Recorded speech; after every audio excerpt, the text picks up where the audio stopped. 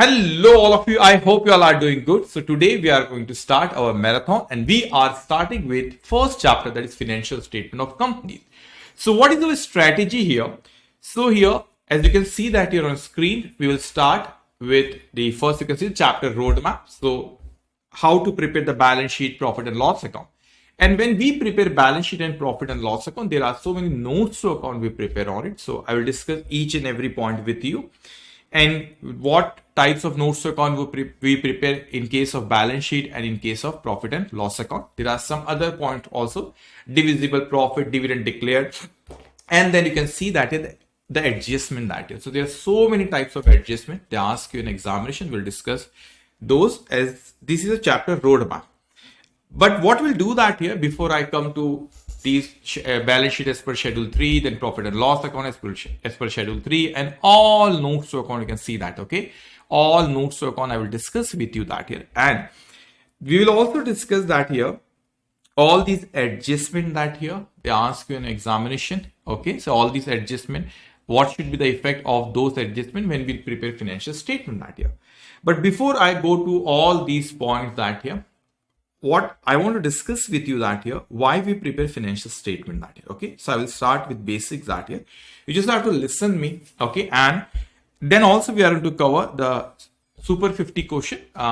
Here's in Super 50 question of all these 8 chapters that here, okay? Of all these 8 chapters that here, I will start with first chapter, that is financial statement of company. We'll cover the question of financial statement of company here in this marathon, and one by one separate video will come for buyback of securities, then investment, cash flow, amalgamation of companies, internal reconstruction, consolidated financial statement, and then branch. Okay, now what is important here, okay, what is important here, so before we come to, I'm going to say how to prepare the financial statement and all that, I want to discuss with you something else, and just you have to listen me carefully. No need to write anything there. Point number 1, so many students asking for these notes. We cannot share the PDF of these the concept book, that you have to purchase it at a very nominal price. So the link is given in comment section. Now about the Super 50, I have already shared the PDF, okay, in Telegram channel. And the third is this, what is this accounting process? I will share these also in Telegram channel. You just have to listen me. Don't write anything. Just listen me carefully. Okay. So you will enjoy each and every concept I'm to discuss with you, all adjustment, all concept we are going to cover today, okay, of financial statement of companies chapter. But before I come to schedule 3, something else I want to discuss with you. Now, if you know about the accounting cycle, one more important thing also that here now, I'm also going to record the basics of accounting. Certain time what happens, student comes in C intermediate by after completing their graduation that year. So some might be strong in basics of accounting. Some generally people are all facing the problem in basics of accounting, and I believe that once you're very strong in basics, so C inter is not at all difficult for you. So I'm planning to start a series on the basics of accounting as well that here. Okay, so if you are not strong in basics of accounting, I strongly recommend you to watch that series as well. Okay, now let's start that here now. When we talk about this, the basics of accounting, what I'm discussing with you right now, then I will come to the financial statement. Okay. Now what happened that when we talk about the accounting process, okay, what is this accounting process? Now imagine, for example, that a very famous company in Chennai, for example, that Infosys that here. Now first, whenever you do the accounting that here, okay, so what is important that here, you should know for whom you are doing the accounting. Suppose Infosys company, they want to do the accounting. So we call them entity. What we call them? We call them entity. This is the first step. So we call them entity because whoever want to do accounting, so we call them entity. And whenever you do accounting for anyone, you have to think from entity's point of view. So suppose any question comes, they say A limited. So you have to think from the A limited point of view. You got the point? So we call them entity. Now, what happened? I'm just giving an idea that here, then I will come to the financial statement of company. But when I will come with the basics of accounting series, where I will discuss all these basics in details there. Okay. Now, what is second point? That is transaction. Obviously, nothing from the Infosys point of view. Okay. Now we all are Infosys for next 10 minutes that here. Okay.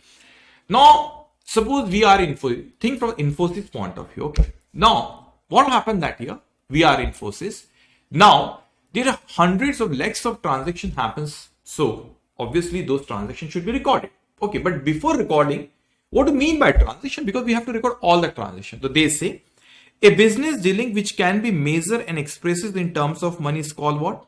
Transaction. That is anything which can be measured in terms of money. Okay, in terms of money is called transaction. That is okay. In every transaction, there should be minimum how many parties? 2 parties, and there should be give and take. Okay, there should be what? Give and take. So what happened? The minimum there should be 2 parties, and there should be give and take.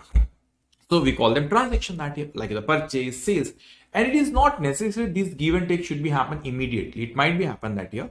This is a credit transaction. We sold something to someone and we have not yet received the amount. It is also a transaction. That give and take might happen immediately. We call them cash transaction, or that give and take maybe happen at a later date. So we call it the credit transaction, but both are transaction here. Now the concept is the first there should be entity in our example like the Infosys. Then second one is what here? The transaction that here now. Now there are hundreds of thousands of transactions. As a human being, it is not possible for you and me to remember all those transactions, or for anyone it is not possible to remember all those hundreds of thousands of transactions that year. So we have to record those transactions that year. So in accounting, third step that is what? Recording. So we do the recording of all the transactions. What we do that is we do the recording of all the transactions. So when we do the recording, we record in journal. It's the basics of accounting what I'm discussing with you. We record in what? Journal. Now, what happens when we talk about the journal that here? So in recording, it's a book. So imagine this is a book and we call them journal, and all the transactions we record this. So a first book in which transactions are recorded, expense, income, asset, liability, capital, all 100% all the transactions are recorded in journal, and journal is the name of book that here. Now, when we form journal entry that year, if you're coming after the completion of graduation from BCon or any other course or any commerce stream, or if you are coming through after clearing your CA foundation, you know about the basics of accounting that year. Okay. So when we form any journal entry that year, there are two approaches of that. So first approach is a traditional by the personal real nominal rule that year. And second approach is the modern approach. And I always prefer that year. I always prefer a student have to think from the modern approach point of view. The reason is that ultimate my intention is to form entry, is to form the journal entry. That is my intention, that is correct. But modern approach is easy when you, especially when the advanced entries come that year. Okay, so these are the basics rule that year. I'm just giving the idea that year. We will go through this cycle and then I will come to the financial statement part, this part that year. Okay. Now when you form the entry, always remember that expense and asset has debit balance.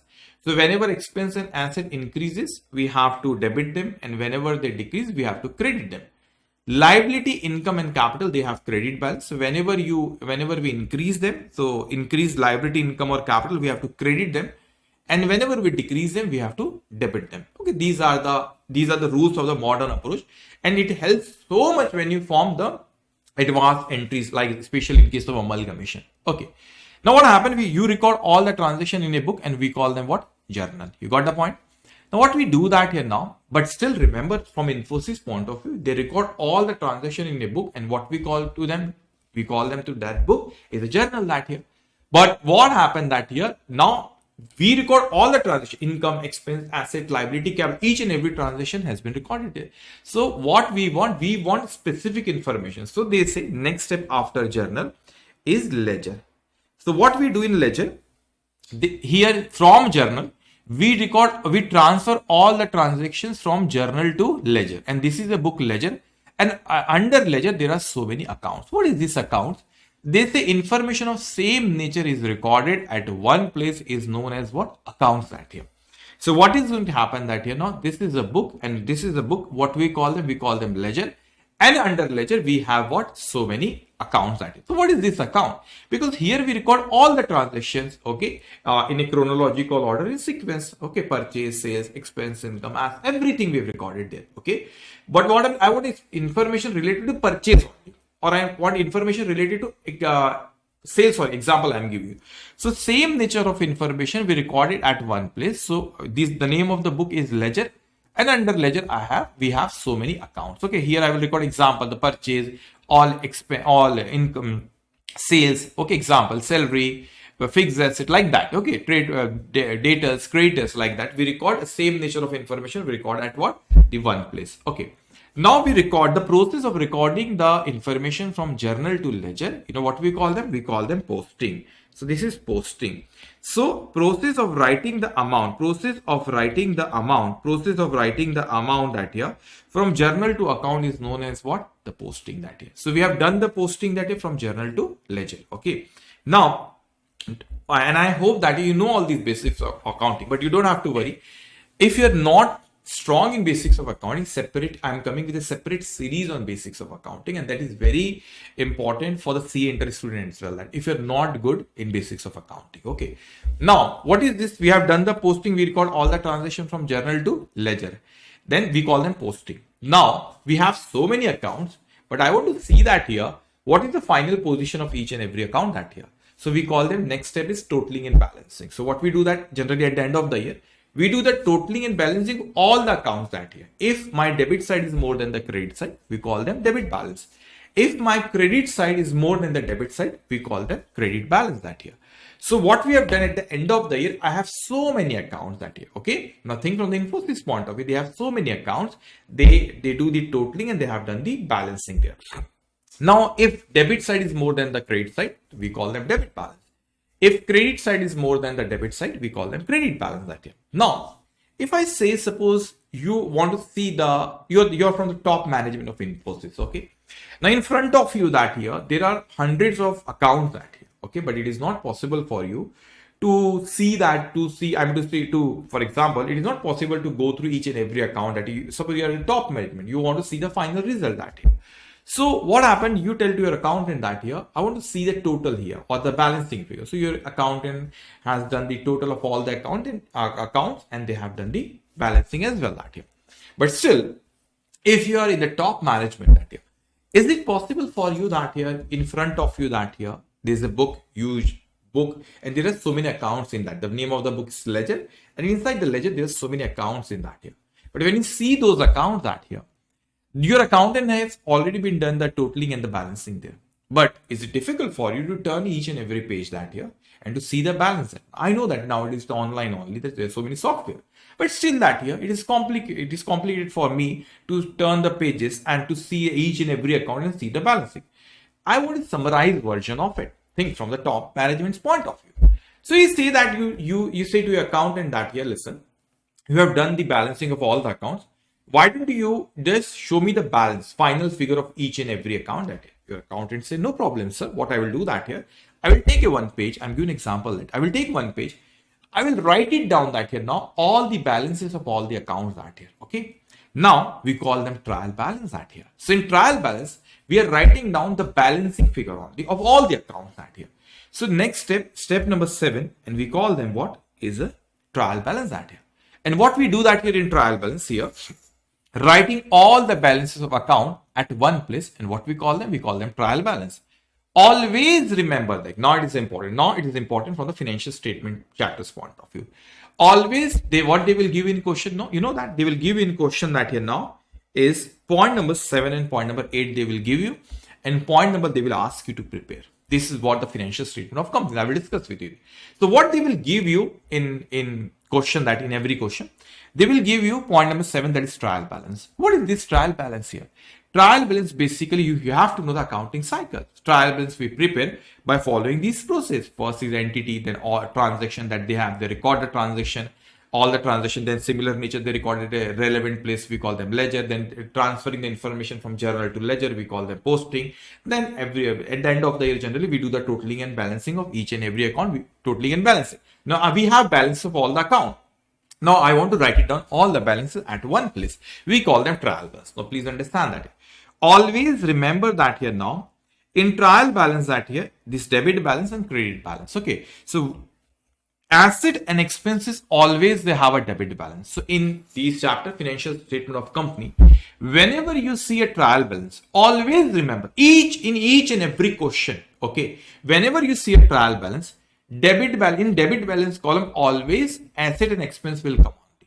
There is no chance like that. Suppose this is super 50 questions that here. If I say question number 1, in my debit balance column, in this column, it will be asset and expense only.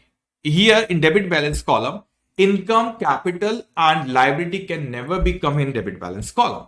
So that's what I'm saying to you that here now.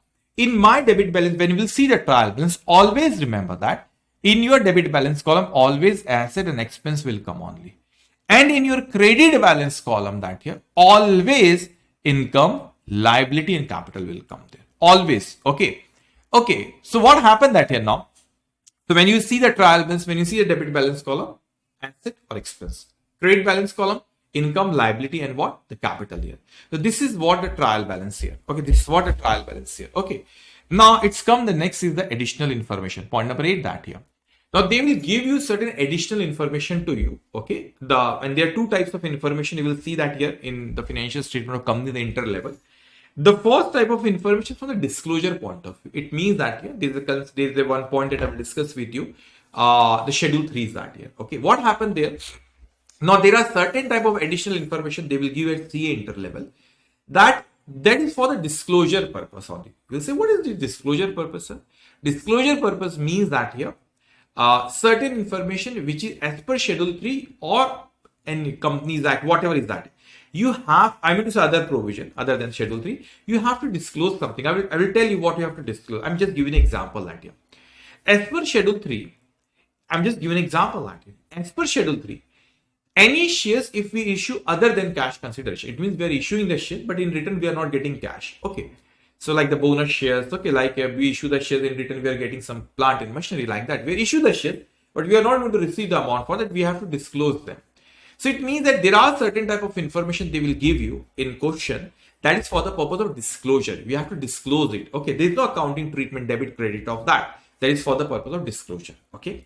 But there are certain type of information they will give you in additional information below the trial balance in every question that we call them adjustment entry. What do you mean by adjustment entry? And this is very interesting. You know that when we talk about the adjustment entry that here, if we follow this accounting cycle that here. So when you prepare this trial balance, it's the point number 7. When we talk about the point number 7, that is trial balance that here, you know that we follow double entry system that here. So whenever you see any item in trial balance that here, what does it mean that here?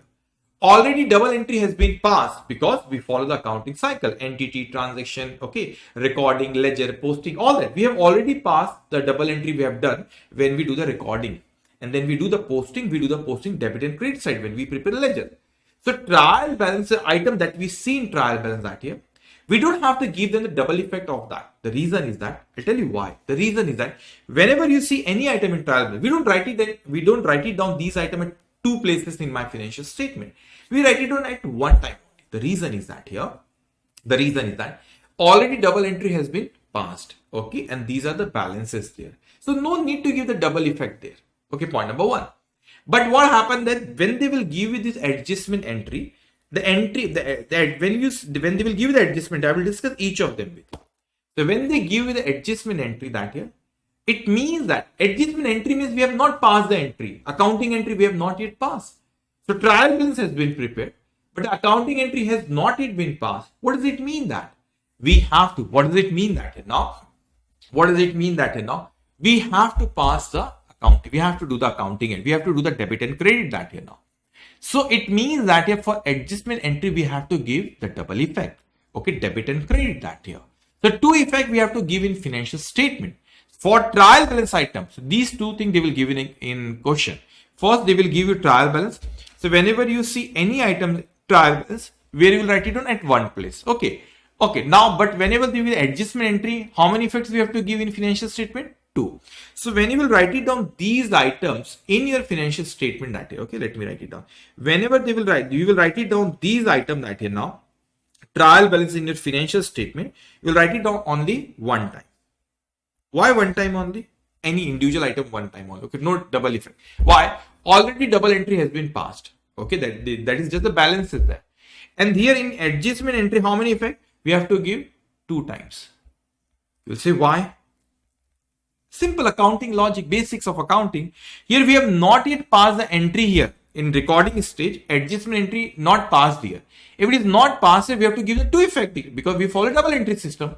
Here in case of a trial balance, already entry has been passed. These are the balances there. So that's why we have to write it down these balances on. You got the point that here now? Okay. Now, so when the financial statement comes at here. So they will give you point number 7 and point number 8 in question, and we have to prepare point number 7, that is point number 9, that is financial statement. Now at CA inter level, you don't have you don't have to prepare the financial statement of proprietorship firm and a partnership firm, that is at the foundation level or at graduation level. Okay, but in CA intermediate, you have to prepare the financial statement at what company, for companies that here. Now understand this one.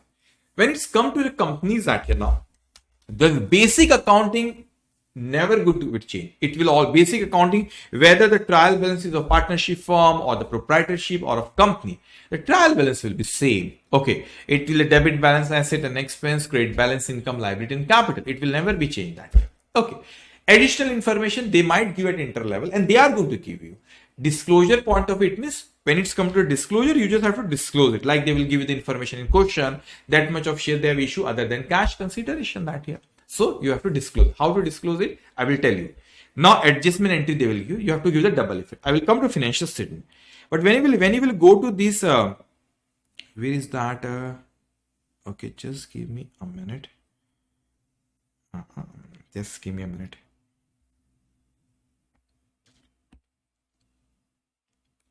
Yes. Okay. Now understand this. When it's come to the here, the financial statement that here in the concept book of this rapid is that you will see that here. What I have done that here in this here, I have already prepared this. I know that here what kind of information they ask you that here, which is related to disclosure only, which is related to what? Disclosure only. So you can see that here now. Additional information given question first from the disclosure point of view. I know that what they ask. So I make it proper here. And then they ask you from adjustment point of view. So I have already given all the adjustment here. So it is so easy for you to do the revision. Very simple. Okay. So what we'll do that here now. So when we prepare the financial statement that here, okay, when we prepare the financial statement for companies, we have to follow the Schedule 3 of the Companies Act. What is this Schedule 3? That talks about the format and general instruction that they have given. So what is the format that here? Now understand, in Schedule 3, there are 3 divisions. Division 1, Division 2 and Division 3. At C enter level, you have only Division 1. Division 2 is applicable to those companies who follow Ind AS, which is at CA final level, and Division 3 is basically for the non-banking financial company. But at inter level, you have only what? Division 1. So what it says that here, applicable to companies whose financial statement are prepared in accordance normal accounting standard. They prepare on the basis of accounting standard. Okay, if they follow Ind AS, that is also accounting standard, but which is a different series of accounting standards, which is applicable, which is at what? Final level. Now, when we talk about accounting standards, okay. So, in the company follows the accounting standard, they have to follow Division 1 of the Schedule 3, which is at your syllabus. Now, there are 2 parts. If every financial statement has 2 parts. Part 1 is always be what? Balance sheet. So, this Schedule 3 gives us the format. They are not telling you the basics of accounting, debit, credit. No. They're just giving you the format. We have to prepare in that format only. So, part 1 always be related to what? Balance sheet. And part 2 always is what? Statement of profit and loss account. So what Division 1 of Schedule 3 tell us? They tell us the format here. How to prepare balance sheet and how to prepare what? Profit and loss account. You got the point here? Now, what happened that here? In balance sheet that here, you can see that here, now you're not going to prepare in T form. Okay, like you used to prepare in foundation or in graduation level that here. So in balance sheet that in my liability, they have written capital and liability. Here I am to write in liability and capital like that. And then we'll write it on asset here. So I will discuss each and every point that with you, that how to prepare the balance sheet and examination, what should be the format, you can see that here. Okay. So just listen me carefully now. And when it's come to here, the profit and loss account, so we write it down normally in foundation, then you prepare for the proprietorship part, expense, income like that. No. Here, first of all, there is no trading account as per Schedule 3. We don't prepare trading account. There's one profit and loss account. All the items we are going to write it on trading P&L in P&L only. So here, revenue, other income, will write it down an expense. Then we have net profit before tax, and then net profit after tax, like that. So I just gave you the brief idea that here, okay? Now I'll discuss in detail that here, how to prepare the financial statement as per Schedule 3, okay? But what is more important for you to understand the logic here? So always they will give you trial balance and they will give this information. I will discuss with you that you already know that here.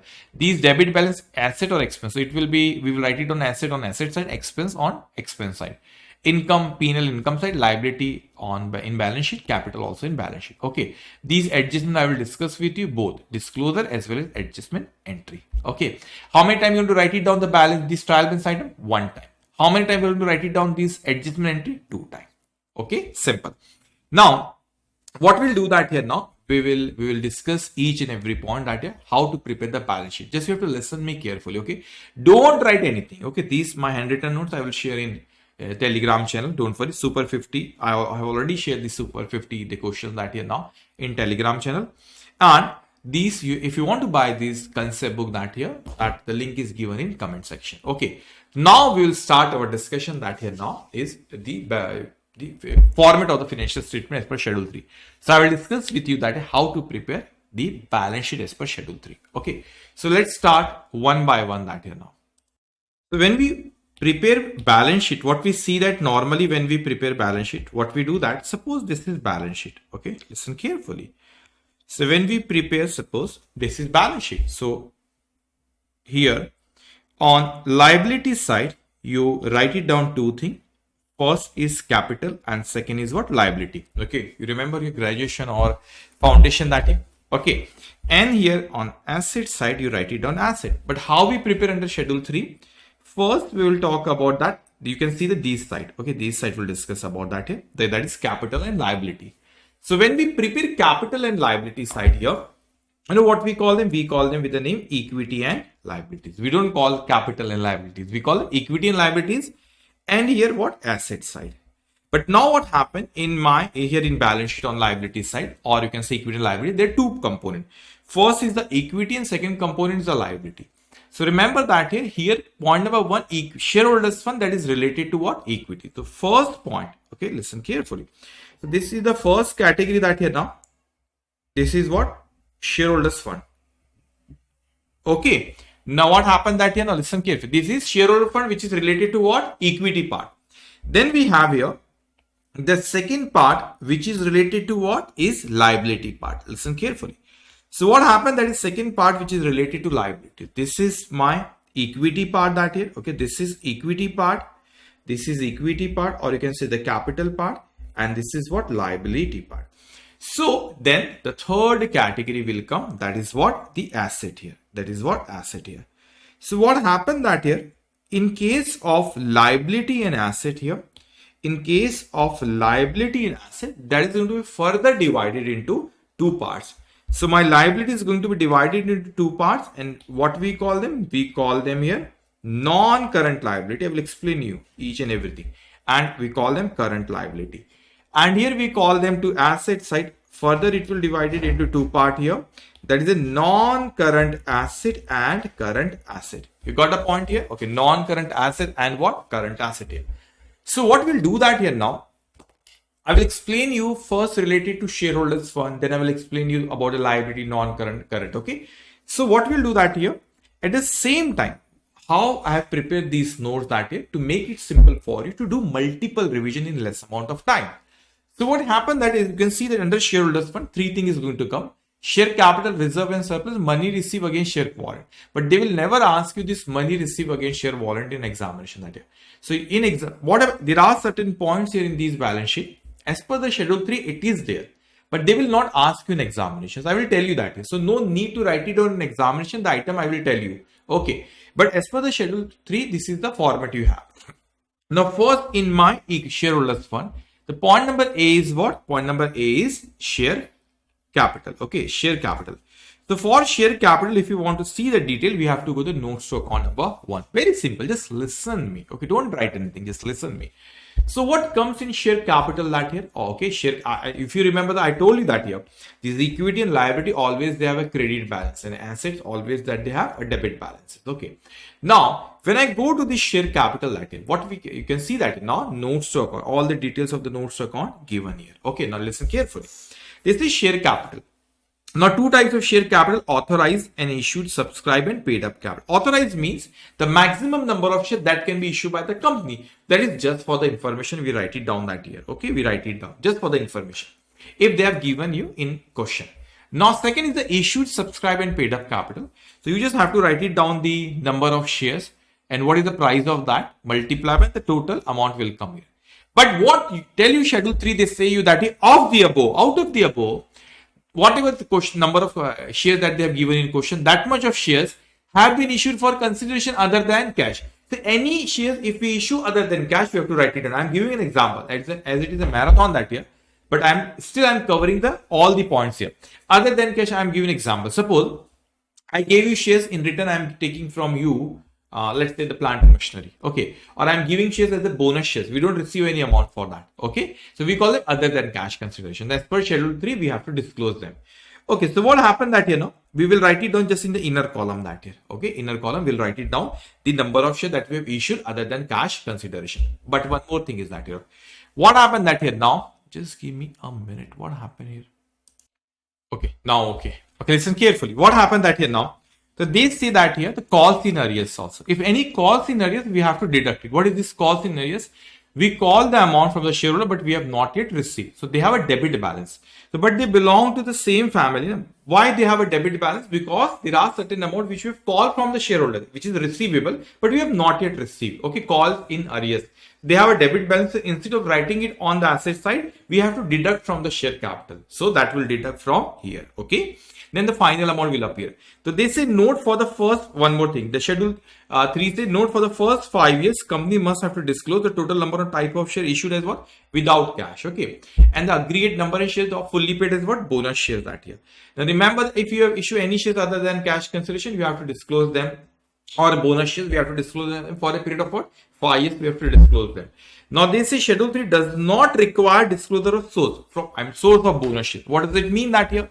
We issue a bonus shares. When we issue a bonus share, basically we utilize reserve and surplus. So they don't ask you to tell them the source there. Okay, how they have issued the bonus shares. Okay, they don't ask you, but just we have to mention them that we issue a bonus shares. Okay, this is about the share capital. Now, when it comes to next is the reserve and surplus that here. Okay, in reserve and surplus, what will cover that here now? No need to remember, mug up all these things. Just listen that. Okay, so any kind of reserve, capital reserve, capital redemption reserve, securities, capital redemption reserve will cover in buyback. Okay, debenture redemption reserve, revaluation reserve, share option outstanding account, ESOP, we call them. Okay, employee stock option plan. Okay, then other reserve, or this is surplus, mean the balance of profit and loss account. We write it under reserve and surplus. But what is important that here, what schedule 3 says, show addition and deduction under each specified head since the last balance sheet. Okay, if any addition means if any addition in the profit, so we write it in the opening profit, addition during the year, like that. Okay, we have to show here all addition and deduction in the reserve and surplus. But what is important, they say debit balance in the profit and loss statement will be displayed as a negative amount under surplus, and after accounting for negative surplus, the balance in the reserve and surplus will be shown even it is what? Negative. Now understand what does it mean that? They are saying that is, suppose this is balance sheet. This is balance sheet that is, okay. In my balance sheet, I write it down on liability, reserve and surplus. Suppose I have, listen carefully, okay. Suppose I have that here now. I have here the revenue reserve, that is 5. I have general reserve. Suppose that is 5 lakh revenue reserve. General reserve is how much? 3 lakh. But total, if I do that, and how much total is coming that here? 5 plus 3, 8. So here 8 we have. Now understand this one. These both are the revenue reserve, general, both are reserve that. Okay. Now what happened that, if I say that is, suppose I have a loss, profit and loss, I have a loss of 10. So this profit loss is a debit balance. It's a loss. It's a loss. Loss is a debit balance that here. So can I write it down as a negative figure here? The answer is yes. We can write it down as what? Negative figure here. And they say yes, you can write it down even when you do the total outside also. Suppose 5 plus 3, 8 minus 10. In outside column also it will come negative. So can I write it down like this? The answer is yes. It is allowed to do that. In fact, we have to write it down like this. So it is mentioned that here now. Here that debit balance in the P&L account is displayed as a negative here, like this, negative. Okay, even though that here outside is also coming what? Negative. Okay, remember this. Okay, now in the money received, again the share warrant, not important from examination point of view. Okay, now I'm coming to liability side. Non-current liability, current liability, non-current liability generally means which I'm liable to pay after 1 year from the date of balance sheet, and current liability means generally we're liable to pay within 1 year from the date of balance sheet. Okay. Now under the non-current liability that here, okay, under the Non-current liability, long-term borrowing. Remember that these points they will not ask you. Okay, it is as per Schedule 3, but generally they don't ask. Okay, but in my non-current liability, when I come there, they say long-term borrowings are here because what happened, money received, all these are discussed in detail in regular or EOBY. As it is a marathon, our focus is from the examination point of view. Okay, now non-current liability.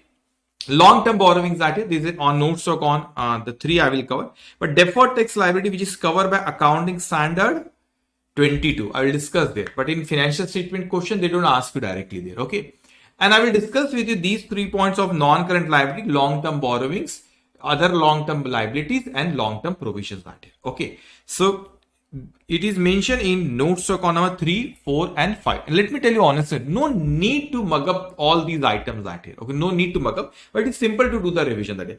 Long-term borrowing means that something I'm liable to pay after the borrowing. Okay, loan I'm liable to pay after 1 year.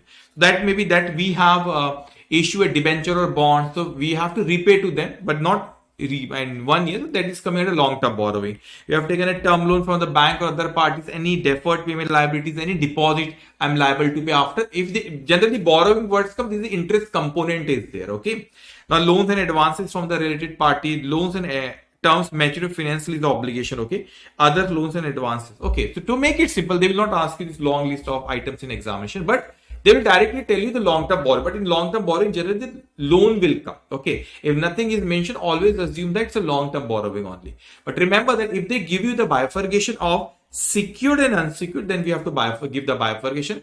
How much is the secured loan? How much is the unsecured loan? In other long-term borrowing, anything I'm liable to pay after 1 year, but that is not other long-term liabilities, not borrowing. In the borrowing, there is a component of interest will come. Component of interest is there. Okay, I'm not saying interest have to record in long-term borrowing, but I'm saying to make it to decide whether it's a long-term borrowing or other long-term liability. In other long-term liability, there is no interest payable. Okay, now I mean to say we're not liable to pay the interest on that part here. Now what is going to happen?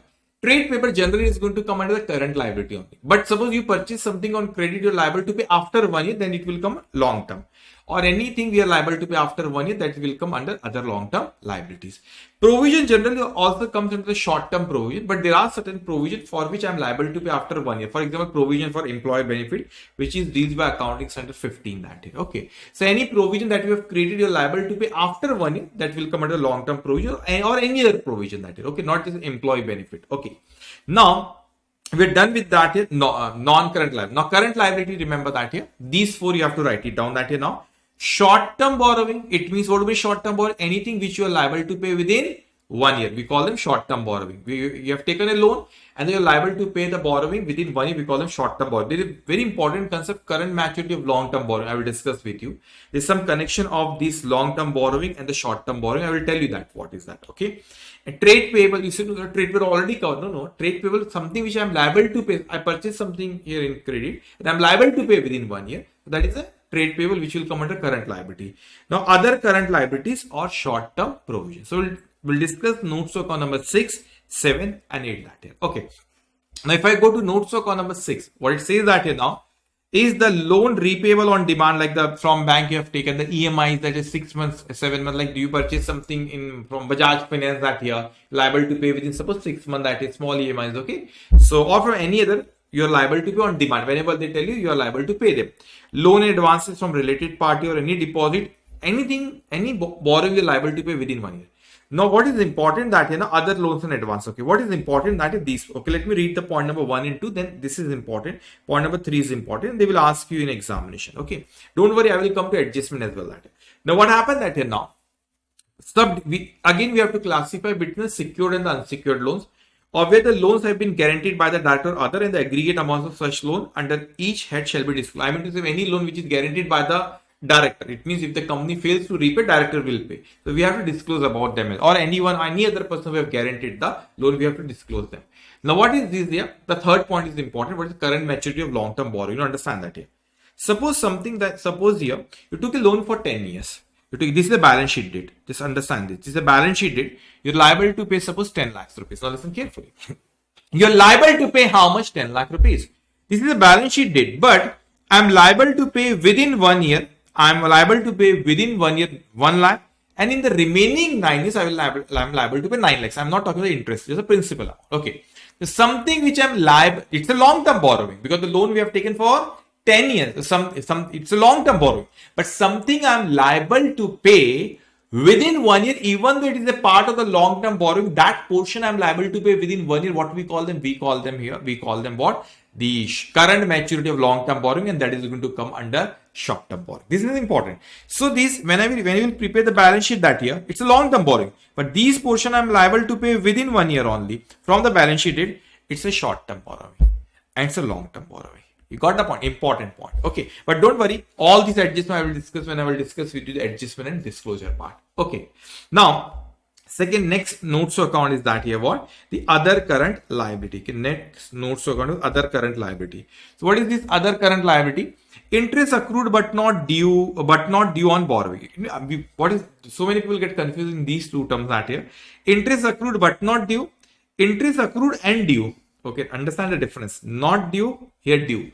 But both is going to come under other current liability. But what is the difference that here? First of all, we follow accrual system of accounting. Correct? We follow accrual system of accounting. So what we do that here now, suppose 31st of March comes, year ends that year, 31st of March. Even though the due date is suppose 30th of June. So we are going to say accrued but not due. Because we follow accrual system of accounting. So time passes, we have to record the interest amount there. Okay. But even the due date not yet comes, so we say accrued but not due. Still it's a liability, that current liability. Now suppose the due dates come 31st March. Due date 31st March and we record preparing balance sheet on 31st March. So it is accrued and due. Accrued and due date also come that. But we have not yet paid. So still it's a current liability. Okay. Any income that you have received in advance, remember when we recognize the income that is only when we have provided the services, related services or goods. If you have not yet provided the goods or services, okay, that we have covered AS 9 also. We call them what? Income received in advance, a liability. Once you provide the services, this liability will be cancelled and it will cover under the normal revenue. Now, unpaid dividend declared but not yet paid, or anything payable which we are liable to pay within 1 year, we call them other current liability. But it should not be borrowing. Which is a borrowing, that is a part of short-term borrowing. But short-term provision, we create a provision. Like a provision for tax we create, we are liable to pay within 1 year. Okay. Any other provision for which you are liable to pay within 1 year, that is short-term provision. Now, we have already discussed the balance sheets, the liability side, equity and liability. Now, I am coming to asset side here. Again, asset is divided into two categories, non-current asset and current asset. So when we come to non-current asset, that is any asset for which we are going to get the benefit for more than 1 year, we call them non-current asset that year. Now remember that here now, when you will prepare in the examination, they generally, these investment, these point not come, deferred tax asset and other non-current asset also not come. Okay. Now here mainly these points come that here now is a non-current asset. Under that, first is the PP and intangible asset. Then we have non-current investment and the long-term loans and advances we have given to someone. Okay. So what is going to happen? That we will discuss notes on number 9, 10, 11. But these are the asset for which we are going to get the benefit for more than 1 year. For example, asset that year. The life of the asset is more than 1 year. Like this mic I have that here. So I'm going to call it PP, property, plant and equipment. Okay. Now, I can give the references of AS also, but I don't want to make it complicated. I always prefer to simplify the subject for a student. Okay. So, now here, if you go to the notes to account number, what we'll do that here, notes to account number 9, 10 and 11. So they say here the property, plant and equipment like the land, building, plant and machinery, furniture, vehicle, office equipment. But basically they tell us that here schedule 3, a reconciliation of the gross amount and the net amount. It means how much is the opening accumulated depreciation and what is the net amount. Okay, that we have to disclose. Intangible asset like the goodwill, okay, software, the mining rights, copyrights, license, or any other intangible asset which is covered by S26. But I don't want to go in that. Our focus only from the financial statement point of view. Now, notes to account number 11, any other long-term loans and advance we have given to someone. It is not a liability, it is the asset that here. Okay. So any capital advances we have given for the capital expansion, to what we have given the loans and advances to related party, other loans and advances. So we have given the loans and advances to someone. Okay, for long term. Okay. Now I want to say that you have given the loan, but he's going to repay us after 1 year. So it's a long term. Okay. Now again, we have to classify against secured and unsecured. Now this is all about what? Balance sheet. But here, okay. Now, but in the current asset, okay, current asset, you have to write it on the current investment. It is covered by S13. Current investment means that which is going to be, I will cover in year 13 that year, but you are going to get your intention to sell the asset within 12 months from, okay. So that's why it is a current asset, we call them current investment. Okay. Now, current investment, non-current investment, that is now inventories here. Okay, closing stock, that is trade receivable, cash and cash equivalent, short-term loan and advance, other current assets, all are important. Okay, so like that, you have to prepare balance sheet. Okay, same like this, copy paste. What I have cut it down, no need to write it down that. Okay, but we will discuss that here now. Notes to account number. Okay, we'll discuss notes to account number, that is 12, 13, 14, 15. Okay, now come to notes to account number 12. What it says that notes to account number 12, it says the inventories that is. Now, in case of a manufacturing company, inventories may be of the raw material, work in progress and finished goods. In case of a person who is not in manufacturing business, one type of inventory, stock in trade, or other specify like a damaged goods, something like that. Okay. Not trade receivable, let me tell you honestly that here. It is mentioned in the schedule 3, but they will never ask you this. Okay. They will never ask you this. What they will ask you, any trade receivable which is outstanding more than 6 months. They will ask you more than 6 months and other. They will give you the information there in question that this much of trade receivable is outstanding more than 6 months. So we have to buy, for example, 10 lakh is the total amount of trade receivable.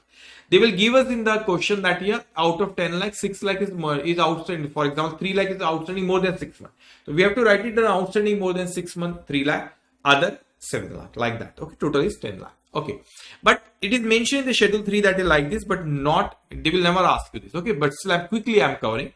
No need to mug up all this. Okay, now how much is the outstanding period? Less than 6 months, from 6 to 1 year, 1 year to 2 year, 2 to 3 years, more than 3 years, and undisputed trade receivable, and disputed trade receivable that year. If it is considered good, if it is doubtful, disputed if it is considered good. Here, if you see that here now. Here undisputed trade receivable, if it is considered good, then here undisputed trade receivable, if it is considered doubtful, that is doubtful with provision we have to create that here. Now disputed trade receivable, if it considered good. So here people ask that, so how it can be possible that here? If it is disputed, how it can be good? Might be they have mentioned the contract, even the goods damage and what, still I'm going to recover the amount from the customer. So it might be disputed, but still I'm going to recover the amount. So that's why it is a considered good. Okay. Disputed trade receivable, now consider doubtful that year. Okay, so dispute is going on, might be some amount will not recover, but no need to remember all this, just remember this. Okay, this point. Now cash and cash equivalent, they will ask you that your cash in hand, how much you have, cash with bank. So they will ask you this, how much with the scheduled bank, how much with the other bank. They will ask you how much with the scheduled bank and how much will with the other bank. They will ask you this. Okay, now short-term loans and advances. So if you have given the loans and advances for short term to related party or anyone, so you have to disclose here. But we have to give the bifurcation if they give in question secured and unsecured. Okay. Now we discuss about the balance sheet item. So when you see trial balance, remember that here. When you see trial balance, what you will do that here now? This is your trial balance that here. What you will do that? I'm not talking the P&L account. I will come to P&L account later on. In my balance sheet, I'm going to cover what? The asset, liability and capital. So whenever you see on the debit balance column, it will come what? Asset. Okay. The credit balance column, liability or capital. We got the point that here now. Now I will come to P&L account later on. Before that, we'll solve some question that here. Okay. But what happened that here now? There are certain points that I want to discuss with you. Definitely they are going to ask you in the examination. Okay. Whatever we have covered till now, only those points I will discuss. It is mentioned, repeat this book, page number 9. That is. Okay. Now what happened that here now? The adjustment is bifurcated in 2 parts. First is disclosure. So disclosure, and second one is what? Adjustment that here. Okay. Now they will ask you that here. I already discussed with you that here number of shares issued other than cash consideration. They will ask you that your equity shares were issued for consideration other than cash. What you have to do? Provide this additional information in notes to account regarding the share capital issued other than cash consideration. So we just have to mention there that number of shares issued other than cash consideration. That's it. Now they will ask you in the examination, trade receivable of XYZ amount are due for more than 6 months. So you have to, what you have to do? Notes to account of trade receivable due for more than 6 months, and how much is more than 6 months, and other amount. Now third I will cover later on that. Fourth I will cover later on. Fifth I already covered that here now. Balance at bank includes how much amount is which is not a scheduled bank. So you have to bifurcate that here. Cash at bank, how much with scheduled bank and how much with the other banks here. Okay, so don't worry, I will discuss with you point number 3 and 4 as well, and there is a long list of what adjustments. So when I will solve question with you, whenever these adjustments will come, I will discuss with you at that time. Okay, and I will tell you in detail what should be the accounting treatment, basic accounting, what entry you should pass, and all that I will discuss with you. Okay, so don't worry, only these 3 points already we have discussed. That's why I've covered here, and remaining point I will cover later on. Okay, now what we'll do that here, before we see the format of profit and loss account, let's first quickly revise this balance sheet. So balance sheet as per schedule 3, it's part 1, like equity and liability, shareholders fund, share capital, reserve and surplus, non-current liability, long-term borrowing, other long-term liability, and then long-term provision. Then you have to write the current liability, short-term borrowing, trade payable, other current liability, and short-term provision. Asset, non-current asset, current asset. Non-current asset, PP, intangible, long-term loans and advances that here. Okay. And non-current investment. Current asset that is 6th item. Current investment, inventories that here. Trade receivable, cash and cash equivalent, short-term loans and advances, and other current asset. Now, in the same form, copy paste you have to do when you will write it down in the examination. Remember that. One more thing is that so many people, the doubts come to so many people, sir. It is very confusing that here to decide for which item we have to prepare notes. So as you can see that here in screen that here, if you see, I have prepared the notes over 15 notes account we have prepared. It is not necessary that in every question we have to prepare 15 notes to account that here. Not necessary that here. It might be that I have to prepare only 8, 9, depends. And it is also that it depends on the what kind of information that they have given in question. I will tell you how to decide that. Now point number 2 that here now is that it might be happen that here when I suppose prepare question that when I solve question, I might prepare 10 notes to account. You might prepare 11, you might prepare 9. So it is not necessary that here all are going to prepare exactly same number of notes to account that here. Okay, so it depends what kind of information is given, or it might be happen that some you have to prepare, but some it's okay to prepare, not to prepare, depend on the what kind of information is given in question. Suppose you decided to prepare, but I decided not to prepare, no problem that here. But there are certain time of notes that you have to prepare. I will tell you how to decide it. Okay. Now, one more thing is that here, one more question comes in mind, student. That is, suppose you write it down the 10 notes to account in your balance sheet. That you give the number notes to account 1, 2, 3, 4, like that up to 10. Now later on you decide no, there should be one more notes to account on particular point. No problem, you can break the sequence. I'm going to say, for example, I write it down that here 1, 2, 3, 4, 5, 6, 7, 8. So now I remember no, I have to prepare the notes to account. For example, that here now, for example, trade paper. So I will say no. In examination, then later on, if you decided that after draw and all that here, don't cut it down this number. You decided, okay, so let's say notes to account number 9 here. You got the point. If you miss any point and you realize later on there should be notes to account on this particular point, just write it down. You have prepared till 8, just write it on the 9 there. No problem. Don't cut it down like that. Don't do that in examination. Okay. Now, what we'll do that here now, we'll solve one question that here. Don't worry about the adjustment that here. Whenever the relevant adjustment will come in question, I will explain you from this rapid gist book. So now come to Super 50 question number 1. So what we'll do that here, we'll discuss each and every question one by one here. The question number 1, from the following particulars furnished by Pioneer Limited, prepare the balance sheet as at 31st of March 2021 as required by Schedule 3 of the Companies Act. Give notes at the foot of the balance sheet as may be found necessary. So as you can see that here, they have given us the trial balance that here. Okay. But what they have asked you that here, they ask you to prepare what only balance sheet that here. So it might be happen in examination that they will ask you only to prepare balance sheet. Okay. Or they may also ask you to prepare balance sheet and P&L as well. Rarely they ask to prepare only profit and loss account. So what you will see that in these trial balance, there is no expense and income because they don't ask us to prepare profit and loss account. Okay, so you can see that here there might be yes, you can see that the profit and loss account balance is given because they are not asking us to prepare profit and loss account. So that's why they have given us how much is the profit that they have during the year. Okay, now understand this point. When in examination that here, before I'm going to say that you have to be very careful that here. Quickly we'll read this question. What should be your approach that here? Generally students face problem to prepare the notes to account. I'm going to tell you how many notes to account that we have to prepare. So remember point number 1. Point number 1 is whenever that they have, whatever the adjustment that they have given you in your additional information, you have to prepare a notes to account.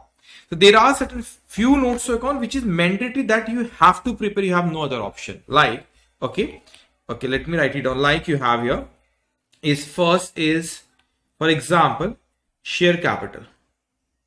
First is share cap. Is it visible? No.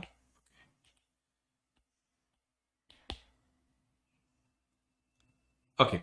Now first is it visible now? Yes. Share capital. Always remember the share capital, reserve and surplus, and third is long-term borrowing. This is mandatory. Every time you have to prepare. Okay. So now one by one, let me read it and I will add it here. Okay. Now equity share capital, cost in arrears, land, building, plant and machinery, furniture. Then general reserve, loan from a state financial corporation, inventory. Okay. I'm not reading this amount. It's a marathon that. Okay. So loan from a state financial corporation, inventory, finished goods, raw material, provision for taxation, trade receivable, advances, dividend payable, profit and loss account balance, cash at bank, loans, unsecured trade payable for goods and expenses. Okay, trial that they have given us. Now, the following additional information is also provided. Okay, 2000 equity shares were issued for consideration other than cash. Remember that this point is related to what? Disclosure, that we have to disclose in notes to account 1 that 2000 equity shares were issued for other than cash consideration. So, okay, so there is a one adjustment. So for reference, what you have to do, there is an adjustment in point number 1 here. Like that, equity share capital, some information is given in point number 1. Like that, you have to write it down in your question paper. So you will not miss any point. Okay, then here, trade receivable of rupees 52,000 are due from more than 6 months. Okay, it is related to trade receivable. So just have to write it down point number 2 here. This is point number 2, something related to trade receivable. Now here the cost of asset, building 4 lakh, plant and machinery 7 lakh, furniture 62,500. So something is mentioned about building, plant and machinery. Okay, building, plant and machinery in point number 3. Okay, so like that you have to write it down in examination as well. Okay, then they say the balance of rupees 1,50,000 in the account which State Finance Corporation is inclusive of 7,500 for interest accrued but not due. The loan is secured by hypothecation of the plant and machinery. Don't worry, I will explain you each and every point. But this point is related to long-term borrowing, State Finance Corporation. So you can see that here, the loan from a State Finance Corporation, point number 4. It is mentioned this. Okay. Then they say the balance at bank include rupees 2,000 with Perfect Bank Limited, which is not a scheduled bank. Okay. So something related to bank balance is given in point number 5th, like that. Point number 5th. Okay.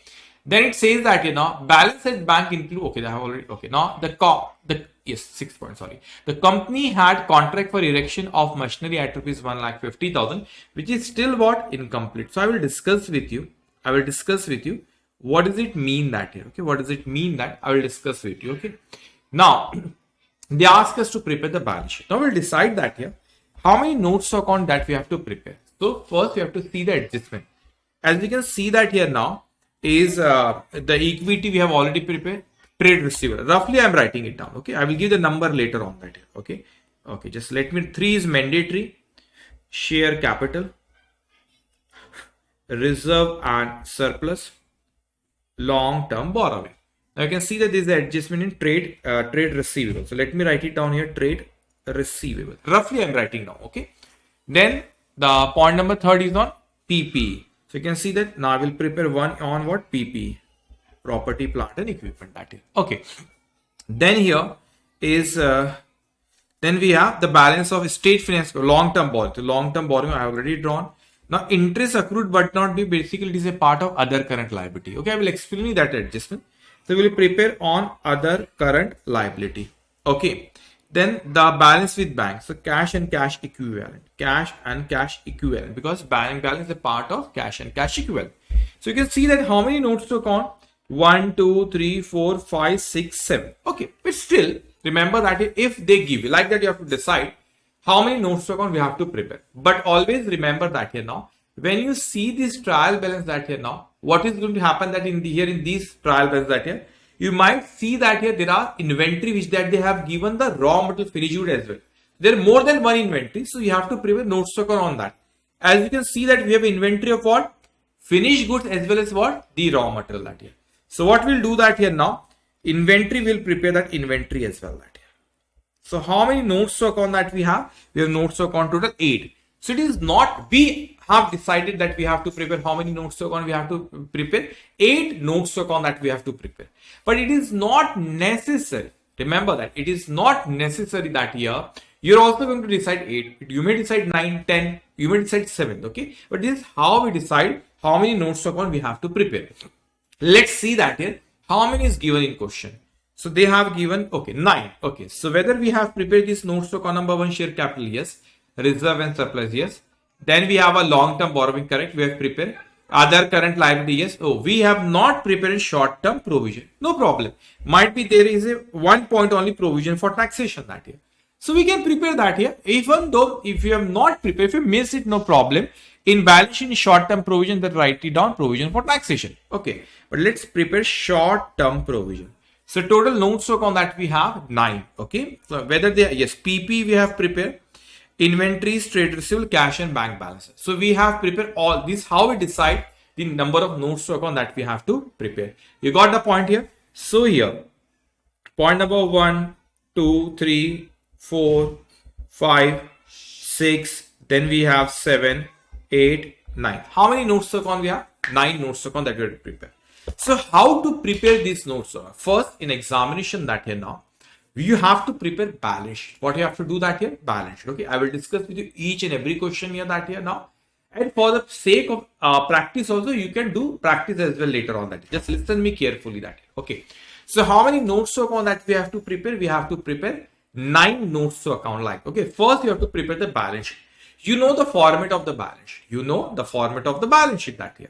Okay, so you just have to do the copy paste. You just have to do the copy paste in the same manner. Okay, in the same manner, you just have to do the copy paste in balance sheet. Like you can see that here in rapid is that here. Okay, you have to prepare like that. Okay, and then what you have to do that here after this that here now. Once you have prepared this balance sheet that here. Okay, now after that you have to write it down the notes to account. How many notes to account we have to prepare? 9 notes to account that we have to prepare it. You got the point? 9 notes to account that we have to prepare it. So when we first balance sheet will draw, and then what you will do that you will prepare notes to account, and in each and every notes to account on an average you have to give 5 lines space. Notes to account number 1 share capital, notes to account number 2 reserve and surplus, notes to account 3 long term. On an average in every notes to account we have to give the space of how many lines? 5 lines. This is how we are going to approach to each and every question in examination. You got the point here? So one by one, we'll write it down. Okay. So share capital, equity share capital of rupees 100 each. Okay. So we'll write it down in balance sheet. But remember this, which item will come? Credit balance column. Either it will be part of equity. Okay. And reserve and surplus. Okay. And liability. And here asset. Okay. Now equity share capital, we'll write it down in notes to account number 1, that is share capital. But remember that very easy chapter. So the way I am telling you, you have to present like that only. So how will write it down that here? We'll go to notes to account number 1. Okay, notes to account number, there is no authorized capital given in the question. If they give us the authorized capital, then we have to write it down. So here, how we can find it out that here? We have here 10 lakh is the amount. And share is of rupees 10 each. So 10 lakh divided by, 100 each. So 10 lakh divided by 100, that will come 10,000. So here you will write it down. Okay. Issued and subscribed paid up capital. 10,000 equity shares of rupees 100 each. Okay. Now that will come how much? 10 lakh. Okay. This is the one point I will explain you that. But remember that here. So the strategy should be that you have to write it down in question paper like this. Okay. Point number 1, point 2 like that. You just have to go to point number 1. So I will go to point number 1. What we mentioned that here? 2,000 equity shares were issued for consideration other than cash. So I told you that here. In notes to account, we have to mention that here. Out of the above, 2,000 equity shares were issued for other than cash consideration that here. So you will write it down that here. Of the above, 2,000 shares have been issued for consideration other than what? Cash. So that will come how much? 10. I mean to say 10 lakh is the total amount. No need to write it on 2 lakh there in column that here. This is just for the information that is out of 10,000, 2,000 shares were issued other than cash consideration. Okay. Then it says that here now, the second item is what? The call scenarios. So it is a debit balance. So you will tell me, sir, we have to write it down on the asset side. Correct. It is a debit balance that here. The amount which is receivable from shareholder, which is not yet received. But what happened, cost in arrears is related to shareholder only. So instead of showing it on asset side, what we'll do that here? We'll show as a deduction from share capital. So this 1000 will show as a deduction from share capital. So what I will do that here, you can see that let's cost in arrears. Outer column will write it down the amount. So simple. Okay. It comes in examination for 14 marks. Okay. Now, then it's a land only, not land and building, land. Where it will go? This will go to share capital that here now. This also will show as a deduction from share capital. Okay. Now where this land will go? Property, plant and equipment. And all these land, building, plant and machinery, furniture, all will go to property, plant and equipment. Now remember this thing. Something is mentioned in point number 3. So see the difference what is mentioned in point number 3 for these PP there. Okay. I am going to point number 3. They say in point number 3 that the cost of asset. What do you mean by cost of an asset? It means the original cost of an asset. They give us the cost of building 4 lakh, plant and machinery 7 lakh, and furniture 62,500. So we have prepared a notes to account that here on PP, that is notes to account number 6 that here. Okay, so what we'll do that here now? We'll go to PP and write it down all these assets here, but understand the difference here. There is some value which is appearing in my trial balance. What I'm saying that here, there is some value which is appearing in my trial balance that here. And they have given us the original cost here in additional information. What does it mean? What is the difference here? So remember that they have given us in additional information original cost of asset. But over a period of time, we charge depreciation on it. So what is the use of this original cost here? As you can see that in trial balance, whatever value is appearing in trial balance, the same will appear in my balance sheet. Correct? What I'm saying that here, whatever value which is appearing in my trial balance that here, the same is going to appear in what? In my balance sheet here. So what happened that here now? So why they have given us this information? If you remember that here, they mention us when, okay, they mention us that here now, in case of a PP, if they have given us, then we have to show like how we have to show that here. We have to show them here. What is the gross, net, and what is the original cost, accumulated depreciation, and what is the net value. So I will write it down these 4 lakh as building, plant and machinery as 7 lakh, and furniture as what? 62,500. Okay. So when I go to notes to account number 6 that here, okay, when I go to notes to account number 6, you can see that here building 4 lakh, plant and machinery 7 lakh, and furniture how much? 62,500. Okay. But what happened that these value is not appearing in my trial balance that here. Okay. So what if I say you that here, let's talk about the building that here. So here the cost, then depreciation. Okay. You can call it accumulated depreciation as well. And here you can write it WDV. You can say the written down value. Okay. Or okay, written down value. Now please understand this point here. So now written down value is given in trial balance. Okay, so what happened? An original cost is given in additional information that is. How much is the cost is given for building? They give us 4 lakh rupees. So I will write it down here 4 lakh rupees. How much I will write it down? We will write it down 4 lakh rupees. Correct. Now WDV is given in trial balance. So how much WDV is given in trial balance for building? That is 3,50,000.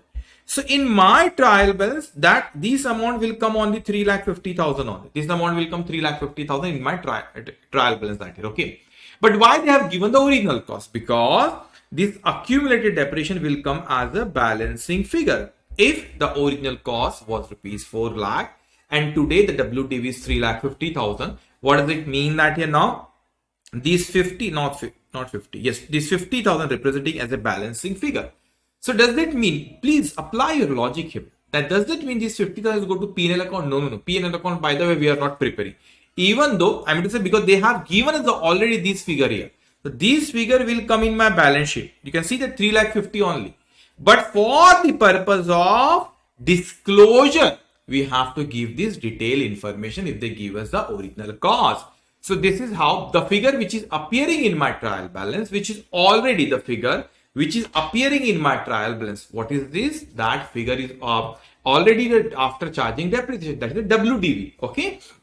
But I know the original cost is given there in additional information and WDV is in trial balance. The difference is what? Accumulated depreciation. Accumulated depreciation means the depreciation that they have charged till date that year. Okay. So like that here. Now, if you go for the plant and machinery, how much it is? 7 lakhs. So I will write it down for plant and machinery. Suppose 7 lakh here.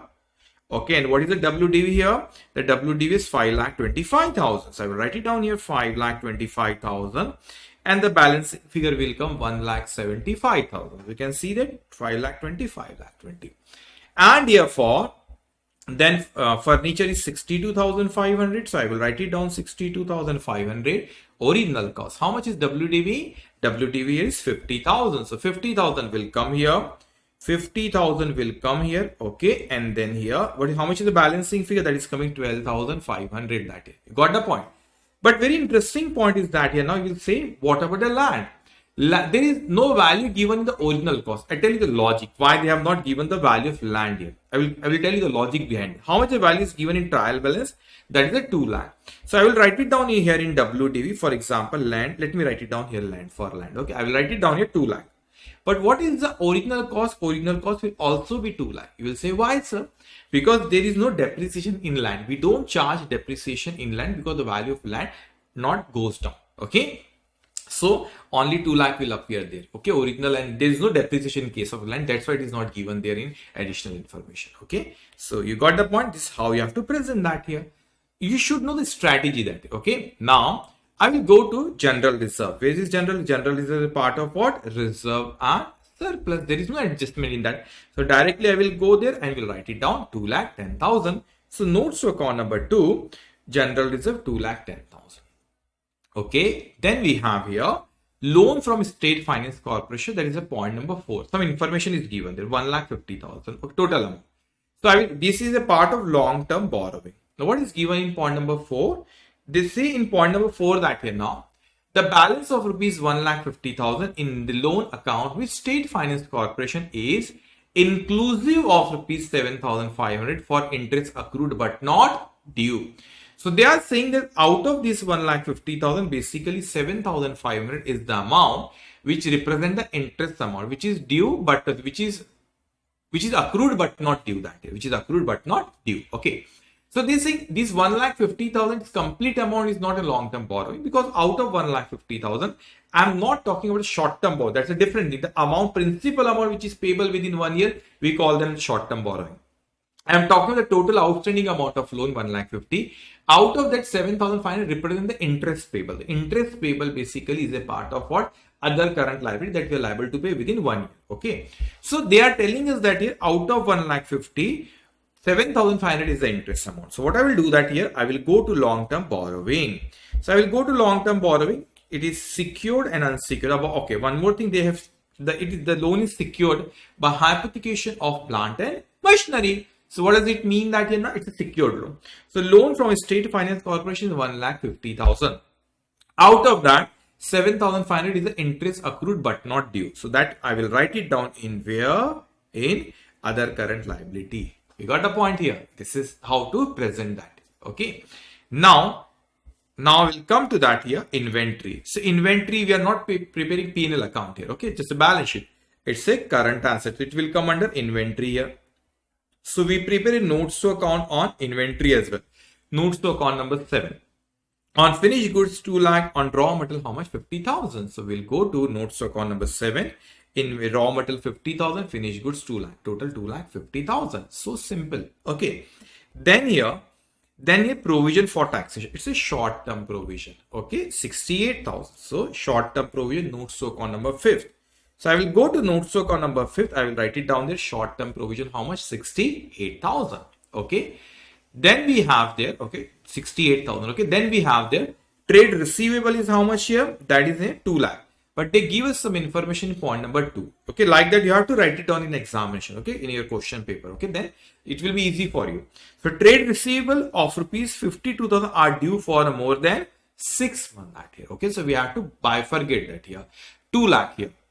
So 2 lakh out of trade receivable, that is notes to account number 8. So we'll go to notes to account number 8. Okay, then you can see that here trade receivable.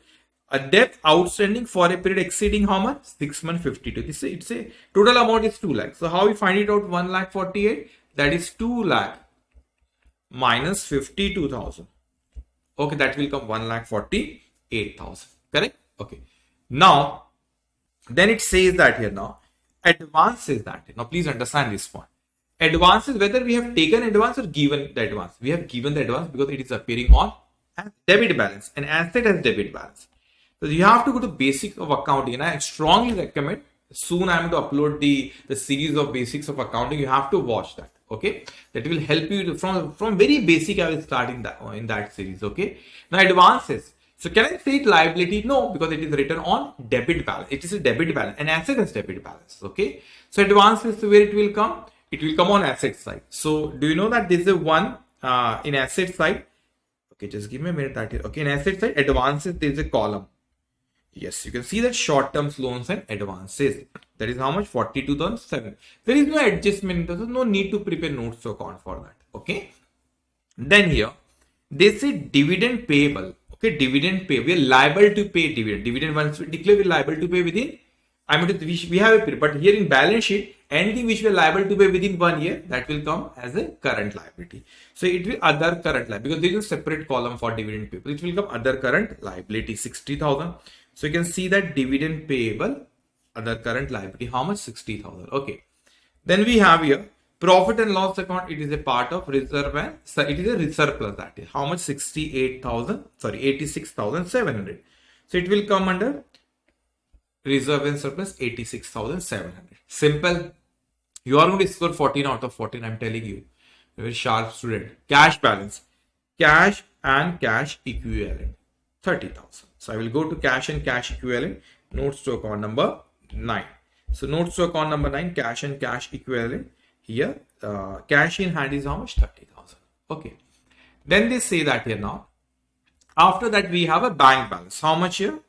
2,47,000, but something is mentioned in point number 5. I will go to point number 5. They say balance at bank include rupees 2,000 with Perfect Bank Limited, which is not a scheduled bank.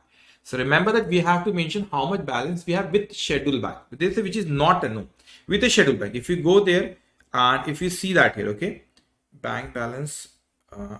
Okay, you can see that here now with scheduled bank and with other banks, with scheduled bank and with other bank, that is. So what is going to happen that 2,000 which is not a scheduled bank. So I will mention that here now, that 2,47,000 and only 2,000 which is not a bank, which is not a scheduled bank, which is not a scheduled bank. So what I will do that here now, I will mention that here 2,45,000 with scheduled bank. You can see that here now, 2,45,000 with scheduled bank and with other bank. Okay, 2,47,000. Okay, it's a balancing. How we find it out? 2,47,000 minus here 2,000. So how much it will come? 2,45,000. You got the point here? Then we have here, okay, then we have loan with unsecured. The two type of loan, secured and unsecured. Always presume the loan are long-term borrowing. Okay, unless and until they mention the short-term borrowing. So I will write it on unsecured loan in long-term borrowing. How much? 1,21,000. Okay. Then we have here, then we have last trade payable. It will come in balance sheet. Long-term borrowing, it will come trade payable in balance sheet. How much it is? 2 lakh. So 2 lakh. Done. Okay, so you can see that here adjustment, whether first, second, third, covered 4, 5th. Okay, I will come to point number 6, but it is not going to affect my balance sheet. I will tell you. Don't worry. I will discuss with you point number 6. Now what we have to do? We have to do the total of all these notes to account. So notes to account number 1 total is 9,99,000. We have to write it down, 9,99,000 in balance sheet. Then notes to account number 2 total is what? 2,96,700. 2,96,700. Notes to account number 3, how much here? 2,63,500. 2,63,500. Now 67,500. 67,000. How much here? Is 500. Okay. Then notes to account number 5 is 68,000. Then here 68,000. Then here notes to account number 6 is 11,25,000. So notes to account number 6, 11,25,000. Notes to account number 7, that is 2,50,000. Notes to account number 7 is 2,50,000. Notes to account number 8, you will do total 2 lakh. Then here you will write it down, 2 lakh. Notes to account number 9, that is how much here? 2,77,000. So you can see that here, 2,77,000. Now just we have to do the total, and 14 marks is yours. So simple. Okay, so I will come one by one. Don't worry. In all the concepts from the repeat gist we are going to cover. Okay, I will come to point number 6. in the question which we are solving. I will come to that, don't worry. But what I want to discuss with you that here now, what kind of additional information they give. Disclosure point, we have covered almost all the point here. So you know that equity shares were issued for consideration other than cash. We have to separately show in the inner column in notes to account. Okay. Trade receivable, if it is due for more than 6 months, we have to show them separately. Now, these third point we have solved. Okay, in first question, cost of asset given in additional information. So what we do that we give details in notes to account of PP, cost minus accumulated depreciation WDV. So accumulated depreciation will be as a balancing figure will come. Okay, this is what we have solved. Okay, then loan account is inclusive of interest accrued but not due. So what we have to do, from that loan amount we have to reduce the interest accrued but not due and write it down separately. So write interest accrued but not due under the other current liability and record the remaining loan amount in long term borrowing. And this point number 5, balance at bank include rupees what is XYZ, which is not a scheduled bank. So here balance with scheduled bank and with other bank. You got the point. All these points will come of the adjustment. I will discuss with you later on. Okay. Now here, one thing that I want to discuss with you that here, there is a concept of what this in C. I am discussing with you this second point. Repeat this page number 10.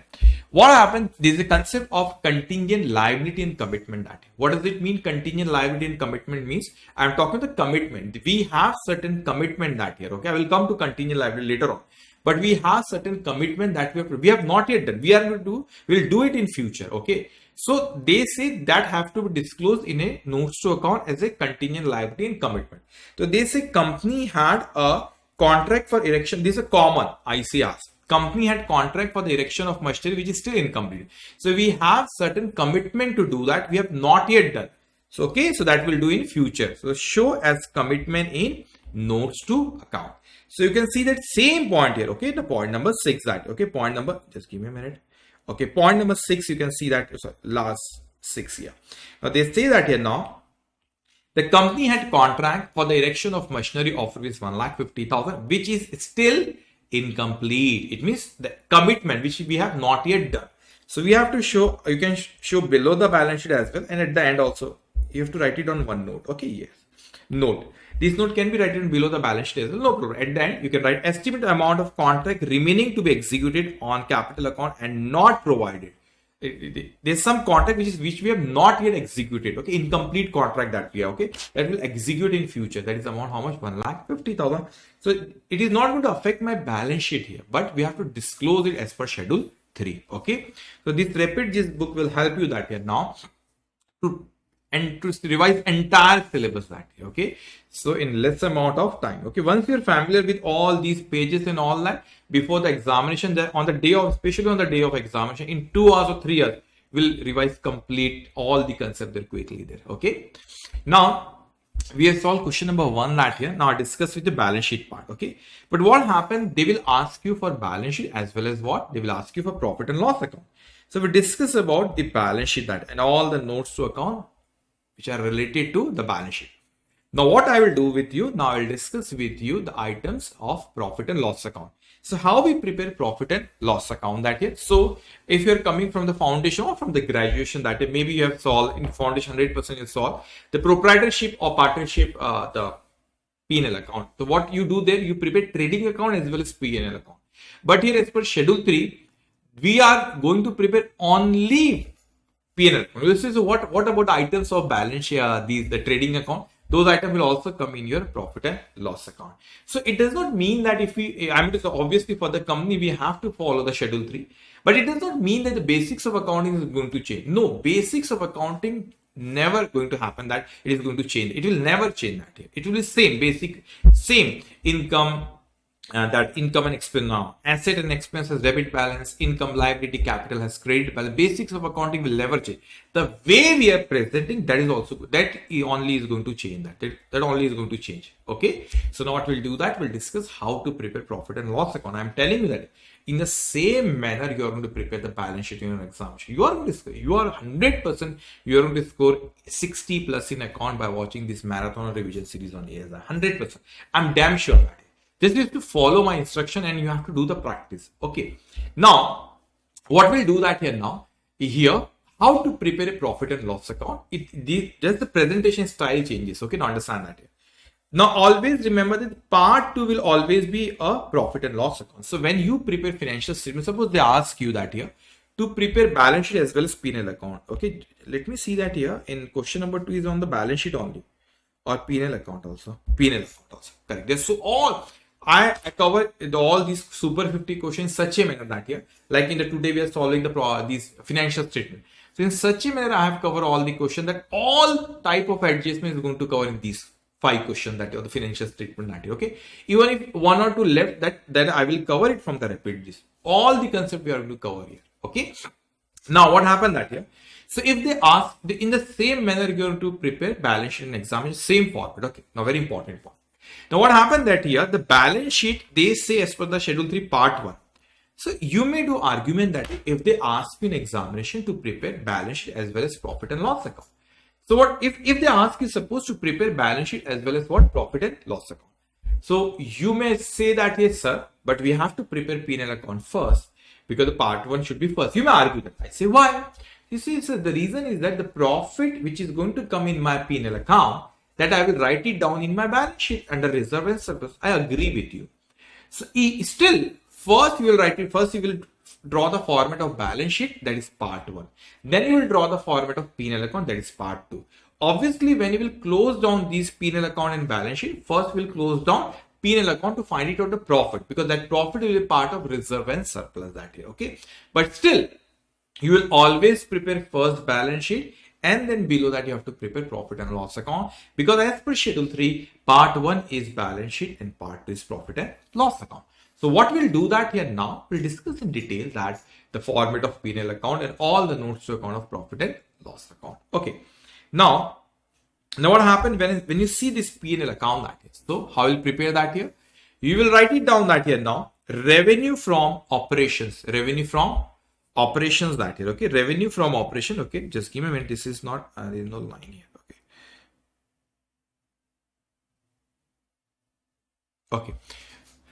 Okay, so what happened that here now, we have the revenue from operation that, okay, revenue from here, operation. What does it mean, revenue from operation? So they tell us that here, that notes to account number 16. I will discuss it with you one by one. Okay, and in examination, if they ask you to, or balance sheet and P&L does not mean that you have to prepare 22 notes to account. I have prepared here to make it simple for you. For every notes to account, I have mentioned in detail for each and every item there. But examination depends on what kind of information they have given in question. Accordingly, we have to decide notes to account. Okay. Now let's go to notes to account number 16 and what it says that related to revenue from operation. So notes to account number 16 says that here, first sale of product and sale of services. It is not necessary that you know only you are selling the product only. You may sell some goods, but you may provide a service as well. Once you will become a chartered accountant, and you are going to become a chartered accountant. So what will happen that when you will become a chartered accountant, you are going to sell your services you are going to provide. You may provide auditing service, okay, consultancy, okay, filing of return, all. But everyone has their own area. So many people do the auditing and all that. That is also one. You have to decide once you will become a chartered accountant. Then you have to. There is so many options we have. Okay, like I'm going to say if someone goes in the medical field, so they have a different. I'm going to say in when they do these medical field, they have a different areas. They do the specialization during graduation. It is not like that in case of a chartered accountancy that here. So when you will do now you're doing the chartered accountancy, there is specialization for the direct tax or interview. You have to cover all the syllabus that once you will become a chartered accountant, then you have the option what you want to do. If you want to do the audit, so in which area? If you want to do the, for example, you want to do the consultancy, direct tax or indirect tax. Some has a specialization for like the IFS. Like my area is the financial reporting area. That IFS, International Financial Reporting. That still I do the consultancy on International Financial Reporting Standard. So we chartered accountants provide services that way. Okay. So what happened that here now? Sale of product. You may sell something goods, okay, or we may provide a service. Then they say in respect of a finance company, revenue from operation include revenue from interest and other financial services. Obviously, that is for you and me, we are chartered accountants. You and me, we are not. Interest is not my revenue, the core nature of income. If I have certain amount in my bank, interest might come, and that is my income, no doubt. But that is my other income. Okay. So what it says that here, But for the financial company, this interest is their core nature of business. So they will write it down interest and other financial services like the commission, all that, because their core nature of business that is. Okay. But for us, normal sale of these services. Okay. And for someone who is dealing in goods, sale of product that is. Okay. So that will come under revenue from operation. If I go to profit and loss account, then I say the other income. Whatever income which is not a core nature of business, that is revenue from operation, that will come as what? Other income. So other income notes to account number 7. So when I, sorry, 17, I think, yes. So when I go to other income, interest income in case of a company other than finance company, because for the finance company, this is their core nature of what? The business. For finance company, it is their core nature of business. So that will come in their revenue from operation. You have done certain investment, we are receiving dividend, it is income for me. Transfer fees that here now. Net gain or loss on sale of investment. So we are selling certain assets that here we make a profit on that, or loss that will also come. If loss, then we show the negative figure. Okay. Now here other non-operating income, if any net of any expense directly attributable to what? To such income. What does it mean that here? It says that here other non-operating, we might have certain other income which is not for the core nature of business. Okay, for example, lottery ticket. Okay, example I am giving. So we want the lottery tickets, other income that here. Okay, but if you have incurred certain expenses, they say show the net of expenses. So it will be easy for the user of financial statement to find it out how much profit you have made from that particular income that. Okay. Now, so anything other than the revenue from operation, all other income will be part of my other income. So we have write it down that here income in our P&L account. So what will happen that now we have write it down. This is the total will come, this total will come, and this is my total, the total income that way. Now, what is going to happen that now this is the income side. Now we have to discuss expense side. So remember that here in expense side that here, you have with it 7 items. How many items that here? 7 items that here. Okay.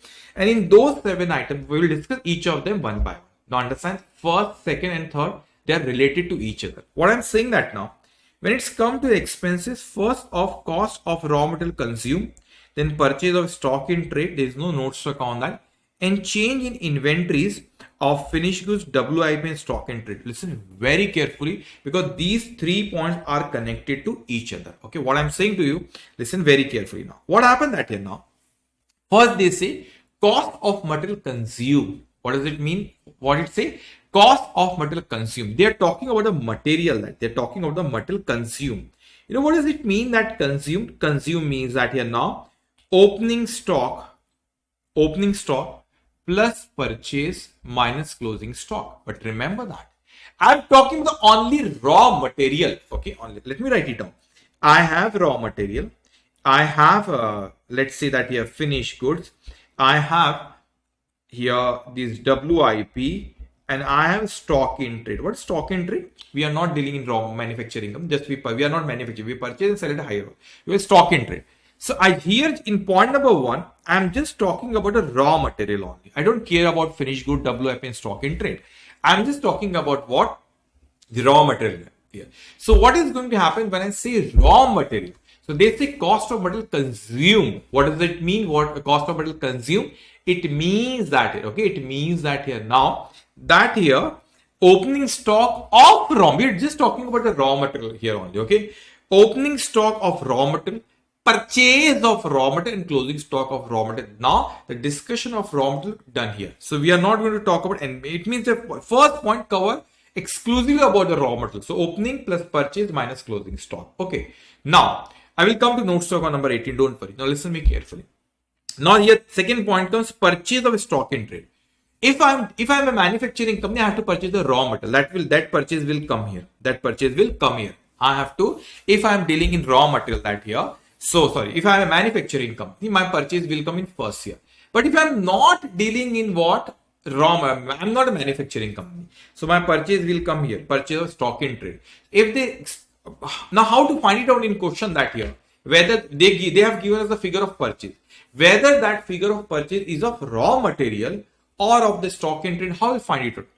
They will give you some clue that, for example, trial balance, if I see the closing stock of raw material, it means that here they're talking of, it means it's raw material. This is a purchase of what? Raw material that here, okay? Or if nothing is mentioned like that, so we'll assume that it's a stock in trade only. So we'll write it down the purchase of stock in trade there. But a very interesting point that here now, You used to prepare that what trading account in your at foundation level or at graduation level, that is. But we don't have a trading account here. Now listen me carefully. But when I prepare if imagine you're preparing a trading account, when you prepare financial statement, there's the opening and closing stock in that. There's opening and closing stock in that. So how you write it down, these opening and closing stock in trading, you used to that. Well, how you write it down that here? This when you prepare trading account, okay, in your foundation that here. So in trading account that here, you write it down like this. Opening stock here in trading account, closing stock here. Okay, now understand this one. We don't write it down like this in schedule 3. So how to write it down? They say simply opening minus closing. So it is a debit here. You write it on debit side of trading account. Here you write it on credit side of trading. They say don't do this here. They say opening minus closing. We call it change in inventory. So you can see that here, change in inventories of finished goods, WIP and stock in trade. Why this raw material is missing here? No? They are talking about here. They are talking about what they're talking about that. They are talking about what? Change in inventories of finished goods, WIP and stock in trade. Why not? Why not raw material? Because raw material is already covered here. Cost of material consumed. What do you mean by consume? Opening plus purchase minus closing that here. So what is going to happen that here now? That's why they say here there is no raw material change in inventory. So remember these 3 points, okay? So if you go to here, note stock on number 18 and same thing is mentioned there. Let me go there, okay? Note stock on number 18 there. So they tell us that here in note stock on numbers 18, you can see that here now. That opening stock of raw material, correct? Add the purchase of raw material minus closing stock of raw material. Whatever figures come, that will write it down in your P&L account. Now, note stock on number 19, that is change in inventory of finished goods, WIP and stock in trade. There is no what? A raw material. So, opening stock of raw material minus closing stock. Whatever figure was, it is a change in inventory. Now, what is change in inventory? Opening minus closing. So, we'll write it on opening inventory minus closing inventory in our column. Whatever comes, we'll write it on outer column. If there is a negative, what is negative? Suppose if I say that here, opening minus closing stock and this is change in inventory. Okay. Suppose opening is 10, closing is 8. So 2, I will write it down there. Okay. But suppose opening is 10, closing is 13. So here negative 3 will come. So we will write it down as negative there. Okay. If there is a negative change in inventory, report is a negative figure in profit and loss account. You got the point? Number 4. But opening minus closing. Okay. Now, here again in PN like opening minus closing. Now, the first point, you remember that cost of material consumed, purchase of stock in trade, change in inventory of finished good, WIP or stock in trade. Now next is employee benefit. All expenses related to employees that. Okay. Like the wages and salaries that here. Okay. Welfare expense, anything which is related to employee. Now in notes to account, next is 21. Notes to account number 20. Okay. They say finance cost that here. Finance cost means generally we presume that finance cost means only interest. Okay, you will come to know in accounting 16 in borrowing cost. You will come. There are so many other things also which we call them as a finance cost. Anyways, time being understand interest in the financial statement of company, interest mostly will come that here. So finance cost. And then let me go there. Okay, let me go there. Okay. Now they say that here now employee benefit expenses that here. Okay. Employee benefit expenses show separately like the salaries and wages, contribution to provident fund and other fund. We contribute provident fund. You might have covered this point in your taxation as well. That is. So when the employer give for the provident fund contribution that we are giving for employee. So that is also a part of employee benefit expense. Expense on employee stock option plan. Now it is not in syllabus, this employee stock option plan, but some adjustment come in a buyback of securities chapter. I will explain there. ESOP we call them. And employee stock purchase price, staff welfare expense. To make it simple, any expenses related to employee will come under employee benefit expense. Now finance cost is the interest and other borrowing costs. So what happened? There's some other expense also we have to incur at the time of borrowing and the loan that year. So time being understand, interest cost is we will cover under the finance cost. Now, there are other expenses I will cover in AS 16. That is not important here in this discussion. In this chapter, only interest will come. Now, very interesting part, they say depreciation and amortization. So, no need to prepare notes. If you want, you can prepare that here. But depreciation that here, when we talk about the depreciation, what is the difference between depreciation and amortization? Depreciation basically is for PP. And amortization is for the intangible asset, because intangible asset also going to be depreciated. So we call it amortization. Okay, but both are depreciation. One is related to PP, and amortization we use the word for intangible asset. Okay. Now, how many items we have covered there? 6 items. The cost of material consumed, purchase of stock in trade, change in inventory, employee benefit expenses, finance cost, depreciation amount. You have to remember this. You have to write it down like exactly like this. You have to do the copy paste there. Okay. Now, what is going to happen are the all remaining items. Those items remaining. Okay. Remaining item is going to cover those not specifically here covered here in first 6 point here. Okay, all will come and then other expenses. Okay, then notes to account number 22. Let me the one line sentence there only.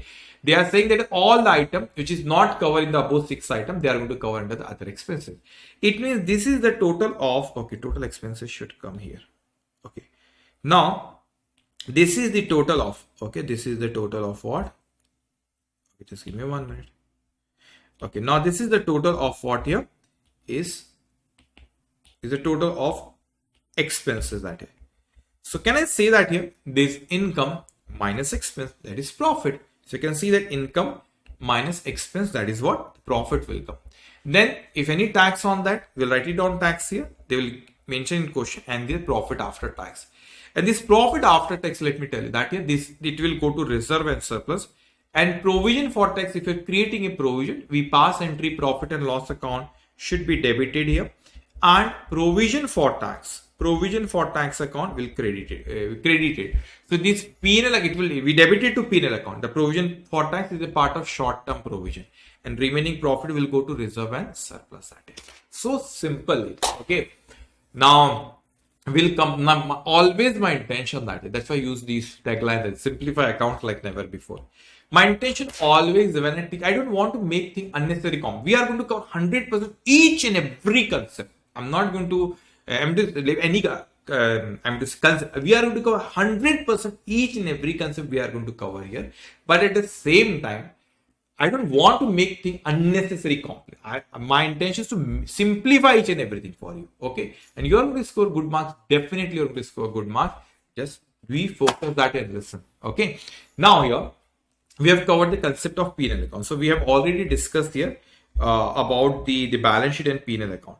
Now there are some other things also that here. I will cover each and every point when we solve the question. Okay.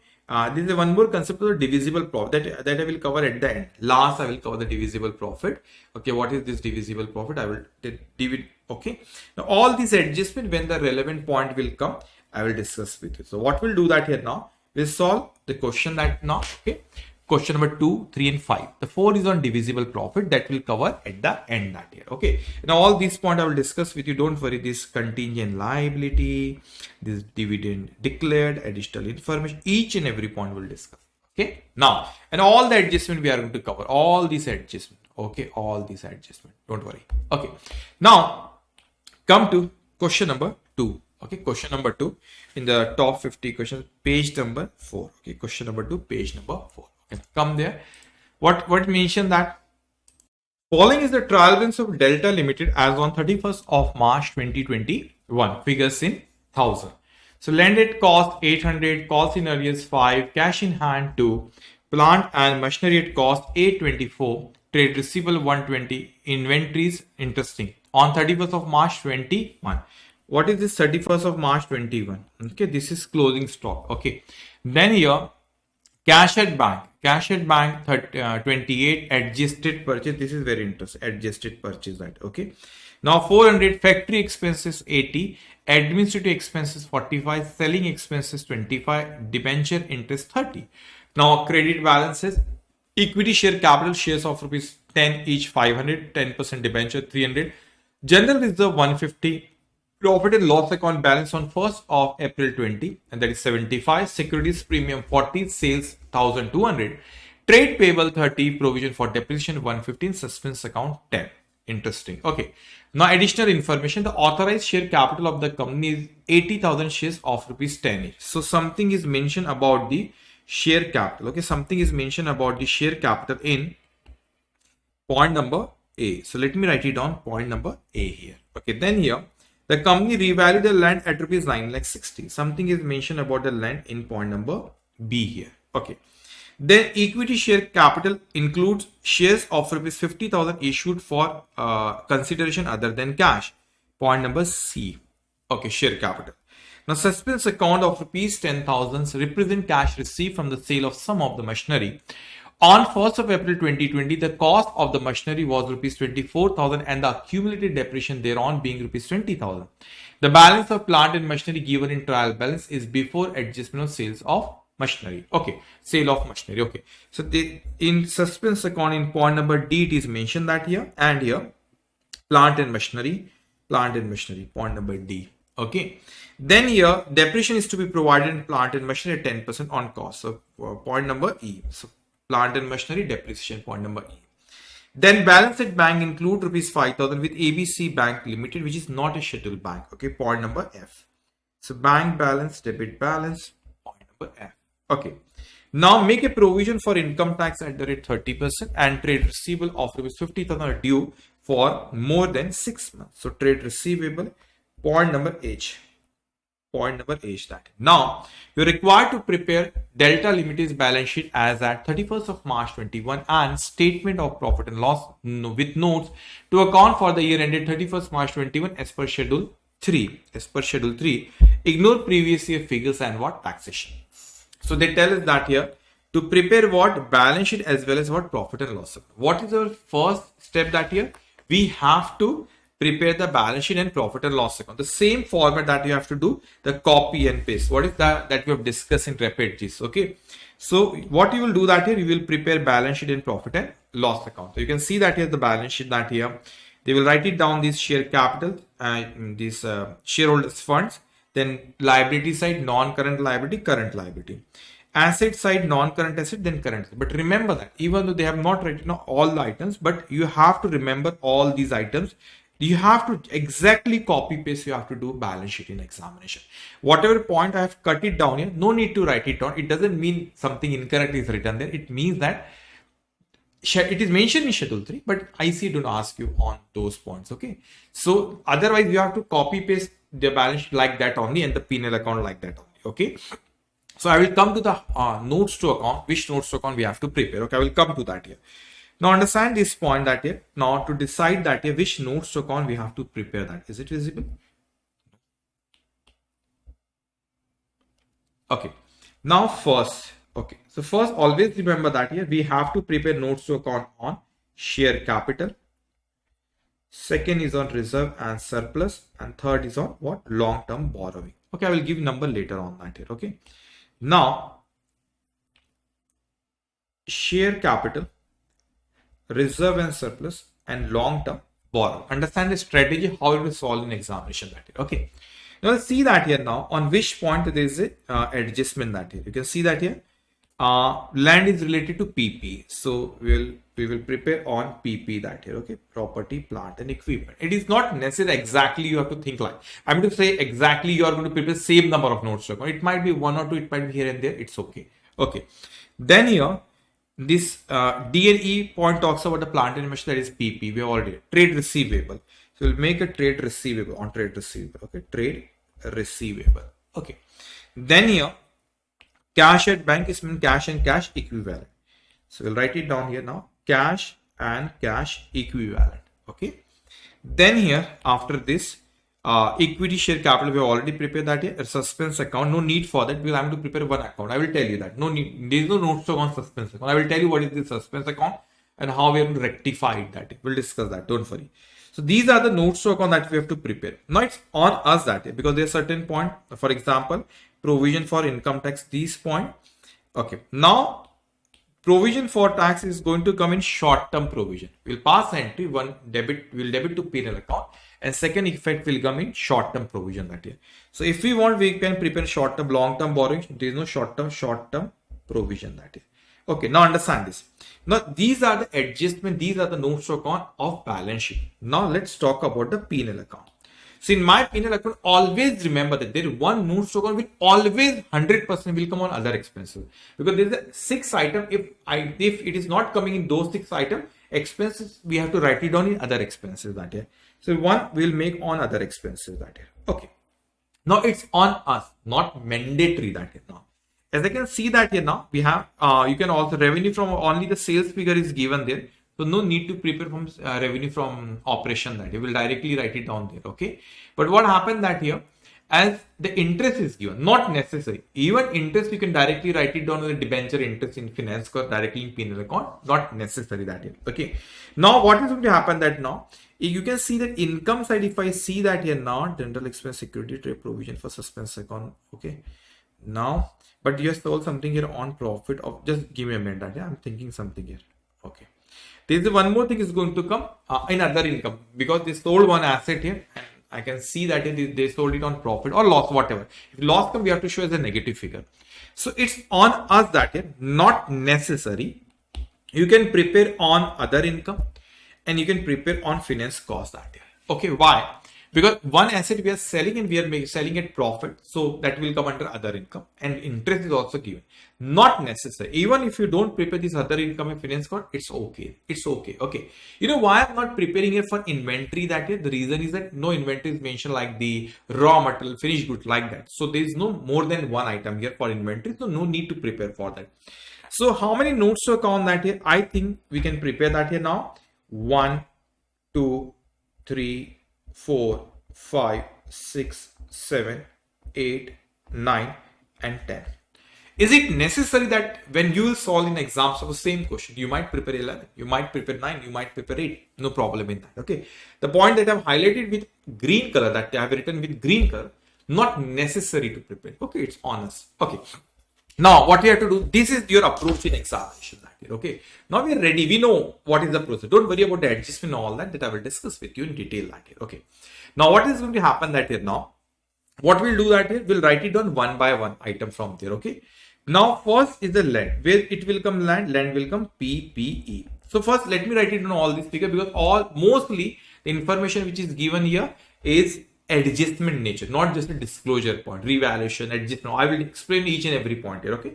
But in point number B, something is mentioned, but that is related to revaluation. I will come to all these points later on. But if something is related to disclosure part only, the disclosure we have already covered. Okay. Then here, if it is related to disclosure part only, then just we can cover at the same time when we're writing down the item from trial balance actor. But adjustment will do it later on. Don't worry.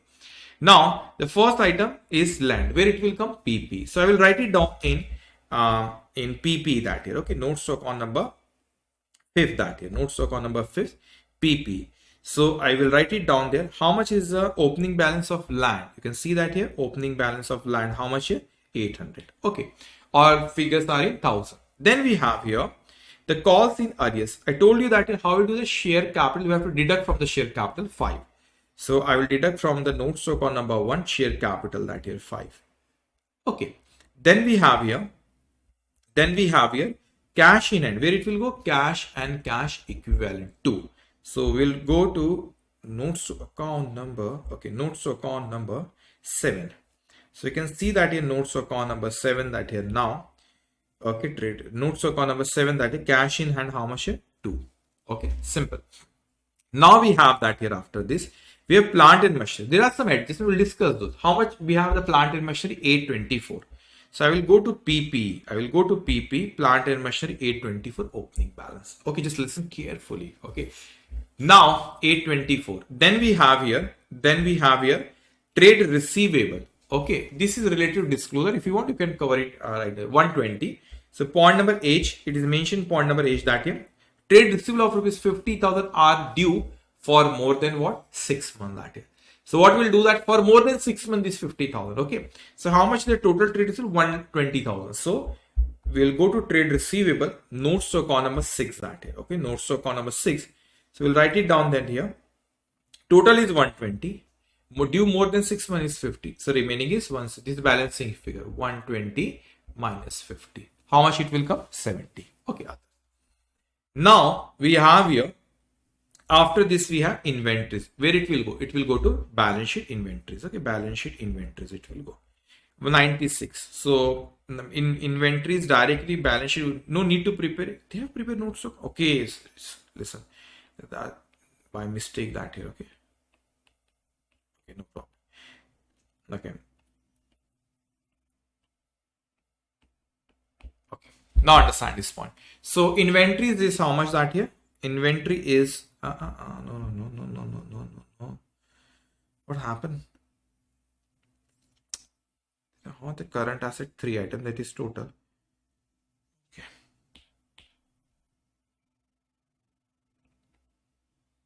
Okay, this is inventory. No problem. Figures are some here and there. Okay.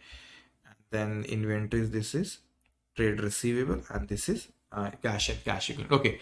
So inventory is how much? 96. Okay, balance sheet. Okay.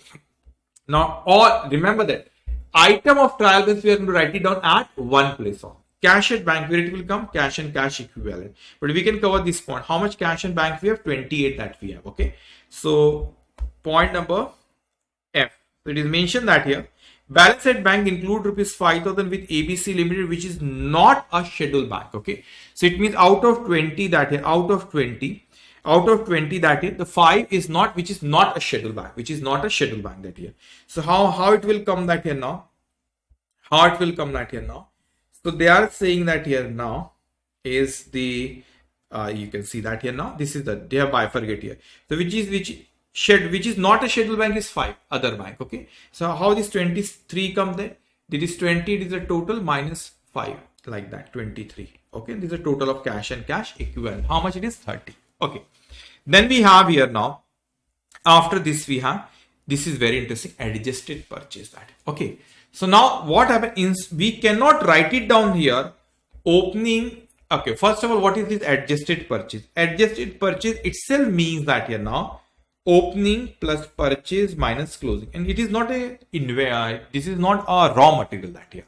Because nothing is mentioned about the raw material in the question. It's a finished good, it's a stock in trade only. But as I discussed with you, stock in trade should be disclosed. How we have to disclose that stock in trade? The stock in trade, we have to show that here change in inventory of, it means opening minus closing. And purchase we have to mention there, and opening minus closing we have to show them separately. Instead of, I mean to say, it is, we have to mention like that only. Purchase separately for stock in trade, and separately we have to mention opening minus closing. Still we cannot do that. You say why? Because the information is not given in question. They gave what they have given us. They have given us adjusted purchase. Adjusted purchase itself means opening plus purchase minus closing. We don't know the figure. If we know the closing stock, if we know the amount of adjusted purchase, that we don't know the amount of opening stock and purchase. Suppose that if they give you randomly the information of opening stock, then I can find it out. If they care the amount of purchase, we can find it out that here.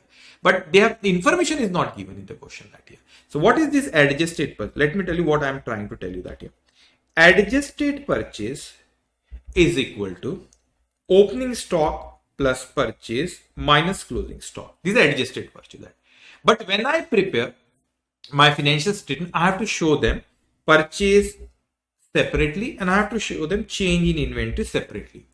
I cannot do this in these questions because I don't know. I don't know that here. I know the amount of closing stock. I know that because you can find out the closing stock which is mentioned 96. I know the amount of adjusted purchase. If I know either opening stock or purchase, I can find out the other figure as the balancing figure. But I don't know opening stock, I don't know the amount of purchase. So we cannot write like this, the purchase and change. Suppose if I know the amount of purchase, so I can write it on the purchase, I will find the opening stock. If I know the amount of opening stock, I will write it, this purchase will come as a balancing figure. Because out of these four, I know that these two figures, we know that here.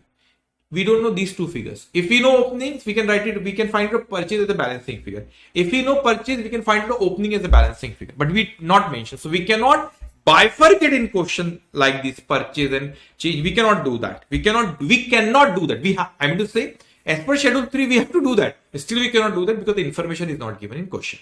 So we have no other option that here now. We have no other option that here now. How will show, instead of showing them separately purchase and changing inventory, because we can't do that here. So what we'll do that is we will show as the adjusted purchase only. This is the net effect of purchase and change in inventory. You got the point here? Because these 2 points, opening minus closing, adjusted already there. Then after adjustment, that adjusted purchase figures come. So I will write it down in P&L that here, 400. So you can see in P&L, we write it on adjusted purchase. How much is 400? We cannot write it on change in inventory here. Okay, because the information is not given in question. Now, they say factory, is there any heading for the factory expense in schedule 3 of P&L account? No. So it will come as what? Other expense, 80. So I told you that always we have to prepare notes to account on other expenses that here. Okay. So other expenses that here now, last factory expense, how much is 80 that here? Okay. Then we have here, then we have administrative expense will also come other expense, selling expense also other expense, 4525. So we'll write it down that here now is 4525 and this is total that here. Okay. This total is 150. Now after this we have debenture interest. It's a finance cost. We prepare notes to account on finance cost 30. So we'll write it down in finance cost that here. How much is finance cost? This 30. Okay. Debenture interest. Now debit side, then credit side. Equity share capital. This is a part of what? Share capital. That is a part of share capital 500. So the share of rupees 100 of 10 each. Okay. But basically in 1000. So 5 lakh divided by 10 means 50,000 shares of rupees 10 each. So we'll write it down that. Now remember that in question they mention the authorized capital. So we'll write it down. If you go to the point number A, it is mentioned that authorized share capital of the company is 80,000. So we'll write it down. 80,000 share capital of rupees 10 is 800. It is rupees in 1000. That's why 800. Basically that's 8 lakh. But we don't count it those 800. Okay. That is just for the information purpose. How many shares we have? 50,000 shares. Okay. Of rupees 10 that is coming 500. But it is mentioned that here now in point number C also that equity share capital includes shares of rupees 50,000 issued for consideration. Share of rupees they say. Okay. It means the 5,000 shares of rupees 10 each. One share is of rupees 10. 50,000 is the amount. So how many shares we have? 5,000 shares of rupees 10 each. So what it will mention that here now, the 50,000 shares. Okay, now out of the above 5,000 shares have been issued for consideration other than cash. That is just for the information purpose. Okay. Now done with share capital, correct. Not debenture. Debenture is a long term. Debenture is a long term borrowing. So we'll write it down. 10% debenture long term borrowing. How much? 300. So we'll go to the long-term borrowing. Notes to account number, generally it is 3. Okay, notes to account number 3, long-term borrowing. You can see that debenture, how much? 300. Then we have a general reserve. This is reserve and surplus. How much? 150. No adjustment in that. So we'll go to reserve and surplus. Notes to account number 2, general reserve. How much? 150. Okay. Then we have here profit and loss account. Balance on 1st of April 28 means it's opening balance. Why opening balance given or not closing balance? Because they ask us to prepare P&L account. So we'll find it out the profit. Okay. So here that is how much? 75 or reserve and surplus. It will go there. And the securities premium is also a part of reserve and surplus. So you can see that here in reserve and surplus that here now securities premium 40, profit and loss account opening balance how much is 75. Okay. Because profit during the year will come there and then we'll do the total there. Okay. Then we have here is sales is revenue from operation. How much? 1,200. So P&L account revenue from operation 1,200. Then we have here is trade payable. Trade payable is trade payable. Balance sheet liability side 30. So directly go to balance sheet. You can see that here trade payable how much here is 30. Okay. Then we have here provision for depreciation. Interesting. Listen carefully. You know that previous question when we saw where WDV directly given in trial runs. So here what they have done, they have given this land, plant and machine and they have provision for depreciation. It means this is original cost. It means this is cost. This is cost. Okay. Why I'm saying it means that this is a cost. The reason is that here now because the provision for depreciation is given in question. Because when we do the accounting of depreciation, we have two options, either to pass entry, depreciation account debit to asset account, or to pass entry depreciation account debit to accumulated depreciation account. So when I say that we have the option to pass depreciation account debit to accumulated depreciation that here now, so accumulated depreciation or we can call it provision for depreciation. So when I say provision for depreciation, it means that here the original cost has not been changed. This is still as the cost. We create a new account, we call them provision for depreciation. So provision for depreciation basically we show as a deduction from the original cost. Okay, 150. So what I will do that I will go to PP. I will go to PP and this depreciation 150 is here. Don't worry about other add or less. I will explain you what is this. Okay. We don't charge depreciation on these land. So depreciation, that provision for depreciation exclusive related to these plant and machinery only. Okay. Then we have here. Okay. Then we have here is done suspense account. Now about the suspense account I will discuss with you in detail that here. Okay. So I am preparing roughly a suspense account. Okay. Credit balance is given. So I will write it down balance here. Okay, trial balance given in trial balance. How much? 10. I will discuss with you later on. Don't worry. It will what will happen of this suspense account, I will discuss with you. Don't worry. So we have covered all the points of trial balance except this suspense account that I will discuss with you. Okay. Then we have here the company. Now one by one that I'm discussing with A done. Point number B that the company revalued the land at rupees 9,60,000. What is the value which is appearing here? The land is appearing as 800 that year. And they want to revalue it. Basically, it is a part of AS10. Okay, but no problem. No problem. They want to increase the value from 800 to 960. Can they do that? Yes, they can. Rupees in 1000. Okay, 800 to 960. They are going to increase by 160. So if they want to go from 800 to 960, they are going to increase by 160. Now pass journal entry. Always prefer to pass entries. Increase in assets should be debited. So I will debit here. Land account will be debited here by how much? 160. Land account will be debited by how much? 160.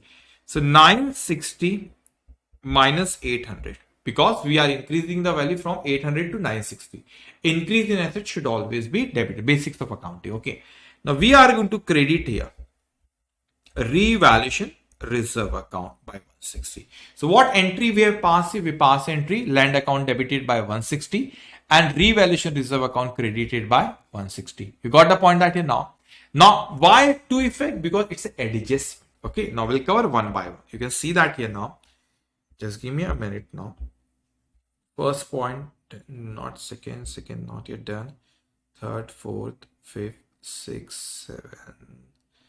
Upward revaluation. Point number 8 it is. Okay. Now what they say? PP upward. We are increasing the value.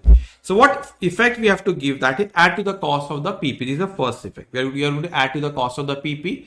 And second effect, we have to write it down in revaluation surplus and reserve and surplus.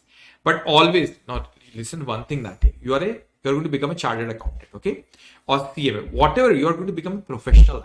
Always go to the root that here. You know that here, I can tell you the treatment there. It is easy for me to do this and do that here, but go to the root always. Always go to root that here. Can you pass a journal entry? You are going to become a chartered accountant or CMA. You are doing that here.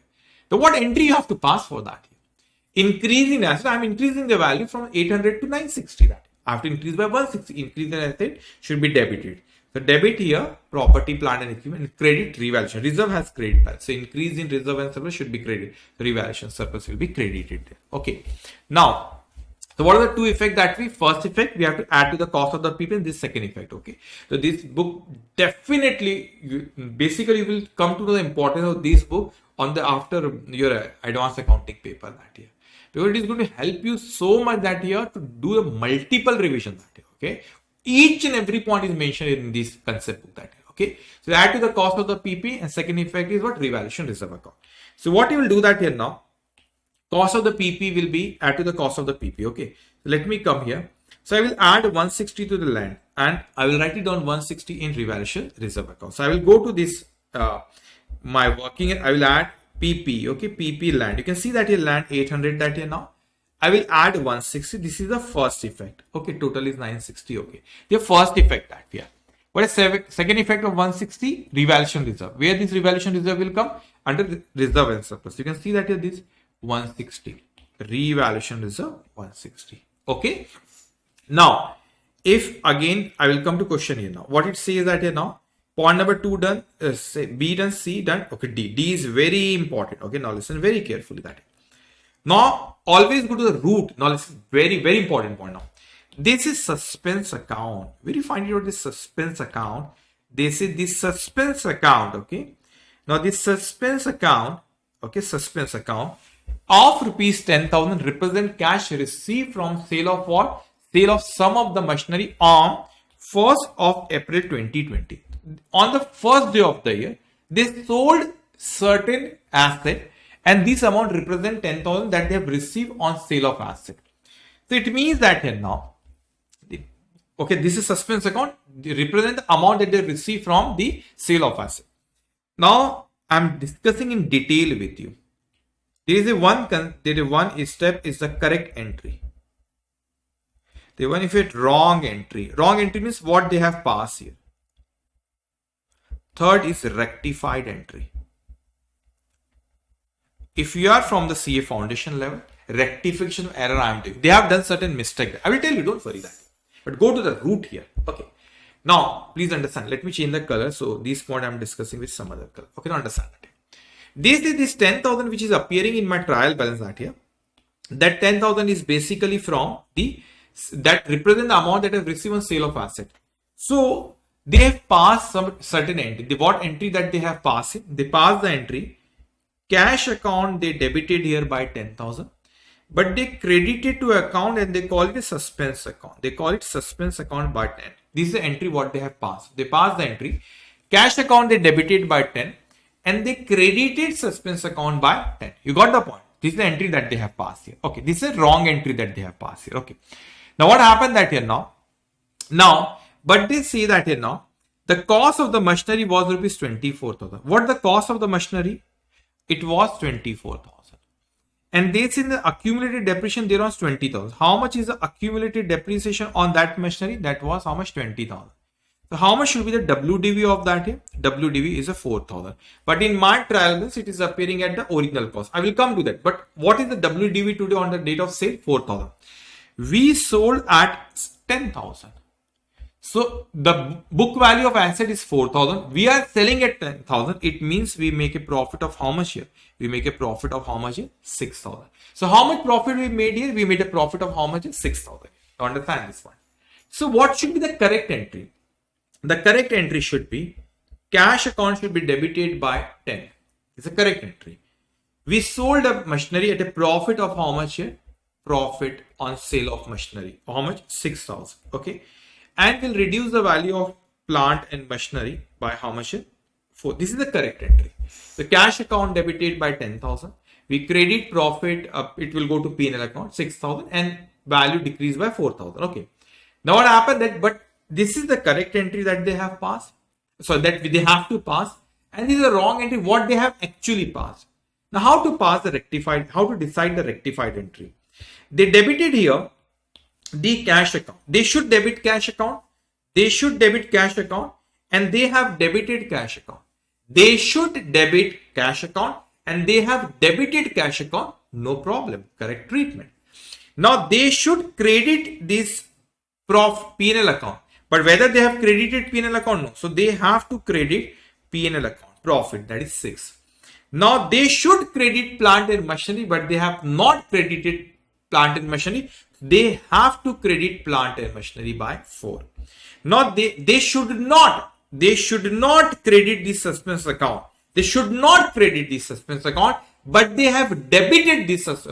They should not credit the suspense account, but they have credited the suspense account. To cancel it, they have to debit it. Something we should not credit, but we credited it. So to cancel it, we have to debit it. That is, you got the point here. That's something which we should not credit. But if we have credited, then we have to debit to cancel it.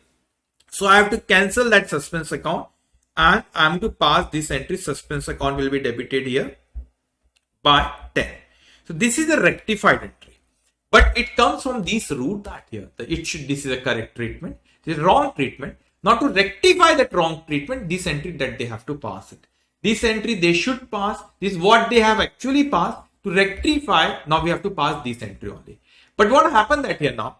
Now we will give the effect one by one. I will go to first effect suspense account. I will go to suspense account. I will debit here by 10 because I am debiting this suspense account. I will debit here suspense account. So my suspense account will get closed that here. There was a balance of 10 there which is given in trial balance. Now I am debiting to suspense account by 10 that here now. So my suspense account get what? Closed. This is how we have to think. Okay. Now here. This is a profit of how much is 6. It will go to other income. It will go to other income in P&L account. So I will go to my profit and loss account and I will write it down in other income as 6. We have prepared notes to account also. Okay, no problem. Notes to account number 8 that here. Okay, you can see that here the 6 is the profit. They have mentioned that here the sale value is what? Now the WDV is 4. So they have a profit of 6. Like that you have to think. Okay, now one more thing. Then they say that here now plant and machinery should be credited by 4. The plant and machinery is a debit balance asset. So we have to credit them. We have to decrease the plant and machinery by 4. So I will go to plant and machinery. I will decrease by 4. I will decrease by 4. You'll say, no, sir. But they have decreased by 24. Wait, we'll write it down. We will write it on 20 also. But we have to reduce the plant and machinery by 4. And I will come to why it is 24. Okay. Now this is important. You have to go to the root. Root always, if you are strong in the basics of accounting, you are going to become a champion of accounting. Very important that here. The basic is the key to success of accounting. Okay. So now come here. Again, come to this point. Not these are the advanced level points. Okay. Not advanced. Interesting point. Okay. Now, you know that here, if when we pass the entry of depreciation that here, there is a one way to pass the entry to credit the provision for depreciation account. But whenever we sold any asset, whatever amount of depreciation for that particular asset, which is in the provision for depreciation account, we have to transfer that here. So how much depreciation that we have charged on these assets till now is 20,000. But where is 20,000 now? It is a provision for depreciation account. So what the accounting says that it is still in the provision for depreciation account, but we have sold that asset. So we have to cancel that. So what we'll do that we pass entry provision for depreciation account will be debited by 20 and we are going to credit the plant and machinery account by 20. So to make it simple like here now, provision for depreciation account will be cancelled by 20 and plant and machinery will also be cancelled by 20 because that asset has already been sold and the depreciation related to that asset which is in provision for depreciation account. So we have to cancel it from there and transfer it to plant and machinery. Why? Because we have to reduce the value of plant and machinery because that asset does not exist now. So what we'll do that here now, we will debit here now provision for depreciation. We are cancelling that provision and we are cancelling the plant and machinery with the amount of 20,000. The reason is that here now we have, because that asset does not exist now. So we have to reduce the price, the cost of the plant and machinery. So what is going to happen that now, what I will do that here, I will reduce here 4. Let me write it down like this. Okay, that is 4 is the 4. What is the 4? 4. I think that was for the. Just give me a minute. What is this 4? Okay, this is a 4. We have to this plant and machinery we sold that, so we reduce with the WDV. Correct that here. Okay. Now here, so first I will reduce by 4 that here, and then I will reduce by 20 that here. This is how the 24 comes there. Okay. Now second effect that here. Okay, second effect of this 20, we have to reduce from provision for depreciation. So I will reduce from 150 minus 20. Okay, like that you have to think. Okay, then we have given this 2 effect. And what about the, you may say, sir, you have not write it down the provision for these, the suspense account. No, suspense account balance get closed. The account balance get closed that is. So if there is no balance, why will write it down that? Okay, this is a very interesting point number D. And let me tell you honestly, so many people find it difficult because they don't go to the root. You always go to the root. You are going to become a chartered accountant, no doubt about it. But you have to think like that. Okay, you know, the one thing that I want to share with you, when I was a student like you that year, it's a marathon. I should not take so much of your time. Just short, quickly I will tell you that here now. I didn't join any account class in my CA journey. Never. That there's a long story why I didn't join that year. Anyways, that I will tell you later on some. But what happened that my friends at that time they went to the classes, then they come back. I tell them, then they show me the class note. I see their class notes, study material, and all that. And I myself read at that time and then learn this accounting that year. So I always think why they have given this effect, debit and credit and all that. Yeah, because of that I get a grip. I got a grip in this accounting subject. You have to think that, and it is not necessary. In one shot you will, oh wow, awesome, you understand this point. It might be happen, but it might be happen that certainly you are not able to understand first time, but you have to think. It will develop your understanding of the accounting. Trust me that year. When you will go to the final level that year, you have to go to the root of the accounting that year. And that's why I strongly recommend. I'm coming with a series of the basics of accounting, which is must for every intern student that year. Okay, so if time permits, watch that series. Okay, now so here, so we're done with the point number D. If I go to this rapid gist that it is mentioned in 5th point that here. Okay, so what is the treatment? First effect, miscellaneous receipt. Okay, here certain time this institute tell them miscellaneous receipt, certain time they call with the name of what the suspense account. Anyways, that here now. So first, if miscellaneous receipt, debit means cancel that. Okay. Second effect, deduct from the PP. We deduct from the PP, and second, then one more effect, the profit will go to other income. Okay. Now, if you pass entry, this is rectified entry. Miscellaneous account debit or suspense account debit. PP will be credited and other income, it will go to the other income. Remember this. Okay. Now, here the point number E, they say depreciation is to be provided in plant and machinery. So what entry do we pass? Depreciation will be debited and provision account, they prepare a provision for depreciation. Okay, provision 10% on cost. So remember that when they say 10% on cost, how much is the cost that here now? 800 only. You will say, no, sir. Is the 820? No, they have already sold. How much balance they have now? 800. So 800 multiplied by 10%, that will come how much? 80. So what entry we are going to pass? Depreciation to provision. So we'll add in provision for depreciation. That's why they add here 80 here. Okay, that will come 210. Okay, so add here this 80 and depreciation will go to P&L account. So in P&L account, you just have to write it down this depreciation. How much is 80 here? Okay, you got the point here. Now, this is finance. Okay, now here, done with point number E, F, G. Now G, in point number G, they say to create a provision for tax. So I will come to that because first you have to find the profit. Okay, all done. Now first, always remember that you have to prepare. We have to first close down the notes to account of the P&L account. So we have notes to account on P&L 8, 9. So I will go to notes to account number 8. How much we have that here now? We have here 8, 9, 10 also. Okay, 6. Okay, this 6, 30 and 150. So 6, 30 and 150. So we'll write it down that here now. 6, okay, 30 and 150. So this is the total of what? This is the total of what here? Total income that here now. This is the total of what? Total expense. Income minus expense, what will come that here? This is the profit. Not tax that here. 546 multiplied by 30%. So 546 multiplied by 30%, that is 163.80. What entry do we pass for it? Profit and loss account will be debited and provision for tax account will be credited here. So P&L account debited, correct. We have done the treatment of P&L. Provision for tax is a part of short-term provision. So we'll write it down in short-term provision that here now. Provision for tax 163.80. You can see that here now.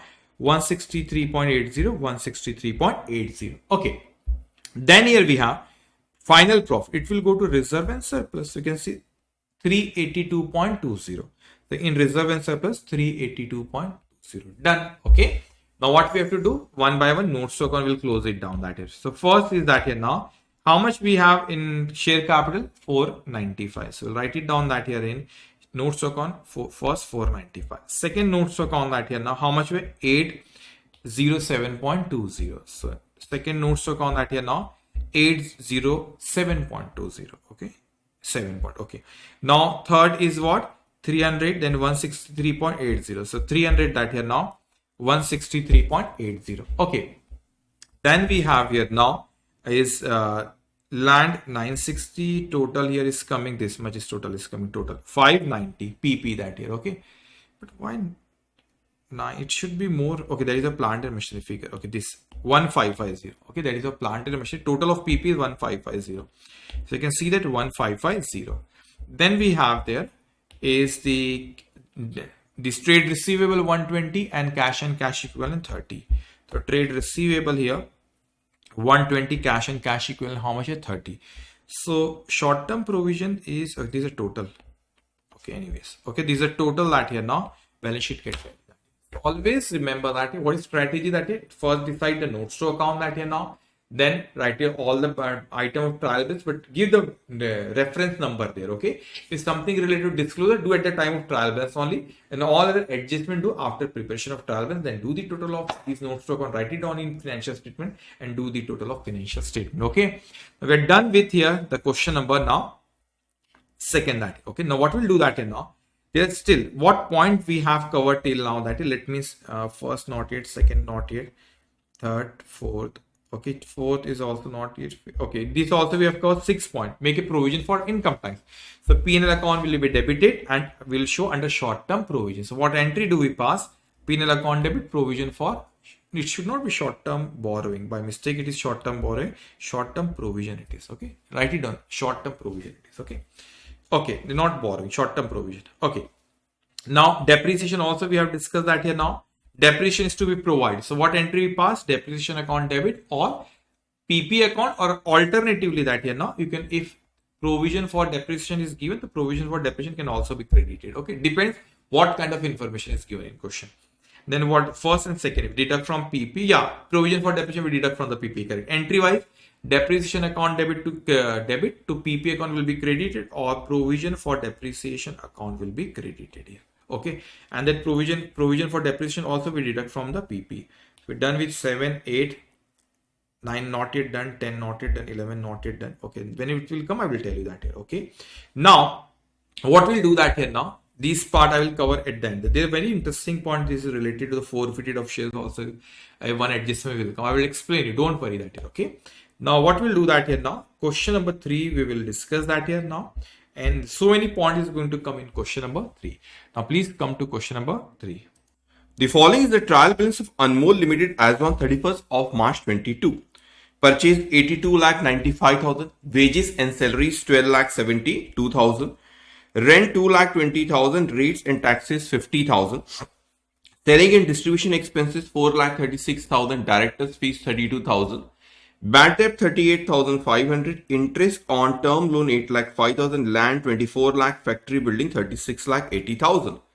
Plant and machinery 62,50,000, furniture and fitting 8,25,000, trade receivables 64,75,000. Advance income tax paid 37,500, stock that is on 1st of April 2021. So we are preparing here balance sheet on 31st of March 22, and they give us the stock of 1st of April 2020. It means it is an opening stock. It's an opening stock. Okay.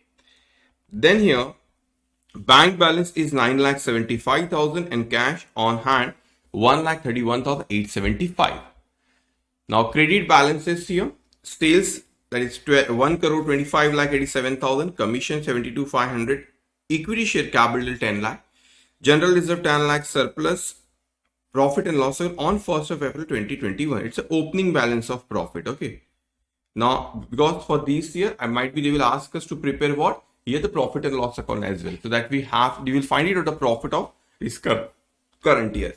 Okay. Now here securities premium 2,50,000, term loan from public sector bank 1 crore 2 lakhs, trade payable 55 lakh 8,875, provision for depreciation. Okay, so they are crediting to provision for depreciation account. Okay, so when they are passing the entry of depreciation, they are passing depreciation account debit to provision for depreciation account. So on plant and machinery 9,37,500, on furniture and fitting 82,500, on factory building 1,84,000. Provision for doubtful debt is 25,000. Bills payable is how much? 1,25,000. Okay. Now following information is provided. Now they say the authorized, we have to decide that here how many these notes to account we have to prepare. So they say the following information is provided. The authorized share capital of the company is 2 lakh equity share of rupees 10 each. The company has issued 1 lakh equity share of rupees 10 each. The first point is related to share capital. We know that here now always we have to prepare notes to account on share capital, reserve and surplus, and long-term borrowing. Okay. Now rent of rupees 20,000 and wages of rupees 1,56,500 are outstanding as on 31st March 22. These point is related to rent. Okay, rent will come in other expenses, that is a part of what? Penal account. Wages will come is employee benefit expenses. Okay, employee benefit expenses.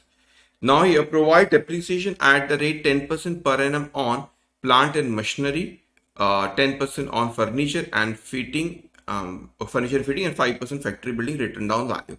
So this is on the depreciation. We can also make on depreciation as well that here.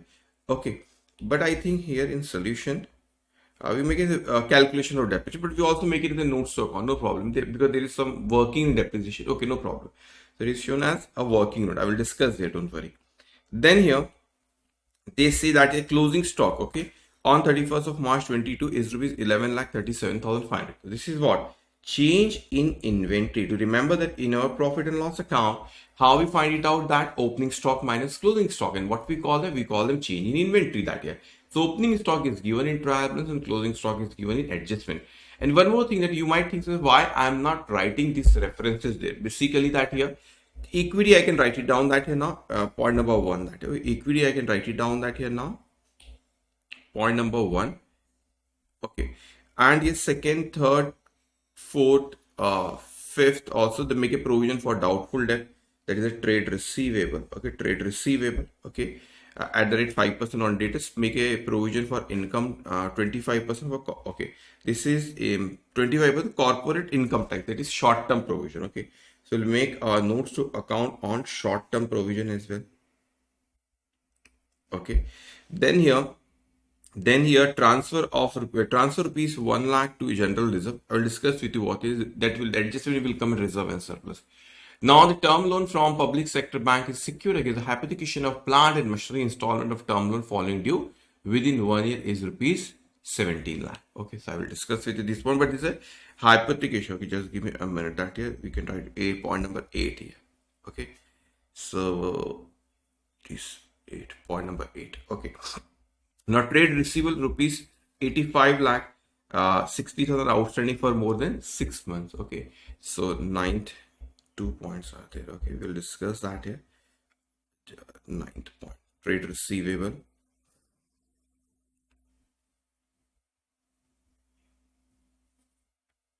Okay, then the board of directors, the board declared a dividend at the rate 10% on paid up share capital on 5th of April 22. So this is a new adjustment. I will explain you. Okay, do you know that the one point related to dividend? Okay, in if you see in rapid, I will discuss it. No problem. Dividend declare.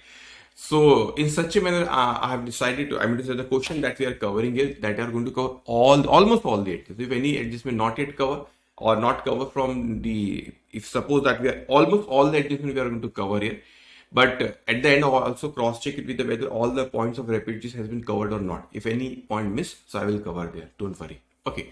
So we decided that here now we are going to make a share capital reserve and surplus long-term borrowing.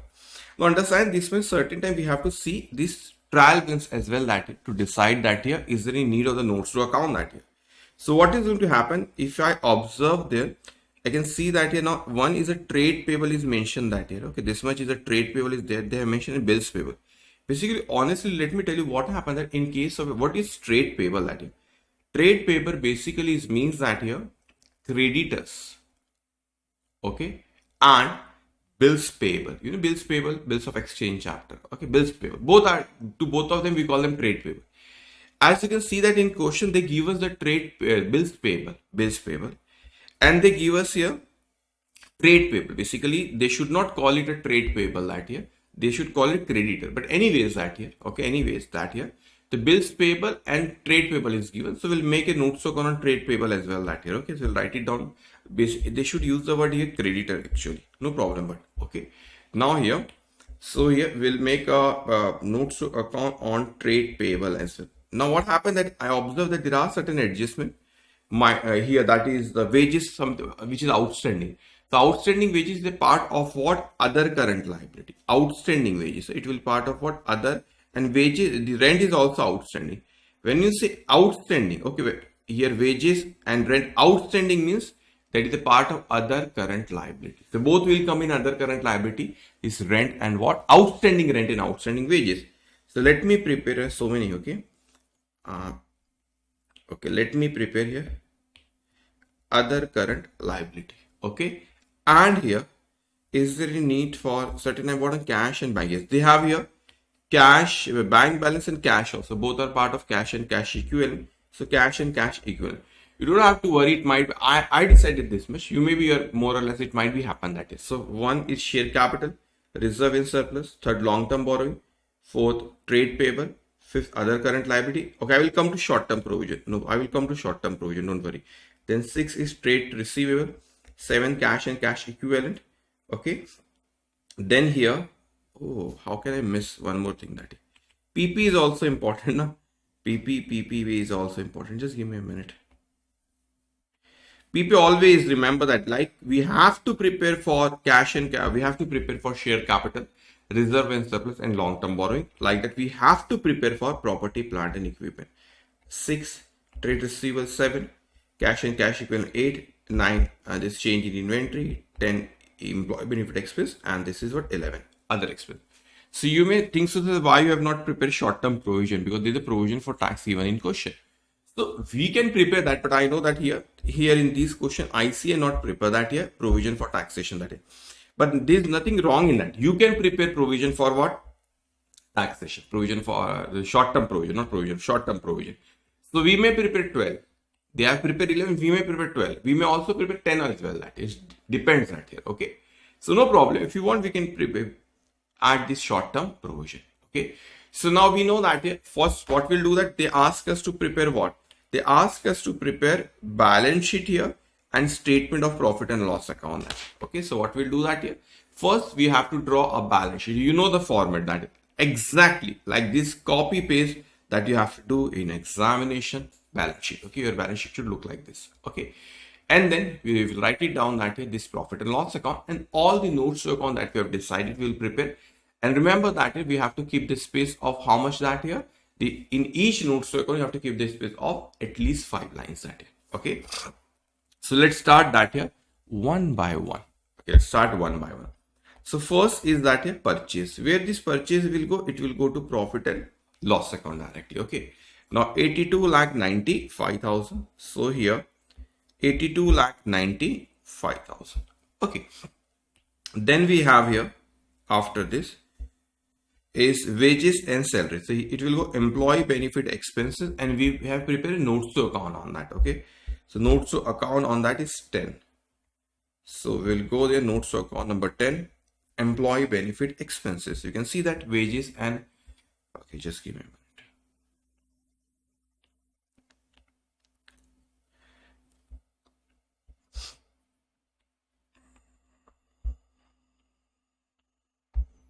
Okay, employee benefit expenses. What you will do that here now? Wages and salary. That is coming how much? 12,72,000. Okay, 12,72,000 here. Then you have here after this wages and salary. Then we have here rent. Rent will come here other expenses. Okay. Now 2,20,000. You know that this is adjustment in rent and wages. So write it down in inner column that here.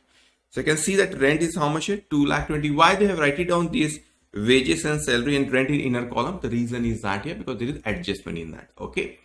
Then we have here. Okay.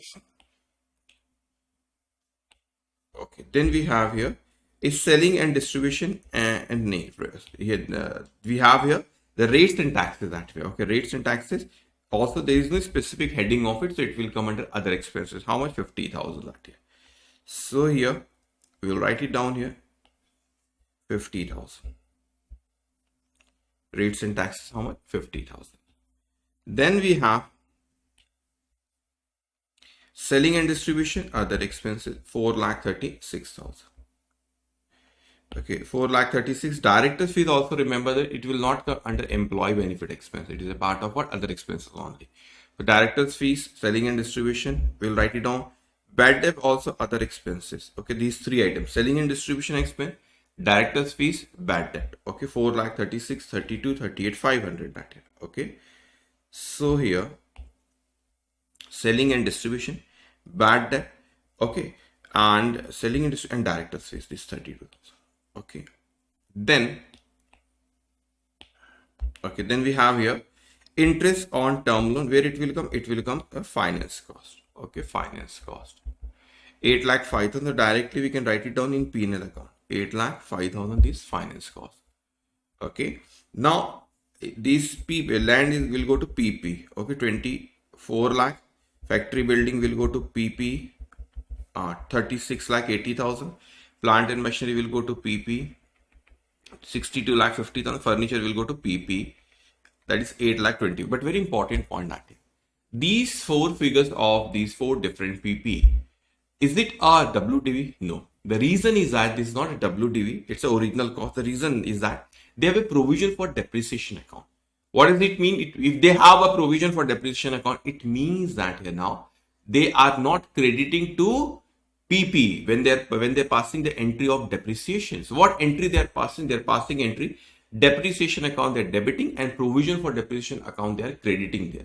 So this is the entry what they're passing there. So this is the original cost. But interesting thing is that here now they tell us to charge a depreciation on written down value. You know, in previous question that they told us to charge a depreciation on original cost here. Here they tell us on written down value. It means I cannot charge whatever the rate of depreciation that they have given. I cannot charge directly on these figure because it's an original cost. It's a cost. So I have to reduce this depreciation from that to come at a WDV. then only I can charge a depreciation. You got the point? So we are going to prepare a working note. So here working note is given on depreciation on this PP. So land, factory building, plant and machinery, and furniture and fitting. This is the original cost. Accumulated depreciation is given in question that here now. If you see the accumulated depreciation that here now, on plant and machinery 9,37,500, furniture 82,500, and factory building 1,84,000. So what is going to happen that here now? This is the depreciation. Why? We will say no, but the depreciation is not. You have not written the depreciation on land. We don't charge depreciation on land, okay? Because the value of land does not goes down that here. So there is no depreciation on land. An exception case when we took a land on these lease basis that or on the mines and all that, okay? But otherwise there is no depreciation, okay? Now here, this is the WDV here. That is the original cost minus accumulated depreciation. The WDV will come. Okay, this is WDV. Okay, written down. Now I will come to the depreciation part later on. They asked us to calculate a depreciation. Okay, it was this was the depreciation till the last year. Now for the current year depreciation, we have to pass the entry because they tell us they ask us in the question to provide the depreciation for current year. Okay, okay. Now I will come to this working note later on. Okay, then here we have. Okay, then we have trade receivable. So where it will go to trade receivable, but it is 64,75,000. This is the concept of the provision for doubtful debt also is mentioned in question. We'll discuss it later. But in point number 9, they tell us that a trade receivable of rupees 85,600 outstanding for more than 6 months. So you know that here. So out of 64,75,000, this much is a more than 6 months, and the remaining will be shown as what other.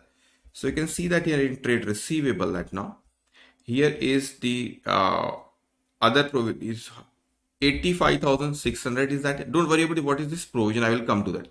But how they have calculated this figure that here now, it is 85,600 that here now. But here, how much is this amount that trade receivable is? 64,75,000. So 64,75,000. So if you do the calculation, 64,75,000 minus 85,600. So 63,89,400. That this is the amount that. Okay, this is the amount that. Okay. Now here. Okay. Now what? Don't worry about the provision for doubtful debt. I will discuss with you. Okay. Then it says that here now is advance income tax paid. Now what happened? I will discuss it. They say the provision for tax also, but they have paid the advance income tax. So you have two options. Either you can show this advance on asset side that here, or you can also show as a deduction in short-term provision when you talk about the provision for tax, because provision for tax means the tax we are liable to pay, and this much advance tax we already paid. So net amount also you can show. Okay, we'll discuss at the end when the balance sheet will finalize. Okay, but advance we have paid the advance. I'm showing it as a on asset side. It is asset. Okay, we have paid the advance tax that here. So on asset side that here now, this advance tax 37,000.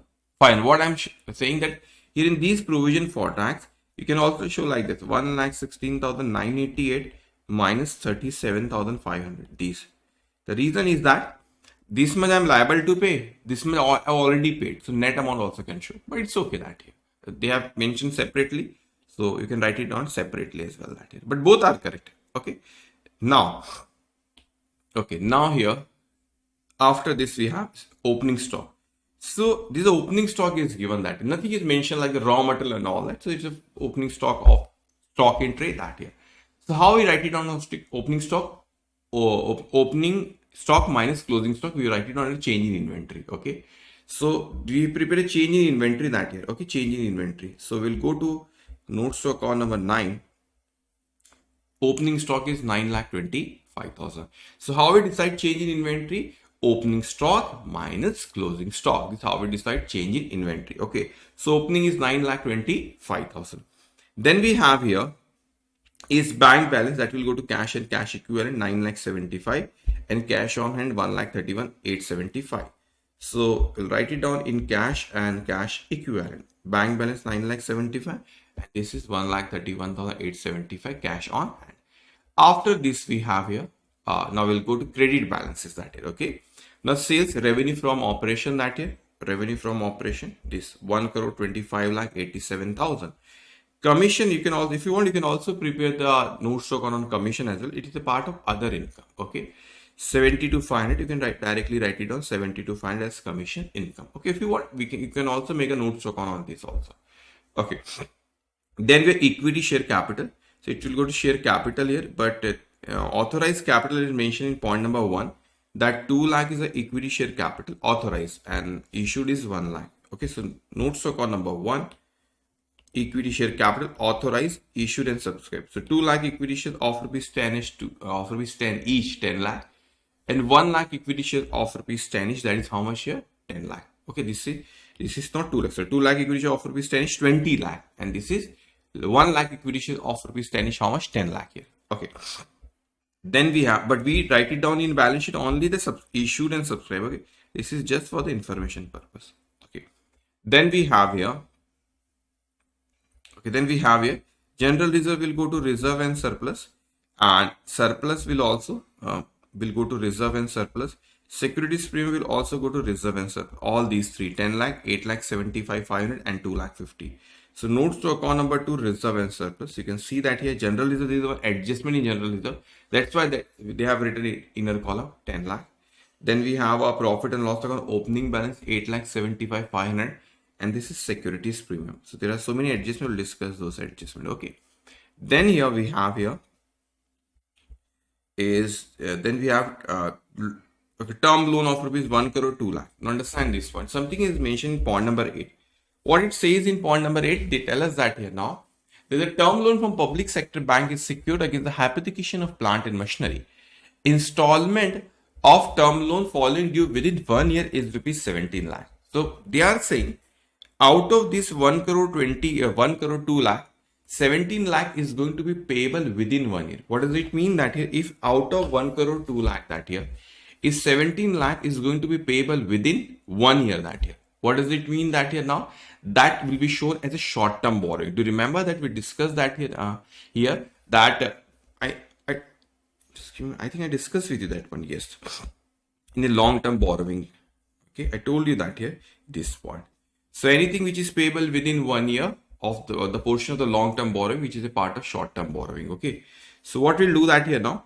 Out of 1 crore 7 lakh that here now, this much. Okay, this much here 17 lakh we're liable to pay within 1 year. So 17 lakh will be a part of short-term borrowing. Okay, so 17 lakh, you can see that here now in balance sheet that here short-term borrowing. You can see that this 17 lakh this short-term borrowing. Okay, under current liability. Okay, and your long-term borrowing we prepare notes to account on that here. So 1 crore 2 lakh minus 17 lakh. Okay, you can show it in inner column as well, and 75 lakh only. Okay, because 17 lakh, 85 lakh only. 17 lakh is a part of what? Short-term borrowing. Okay. Then we have here. Okay, then we have here is trade payable. That is 55 lakh 8,875. So we made notes to account on it that here. Trade payable that here. Okay, just give me a minute. Okay, this. And we have a bills payable as well that here. So that is 1,25,000. So bills payable also we have this bills payable. Okay. Now anything missed here? Yes. Provision for this is interesting that I want to discuss it in details with you. Okay. So what I will do that, let me prepare an account here. This is the account I have of provision for. I always prefer to understand the accounting by preparing account. I don't prefer to understand the accounting by add or less that here, because the accounting is debit and credit. So you always, if you are able to, I mean to say, if you can think from the debit and credit point of view, you are very good in accounting. Okay, so provision for doubtful debt account. How much balance we have here? 25,000. So I will write it down here. Opening balance. How much here? 25,000. Okay. So how much is the opening balance? Credit balance provision. It is given trial to 25. I will discuss that point. Okay. Now, first point done. Now, second point. What it says that here, rent of rupees 20,000 and wages of rupees 1,56,500 are outstanding on 31st of March. What do you mean outstanding? We have not yet paid them one by one. Let's discuss one by one. Rent of 20,000. We have not yet paid the amount of rent. What does it mean that here now? Of 20,000 that here. So it is paid. Now we are coming in adjustment. We have to give two effect now, not one effect. Two effect we have to give. So this rent of rupees 20,000 that we have not yet paid, it's a liability because we have not yet paid. We are liable to pay. So it will come under other current liability. That is the first effect. Other current liability it will come. But what happened that here now? Rent two effect. Liability side it will come and we have to add to the expense of rent as well. Why? Because we follow accrual system of accounting. So it is not necessary we have to pay something to call it as an expense that way. If you have received the service, even though we have not paid the amount, still we have to call it as what expenses that here now. So rent of rupees 20,000 will come there. Okay, rent of rupees 20,000 will come there, and these in rent in other expenses, and second effect will come in other current liability because we are liable to pay. The same will happen for wages, but wages will not come in other expenses. This is a separate category of wages that will come under employee benefit expense, and we have still not yet paid that wages, so that second effect will come in other current liability. So one by one, rent will go that this 20,000. That rent is how much here? 20,000. That so rent is how much here? Is 20,000. That okay. Rent is how much? Is 20,000 here. So that will come here. First effect is this 20,000. Okay, total is outside. Okay, we add to the rent expense that here now. Second is other current liability. So other current liability that here, notes to account number 5th, you can see that here, rent outstanding 20,000. Now wages. So wages outstanding that here we will add to the wages. Okay, this you can see that here now 1,56,500. 1,56,500. Okay, and what is second effect? We're liable to pay. It's a liability. 1,56,500 is it other current liability. Okay, now after this done, second and third. Now this is provide depreciation 10% per annum on plant and machinery, 10% furniture and fitting, 5% factory building on written down value. So what is this written down value? Written down value basically means cost minus accumulated depreciation is WDV, and on these we have to multiply with the rate of depreciation. Okay, so we made a working note on it that here. Okay, so with a cost minus accumulated depreciation is what? WDV. Okay, now we have to multiply with the rate. Okay, this 10%, 10%, 5%. So you can see that a working note number 2. Already we have here the WDV. Now we'll charge a depreciation that here now. I think that this is here factory building 5%, here 10% and 10% that here. Okay, so there is no depreciation in online. So that's why it is 0. 5% of this amount, that much will come, and this is 10% and then 10%. Now what happens? This is the amount of depreciation that is. So what entry do we pass for? If we pass entry, depreciation account will be debited that here. Okay, to accumulated, or you can say provision for depreciation account will come. Okay, provision for depreciation. I will come to that. Okay, so what is going to happen that now here provision for debt, and where this figure, this is WDV, it will go to balance sheet. Okay, one by one. It's a balancing figure. So depreciation will go to P&L 7,80,300. One by one. I will go to P&L. Depreciation 7,80,300. Provision for depreciation will be deducted from PPE. Okay, PPE. Okay, but what they have done, they have already. Okay, don't get confused. They have already shown these figure there already, because they mentioned the working note. This here provision for depreciation, basically we have to deduct from the PP only. So they have already deducted in this final figure they have shown there. Okay, alternatively they can do the total of it. These can minus and show the net figure also, but same thing. Okay, but they have directly written this. So they have credit provision for depreciation, they deducted from the WDV that year. Now this is a balancing figure. Okay, so 1,11,70,700. You can see that the final figure that they have written here, PPE.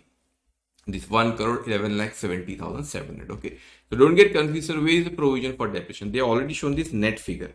So they have shown here cost minus depreciation, net figure that they have mentioned there. This figure.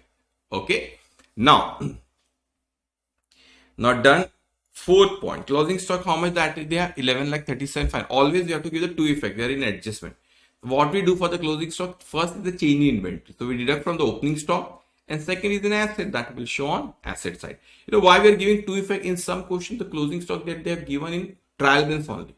So that is only one effect we have to give for the trial balance. Here it means the entry is not yet passed. So we have to give them two effect that here. Okay. So closing stock, first deduct from the opening stock. So how much is the opening stock that here now? Opening stock that here now is opening stock. That how much is the opening stock now? Is that change in inventory? Okay, this. So we have to deduct from the opening stock. Okay, then it will come on asset side. Second effect, you can see inventory. This 11,37,500. Okay, then we have here after this, make a provision for doubtful debt at the rate how much? 5% on debtors. Now this is interesting that how much debtors I have. So when I see the total data I have, which is 64,75,000. So I have, listen carefully, very interesting point. I have 64,75,000 debtors. I have to maintain a provision 5%. So 64,75,000 multi 64,75,000 multiplied by 5%. That is coming how much here now?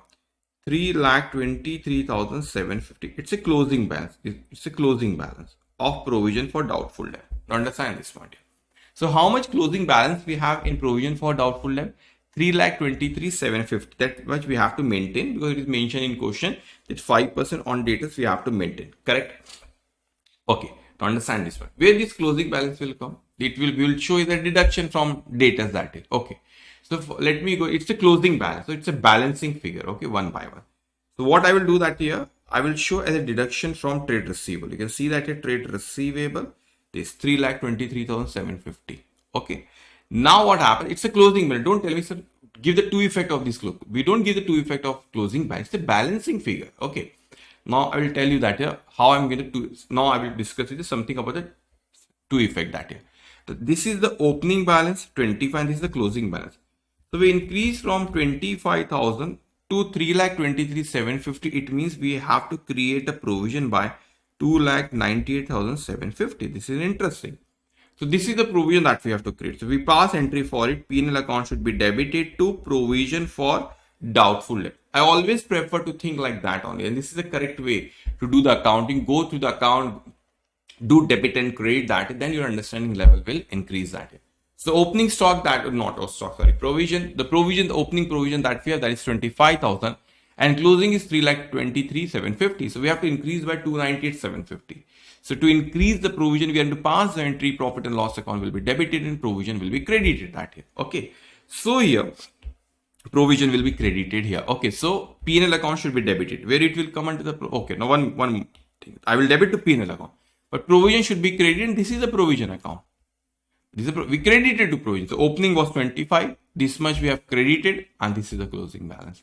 The closing balance we show as a deduction from the trade receivable, and this is the we credited to this account. This is one effect, and second effect we will debit to profit and loss account. So where is P&L account? P&L. Oh, it will come other expenses. Okay, so you can see that here 2,98,750. Okay, done. Now point number fifth, 6 is also done that here now. Now no, fifth turn. 6 is that we have to create a provision. Make a provision 25% of corporate tax. So first we have to make we have to know the profit, then only we can find it out. We'll come to that later on. Now transfer rupees 1 lakh to general reserve. To general reserve. From where? From P&L balance. So don't go to directly P&L account. From in reserve and surplus that here. Okay, notes to account number 2. This is my P&L account balance that here. This is my P&L account balance that. This is my general reserve balance that. So they say transfer this 1 lakh from. It is implied that from P&L balance. So 1 lakh I will transfer from there to general reserve. So I will deduct from P&L balance that here and I will add to general reserve. This is okay.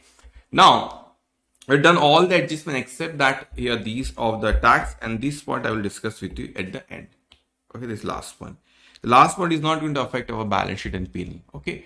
So first we have to close down the notes to account of profit and loss account that here. So we have a notes to account on profit and loss account. Is change in inventory, that is coming a negative figure 2,12,500. Employee benefit expense, that is 14,25,000. Other expenses which is coming 10,95,250. Okay, so in P&L account, notes to account number 9, 10 and 11. So this is the total of other income. This is the total of what other expenses that is. This is total of total of income and this expense. Income minus expense, this is the profit way. Now we know the tax amount, so we can calculate. I mean, 4,67,950 is the total profit. We have to multiply by 25% that, you know. So 4,67,950 multiplied by 25%. This is the amount that they have. This is the amount that they have. Okay. Now, what entry do we pass for it? We pass entry P&L account should be debited to provision for tax account. Okay. So P&L account we debited here. We deduct the profit. Basically, we have debit means you have to reduce the profit. That it is a debit. All expenses are debited. Okay. So first effect P&L. Second is that here now is I think they have not prepared a note, so directly you can see that a provision for tax. You can see that a provision for tax here. Okay. Now listen carefully. What happened that here where this profit will go? It will go to reserve and surplus that here. So this is the profit of the current year 3,59,62. 3,59,62 done. Now we have to close down all the notes to account. Now we have done with this 6 point as well. I will discuss the 10 point with you at the end. Okay. Now one by one. So first notes to account total is that how much here is 10 lakhs. So you can see that here now is how much here 10 lakh. Then second notes to account 24,76,462. 24,76,462. Now to here is the long term borrowing is 85 lakh that here now 85 lakh. Then we have here is trade payable this 56,33,875. You can see that 56,33,875. Then we have here other current liability 1,76,500. 1,76,500. Then we have here trade receivable 61,51,250. 61,51 is that? What is this other? Okay, once. Okay, that is trade receivable. Sorry, is PP first 1,11,70,700. Then this trade is 61,51,250. Okay, cash and bank balance is this much 11,06,875. And this okay done. So we done. There's so many adjustments that we have got. Now this one point that I want to discuss with you. What this is one accounting standard. Okay. We have, I mean, in this is a separate series of accounting standard. This is accounting standard 4. This is accounting standard 4 which specifically says that here now, if any dividend which is declared after 31st of March, it is not going to be recorded on 31st March balance sheet. Okay, so what to do that here? This point also I have discussed in AS4 as well that here.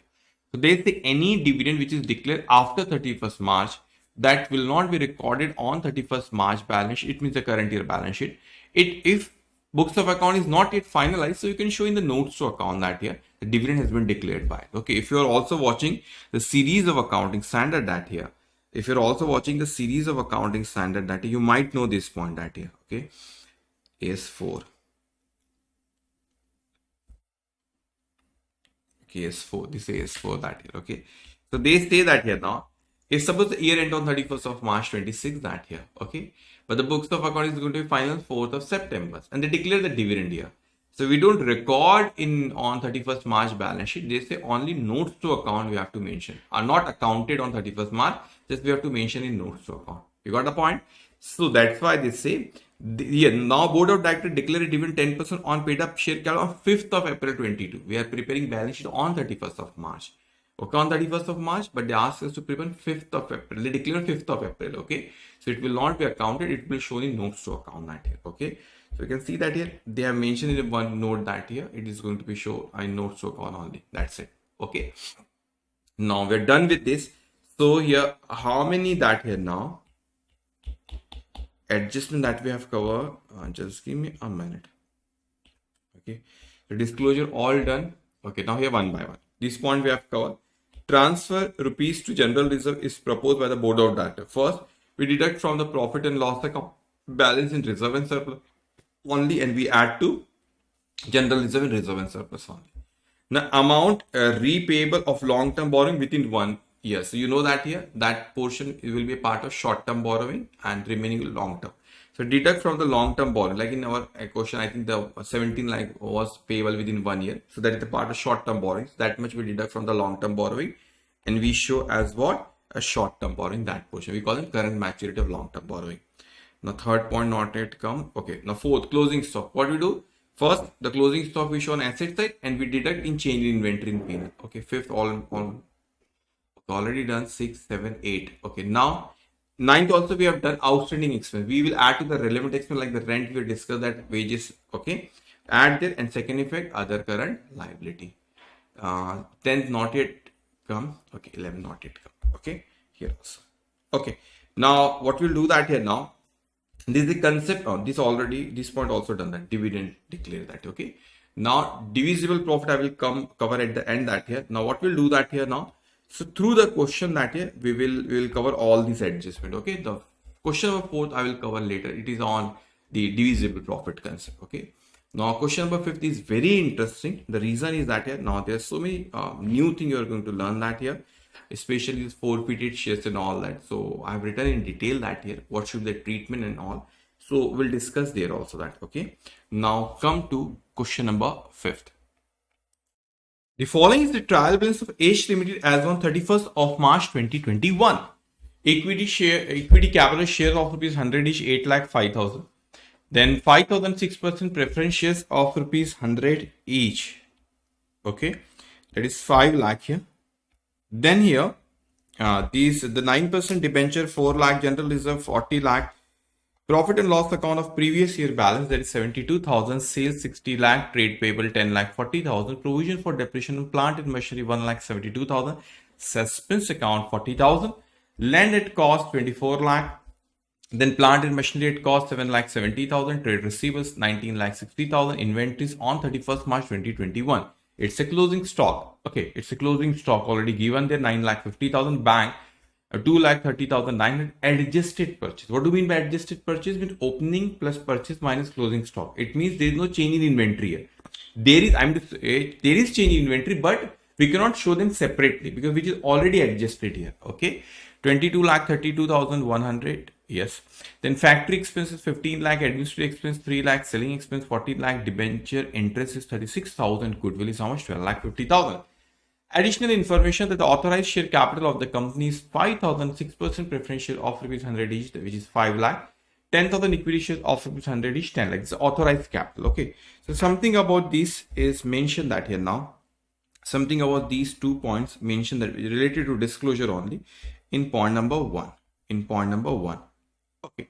Then here, issued equity capital as on 1st of April 2020 stood at rupees 7,20,000, that is 6,000 shares fully paid up and 2,000 shares of rupees 60 paid. The directors made a call of rupees 40 per share on 1st of October 2020. A shareholder could not pay the call on 100 shares and his shares were then forfeited and reissued at rupees 90 per share as fully paid up.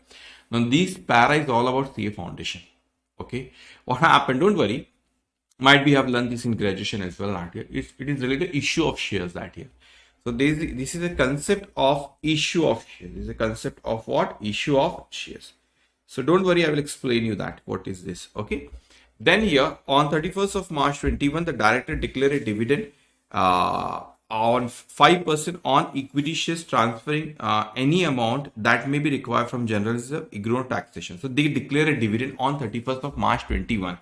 So generally it is possible only here, only it is possible in ICI, the question that year, but in real life that year, it is not possible. 31st March that year, for financial year end, then they propose, then the AGM, they approve the dividend, all that, anyways that year. But if they declare. Now it is not after 31st of, it is on 31st of March only. So we have to record it. How to record it, I will discuss with you.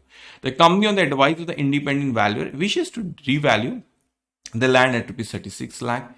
Okay, this point came earlier also. Now suspense account of rupees 40,000 represent amount received from the sale of the machinery on 1st of April 2020. The cost of the machinery was rupees 1 lakh and the accumulated depreciation thereon being rupees 30,000. This point also came earlier. Depreciation is to be provided in plant and machinery at 10% on cost and amortized 1/5 of what? Goodwill. So one new point, that box, this box. Okay, this is also new but not difficult. This is interesting that. Okay, so you are required to prepare H Limited balance sheet as on 31st March 21, statement of profit and loss with notes to account for the year ended 31st March 2021 as per Schedule 3 of the Companies Act 2013. Now ignore previous year, the figures and what? Taxation. Okay, so we have to prepare the balance sheet and the P&L account that year. How to decide the notes to account that year? So always remember that here, we always prepare for share capital, reserve and surplus, long-term borrowing. Okay, now here and also for property, plant and equipment. But remember that here, as you can see that there is an adjustment on goodwill here. So we can prepare on intangible asset as well. Then on depreciation on plant and machinery, PP we already prepared that here now. Now if you want, you can prepare the depreciation as well, the P&L account. Okay. Now here the suspense account 40,000, same on account accumulated depreciation. We have already prepared the independent valuer PP will come. Declare a dividend. This dividend is part of payable. Declared a dividend. They have not yet paid. The dividend is payable. That is a part of other current liability. So we can make on other current liability as well that here now. And then here, okay, I think then now there is no need anything that here. Okay. How many that they have? Why they preparing trade payable? Just give me a minute. Okay, they prepare on trade payable, but they don't need only one item only. Okay, no problem. They prepare it that way, but no need of it that way. If they have prepared, that's why I'm writing this. Only one item, no need of it. Okay. Now here, anything that here from the trial balance also something. Okay, if they have a debenture interest, if they want, they can directly write it down in finance cost. This 36,000 and other expenses that we also always have to prepare, but I think they have prepared on, yes, finance cost also. So these two is not necessary, only one item, no need of it that year, honestly that year. Trade payable and the finance cost, well, only one item is there, but it's okay that year. They prepare, no problem that year. Okay, now I'll start one by one. Now these points I will discuss with you about these 8,05,000 later on. Okay, I will tell you why. Now here is preference share is of rupees how much? 5 lakh, and there is a 5,000 shares of rupees 100 each. That is a part of share capital. That is a part of what? Share capital. But something is mentioned in point number 1, authorized capital. So 5,000 preference shares of rupees 100 each and 10,000 equity shares of rupees 100. This is a paid up capital, authorized capital, sorry. So notes to account number 1, we'll write it down that here now. Share capital authorized then here. So 5,000, 6% preference share of rupees 100 each, 5 lakh. 10,000 equity shares of rupees 100 each, that is coming how much? 10 lakhs. So this is the amount and it's a authorized capital. Okay, it will not come in balance sheet. Now, when it's come to the issued and subscribed, the 5,000 6% preference shares of rupees 100 each, same 5 lakh. I'm taking this figure from trial balance. Now you may argue that, sir, why you have written that here now is 8 lakh that here, because when we go to trial balance, how much is appearing? 8 lakh 5,000. But why you have written here 8 lakh? I will discuss with you later on. This point I will discuss with you later on why we have written here 8 lakh. I will discuss this one later on with you. Okay, now, okay, we'll discuss it. Okay, then we have here debenture. It will come long term borrowing. That is how much? 4 lakhs. So notes to column long term borrowing. You can see that here 9% debenture that here. How much is 4 lakh? Okay, then here we have here is general reserve, where it will reserve and surplus, profit and loss account balance of previous year, reserve and surplus. So 40 lakh and 72,000. So notes to account number 2, you can see that here now is general reserve is 40 lakh, profit and loss account, previous year balance 1,84,900. Okay, then we have here no profit and loss account, previous 72,000. Just give me a minute. What is 184 surplus? Okay.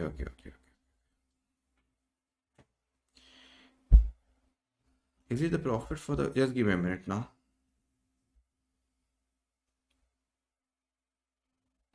Okay, they have write it down the okay, no problem. This is the profit of the current year. Okay, but 72 is the opening. We write in the opening 72. Okay, then here they have here sales revenue from operation, 60 lakhs that here. So it will go to P&L account. You can see that here 60 lakhs that here. Okay, then we have here, after this we have here is trade payable, that is 10 lakh 40,000. So no need to prepare a notes account, but they have prepared it, no problem. 10 lakh 40,000. You can see that 10 lakh 40,000. Okay, then we have here, after this we have here the next item, we'll write it down, trade payable, that is the provision for depreciation. How is your provision for depreciation? We have to show a deduction from the PP, that is 1,72,000. Okay, So there's a depreciation also on cost, but we have to show this provision for depreciation. Go to PP notes to account that here. You can see that here in PP notes to account that here now is the plant and machinery.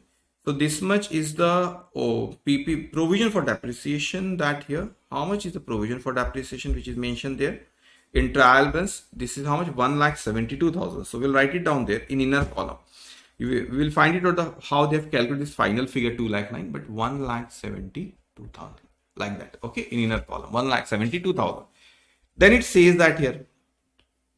Okay, we have here suspense account. So let me prepare a suspense account. Same we have done earlier also that here. Suspense account. So we'll write it down here. Suspense account opening balance, which is given in trial balance. I mean to say that here, that is 40,000. Now land at cost that here 24 lakh PP, plant and machinery PP. How much? 7,70,000. So 24 lakh here, 24 lakh here, and land is, just give me a minute that here opening. Okay, land is over 24 lakh, correct. Okay, now here this is land.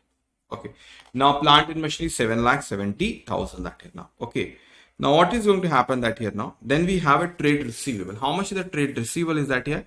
19,60,000 is the amount of what? Trade receivable that here. Okay, so something is mentioned of the more than 6 months like that. No, so it will go to trade receivable. Okay, then in balance sheet we'll write no provision. No, so directly in balance sheet write it down that here 19,60,000. No adjustment in that. Okay, then here we have inventory. It's a closing stock, so it will go to balance sheet on it. Okay, it PPE trade receivable balance sheet only. Okay, we cannot write in change in inventory which is already adjusted that here. Okay, so balance sheet 9,50,000 here, inventories 9,50,000. Okay, then here we have our bank balance, cash and cash equivalent 2,30,900. Okay, directly in balance sheet, no adjustment in that, 2,30,900. Okay, now adjusted purchase will go to P&L. What is adjusted purchase? Opening stock plus purchase minus closing stock. So this opening minus this closing, that is nothing but change in inventory which is already adjusted here. Okay, 22,32,100 it will go to P&L account. So 22 lakh here, 32,100 that here. Okay, now what is going to happen now? After this we have here factory expenses. That is what? That is other expenses. How much here is 50 lakh. Okay, factory expenses, other expense. Administrative will also come under other expense 3 lakhs. Selling expense will also come under other expenses 3 lakhs. These three will come under other expense 15, 3 and 14. So okay, 15 lakh, 3 lakh and 14 lakh. Okay, now we have here, after this we have here, okay, debenture interest is a part of what? Finance cost, that is 36,000. Okay, so 36,000 finance cost, I think that they have prepared. Okay, finance cost here, just give me a minute. Finance cost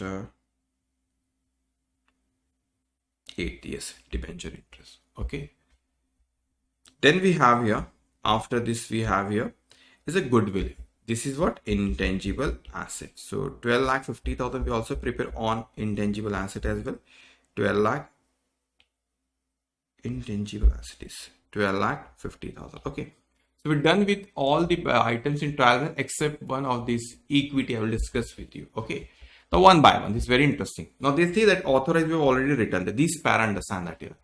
The issued equity share on 1st of April 2020 stood at 7,20,000. That is 6,000. Total, if I see that here, how much equity that they have here, share capital. They issue total pay authorized is 10,000 equity share, but first they issue here 6,000. Okay, then they say that here now 6,000 and fully paid up, and 2,000 offer with 60 paid up. It means 2,000 was partly paid up.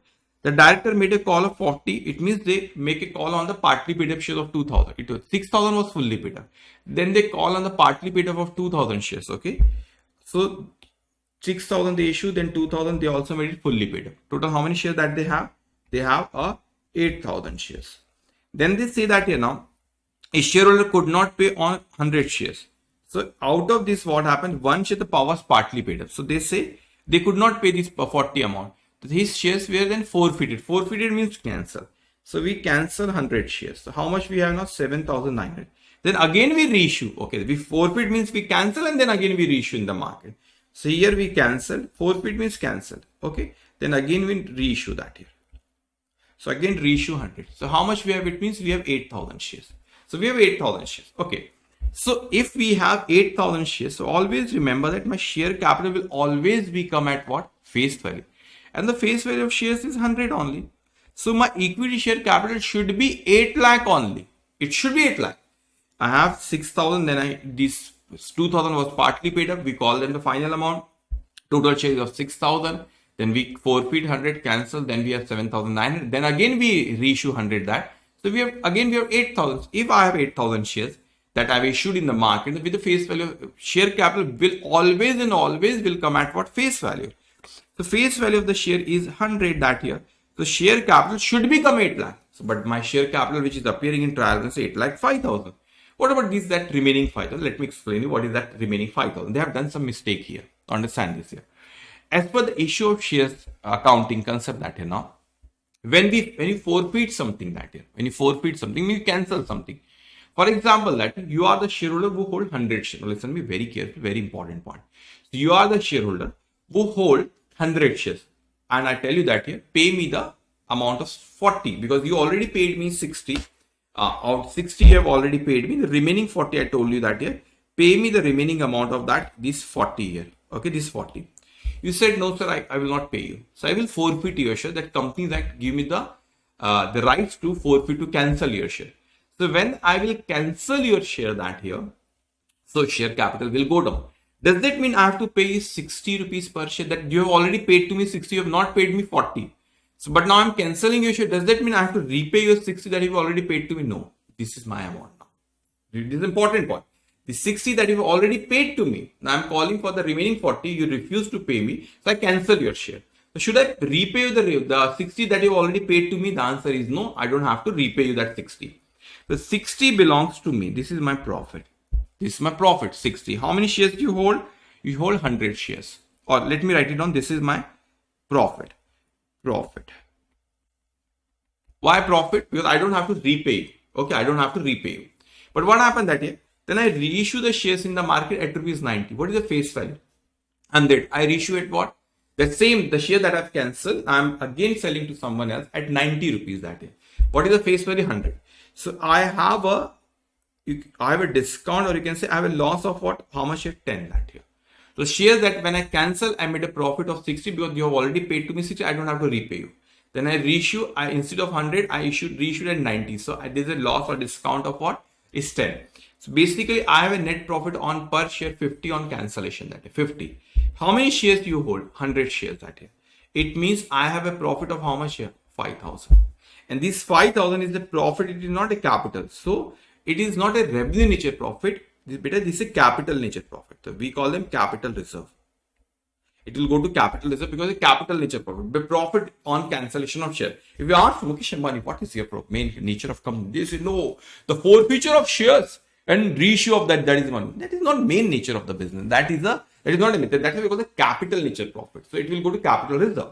So when I cancel your share, I made a profit of 60 because you already paid me 60. I don't have to repay you. And when I reissue 10% less than the face value. That is my loss. So 60 minus 10, I made a net profit of 50 per share. How many shares you hold? 100. So 50 multiplied by 100, that will become 5,000. Basically, this 5,000, it's a capital reserve. So what institute has done, they mention in trial balance to make you confused, 8 lakh 5. This 8 lakh and this 5,000. Okay. But they should mention it separately that way. But they have given you the information to, you have to do it. Okay. So what we'll do that here, so in share capital that here it will come 8 lakh only because you hold only how many shares? 8,000 shares of 100. And always face value come in share capital, remember. And this capital is, it is like, okay. So they have differently, they have calculated 90. Why they have, but amount is coming 5,000, correct that here. Okay. 60 is the profit that you have made, correct. 90 the reissue. Okay, anyway, same thing is that they reissue at 90 that here now, and previously that they have not received. Okay, but more simple way that here to calculate the same thing is, but differently we have written. So 100 shares, I made a profit of there 60 and lost 10. So I made a net of profit 50. That is approved. I mean, it's an easy way to connected that here. Okay, that is coming here 5,000. Okay, now here done with first. Now second is that a dividend, they say on 31st March they declare dividend declares, we have to pass the entry. What is the entry that here? Dividend account will be debited here to dividend payable account. Now please understand this point. Dividend will not go to P&L account. It's an appropriation of profit. So we deduct from profit and loss account balance in reserve and surplus. So dividend we don't directly debit to P&L, but it's a distribution of profit. So we deduct in reserve and surplus, and dividend payable is other current liability. But you know that here. We call to preferential because we give them what? Preferences. We give them what? Preference. We call to preferential because we give them what? Preferences we give them. So when I say we give them preferences that year, before the equity shareholder, we have to give the dividend on preference. They didn't mention that. They mentioned on equity that year. But if we assume that they have not yet paid to the preferential holder, okay, so we have to pay to the preferential holder. So how much preferentials we have? We have 5 lakh rupees preferential, 6% the rate of dividend on that. Okay, so you can see that one by one. Let me go to reserve and surplus. Dividend. So first on preferentials, 5 lakh multiply by 6%, that will come 30,000. This is the first step. Okay. Now second, it will come under what? That dividend payable, other current liability. So other current liability, dividend payable. Dividend payable on preferentials, that is, this is 30,000. Now equity shareholder.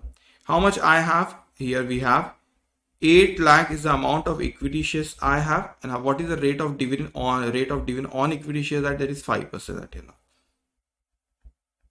So 8 lakh multiplied by 5%. If I do, that is coming how much here? 40,000. Okay. So total amount of dividend declared 70 will deduct from the profit. Okay, and this 40 will for dividend, equity dividend payable. Total is 70. Okay. Now done with the point number 2, not 3. The company want to do the revaluation of land at 36 lakh. What is the value which is appearing currently? 24 lakh. So from 24 they want to increase to 36. They have to increase by 10 lakh. What should it? Previously also we have covered this. So they have to increase by 12 lakh. So land will be increased by 12 and revaluation reserve and surplus. So land, reserve and surplus, you can see that this 12 lakh, 36 minus 24, and land will be increased by 12 lakh. Where's the land? PP, just PP. Okay, this 12 lakh. Okay, so this total 36 lakh. Okay. Now, after this we have here, done with this third. Fourth, already we have covered earlier also, that here suspense account of 40,000 represent the amount received from the sale of the machinery at the starting of the 1st of April 2020. What is the cost of the machine? 1 lakh. And what is the depreciation? 30. What is the WDV? 70. Now understand this. How much is the original cost? 1 lakh. How much is the accumulated depreciation on that? 30. How much is the WDV on the date of sale? 70. We sold at what price? 40.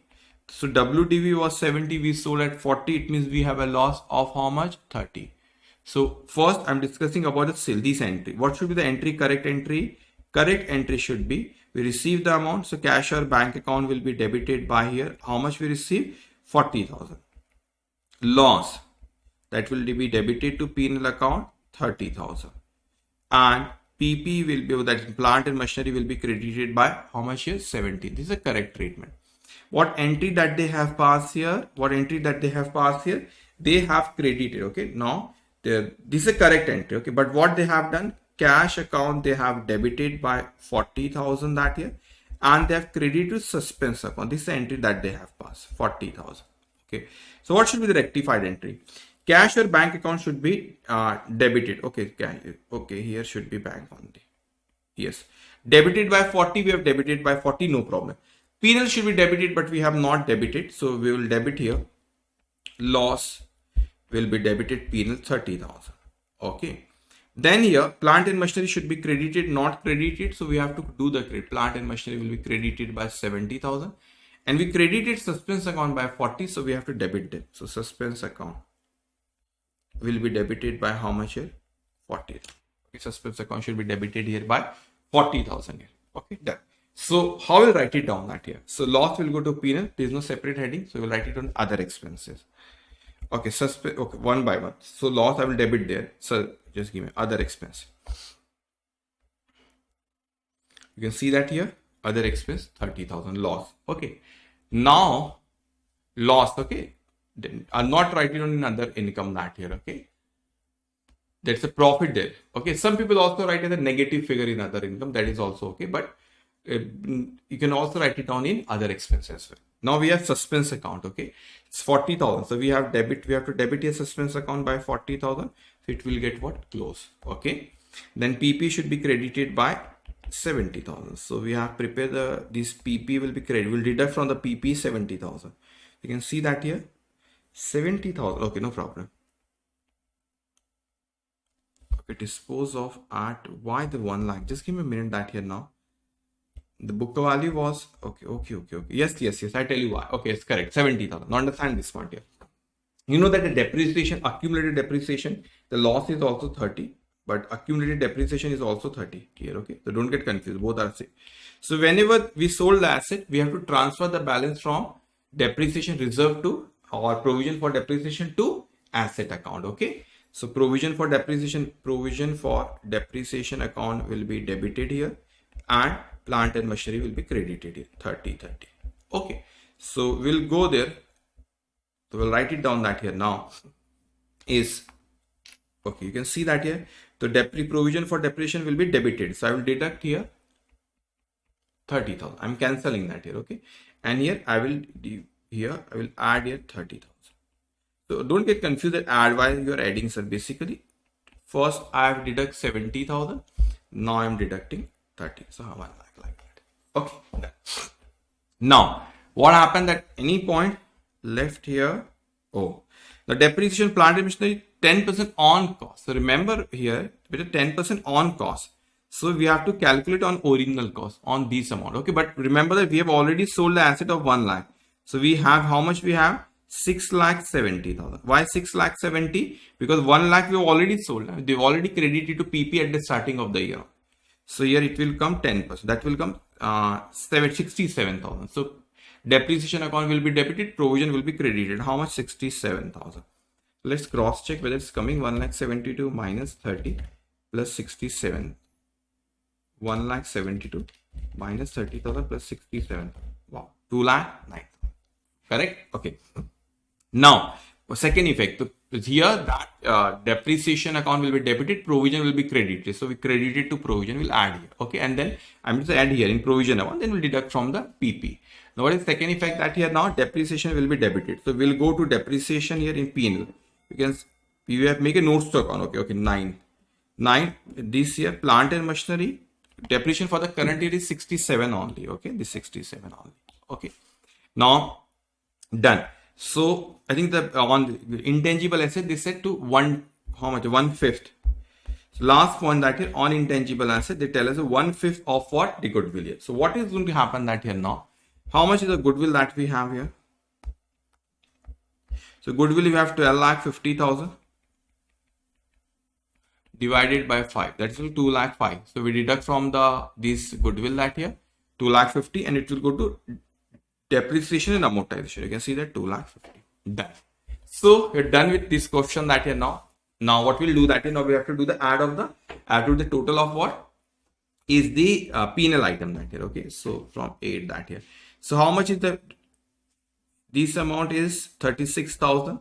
Depreciation 3,17,000 and here other expenses we have 32,30,000. So we'll write it down that here now. In my P&L account 36,000. 3,17,000 and other expenses 32,13,000. You got the point here? Okay. Now this is the profit that we have.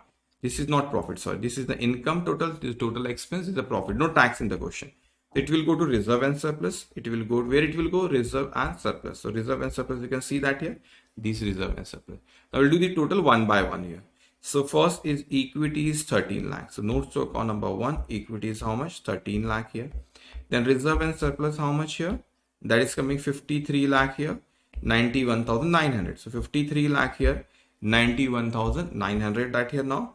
Then we have a debenture 4 lakh. Okay, debenture we have 4 lakh. So we'll write it down here now. Debenture 4 lakh. Then trade payable is 10 lakh. 40,000. Other current liability is 70,000. So just give me a minute. Okay, so here 10 lakh 40,000 is 70. This is total land. Now PP is 10 lakh 40 lakh 61 and intangible is 10 lakh. Let's cross check it that here now. Okay, how much is the PP? Yes, 40 lakh 60, no, 1,000. This is 10 lakh. Done. So 40 lakh 61,000, 10 lakh, and this is the total of what? Balance sheet. Okay, so almost all the points I have covered here. Okay, so you can see that here now. If you go to this, repeat this here. So you can see that here. I will come to those who have point not covered. I will discuss with you. Don't worry. Accrued, prepaid. I will discuss with you. Okay, we'll see your point also. Now points to remember that here now. Fixed asset held for sale. If they tell you fixed asset held for sale, when there is some fixed asset, now we want to sell that. That will be part of the current asset. Obviously, we are going to sell them within 12 months. So they will come under the category of what? Current asset. Now, one more thing is that here, as per Schedule 3, what we have to do that here now? So, as per Schedule 3, separate disclosure required in the financial statement for any income or expenditure exceed 1% of the revenue from operation or rupees 1 lakh. Now, understand this point. What is this? Okay, whichever is higher. So they say any item in my P&L account, it has to be shown separately, that either income or expense, whatever, we have to show them separately. If it first we have to take 1% of revenue from operation. Let's take an example that here. So for example, hypothetically, from revenue from operation is suppose that here in example is 1 crore 50 lakh. So I will take 1% of 1 crore 50 lakh, that will come 1 lakh 50,000. Okay. Or rupees 1 lakh which is fixed, or rupees 1 lakh which is fixed, whichever is higher. So 1 lakh 50,000, which is coming in our case 1% of revenue from operation, and 1 lakh. So whichever is higher is 1 lakh 50,000. So any income or expense, if it is more than 1 lakh 50,000, that has to be shown separately. We cannot club it with other. This is what their Schedule 3 says. Now, I already discussed with you, but accounting entry not discussed. Okay, entry is not able, but when you do the forfeiture that here, so always we have to cancel with the face value, share cap, face value. Okay, suppose the share is of rupees 100, so I will debit with the 100 share capital, decrease in capital. Now, amount that I have already received from the shareholder, we take it to the forfeited share forfeiture account. And the amount that we are not going to receive that here now, because we are cancelling the share, because we call the final amount, which is not going to receive now. So they will cancel the share allotment final call. So this is the profit for me. The 60. Then I will reissue it. So I had a discount, suppose 10 discount. So how much profit net we made? 50. That will be part of what? Capital reserve. Okay. Now they say dividend given in the trial balance, deduct from the profit and loss balance. If suppose they give dividend which is appearing in trial balance, so they have already accounted. That has to be, it should not be written down in P&L account. It should be shown as a deduction from P&L profit and loss account balance, which is coming under reserve and surplus. If they give director fees, which will be shown as other expenses. Okay, this point you have to remember. Now, so few more points that I want to discuss with you that here one by one. Okay, okay. Now here 5.6. Anything pending that here? First, second, no. Okay, this point. If they ask you in question that preliminary expenses to be written off against the general reserve, it means there are certain preliminary expenses, certain expenses for the incorporation of the company, we have not yet write it off.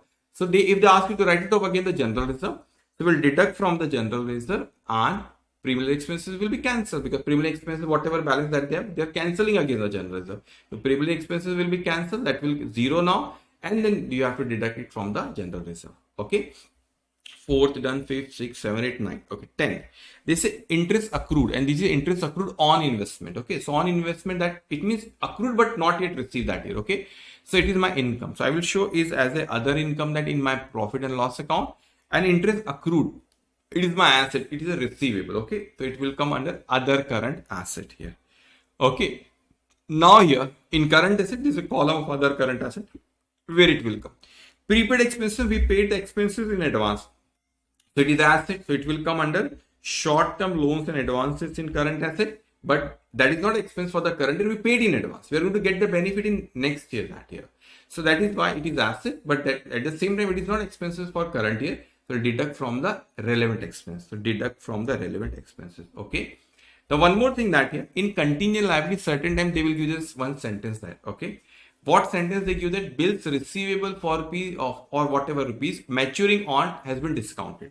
Now understand this concept. Suppose that here now year ends on 31st of March 2026. Okay, now understand this. Year end on 31st of March 2026 that year. What is going to happen when say the year ends on 31st of March 2026 that year now? So they say suppose if you know the concept of the bills of exchange, that let me give you a little bit idea of the bills of exchange. It's a part of CA foundation, but listen me carefully. But understand bills of exchange, they say it is a part, it will write in contingent, but let me tell you the logic behind it, why it is important. That is. Okay, let's talk just 5 minutes on these bills of exchange. I draw a bill on you. You are a drawee. I draw a bill on you. You accept it. I have a bills of exchange. Suppose I have this. This is a bills of exchange that here. Okay, now understand this point. This is bills of exchange, and I have 4 options. What I can do that here, I can discount it. This is a point that we're discussing now. Okay, I can keep it with myself. When the due date will come, I will come to you, or I can endorse it and I will send you bills for collection. But for me, right now, it's relevant only the discounting point that I will discuss with you here. Okay. Now I have these bills of exchange that here, in which you have promised me that, or you accepted that you are going to pay me that XYZ amount on that particular date. So before 31st of March, balance sheet date is 31st of March, but you already accepted before 31st of March. So I went to that here to the bank before 31st of March and asked them that here, because this is the bills of exchange which is signed by this most talented student that here, and he accepted that he's going to pay me 1 lakh rupees. But I need it right now. He's going to pay me after, he's going to pay me suppose on 30th of June 2026. I cannot wait till 30th of June.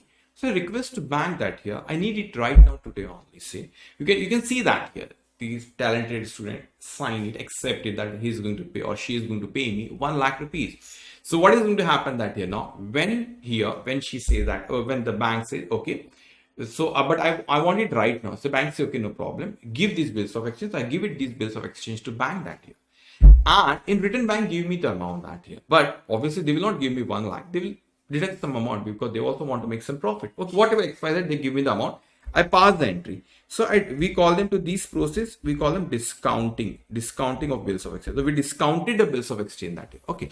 So then when the due date will come on 30th of June, I will not come to you. The bank will come to you and they will ask you that here, listen, this is the bills of exchange. You accept that you have to pay the amount to bank on 3rd of June. So on 30th of June, there's no involvement between you and me because I've already discounted the bill that you gave me with the bank. So on 30th of June, I will not come to you. The bank will come to you and you have to give the amount to the bank that year.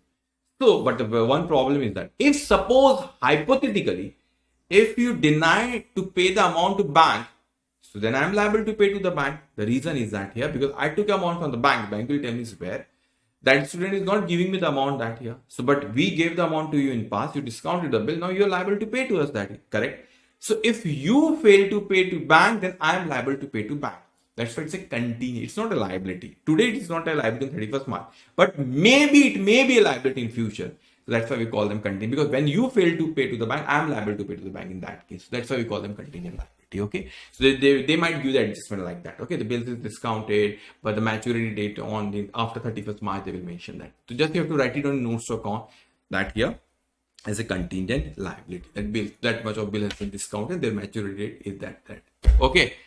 Okay, so this point I have already covered that here now. All the points to remember I have covered that here. Now let me go through that. Is there any point which I have not yet covered? Okay, so we have covered this schedule 3 part 1 part 2 all notes so gonna I discuss with your balance sheet of shareholders fund, liability side, asset side. Okay, then P&L account, income and expense I have discussed. All this contingent liability commitment not come. Dividend discuss with you. Additional disclosure information given in question, disclosure that adjustment, contingent liability and commitment is points to remember also. These 2 points are pending. Point number 3 and point number 4. Let me discuss with you point number 3 and point number 4, and we are going to solve one question on point number 4. Okay, so let me come first to point number. All the points we have covered that. Don't worry, you are going to rock. Like in examination, you are going to score very good marks in examination. Don't worry for that. Okay, now here the third point, that is contingent liabilities, that not so important from examination point of view, but it has to be shown in the notes to account.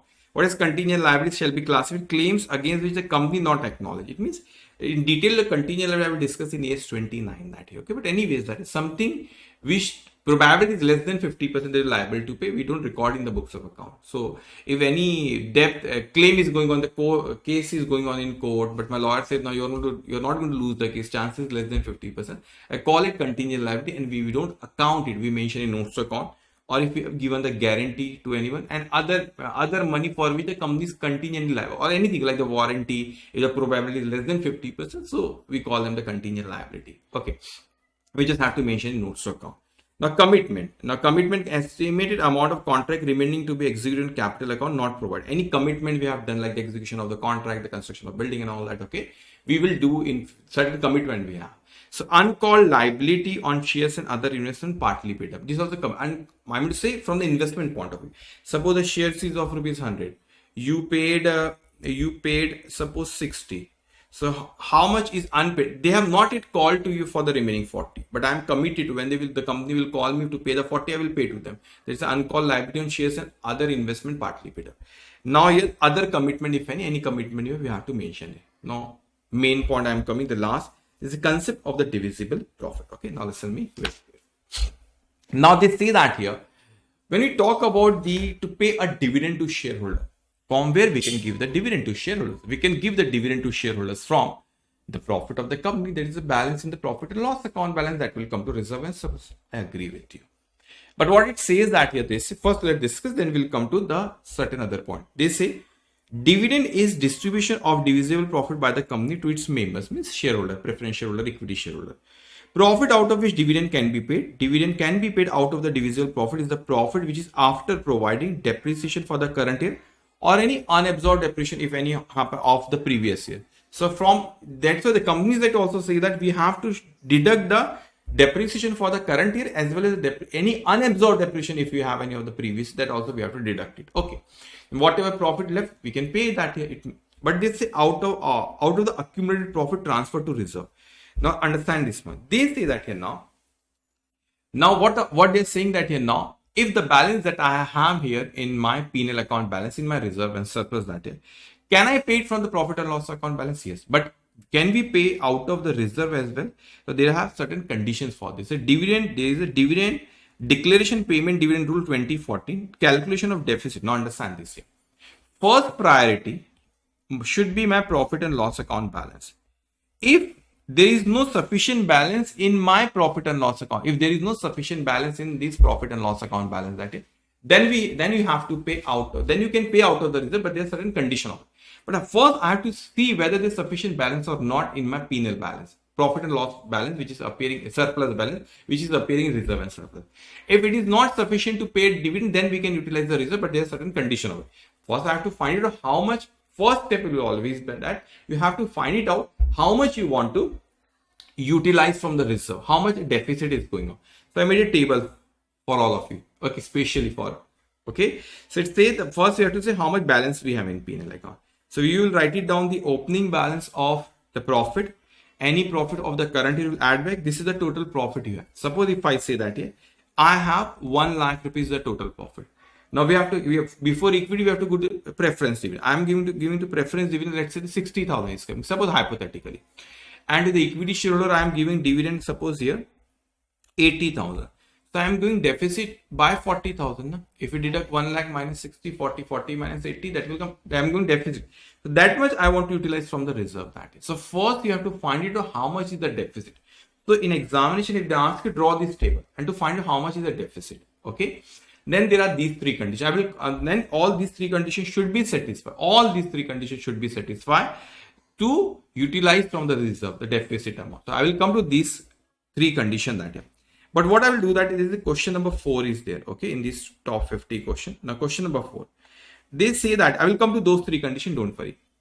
They say XYZ Limited, okay, XYZ Limited is having an inadequacy of profit in the year ending 31st March 21. And is proposed to declare a 10% dividend out of the general reserve. Okay. So from the following particular, ascertain the amount that can be utilized from the general reserve according to the company's declaration of dividend out of reserve rule 2014.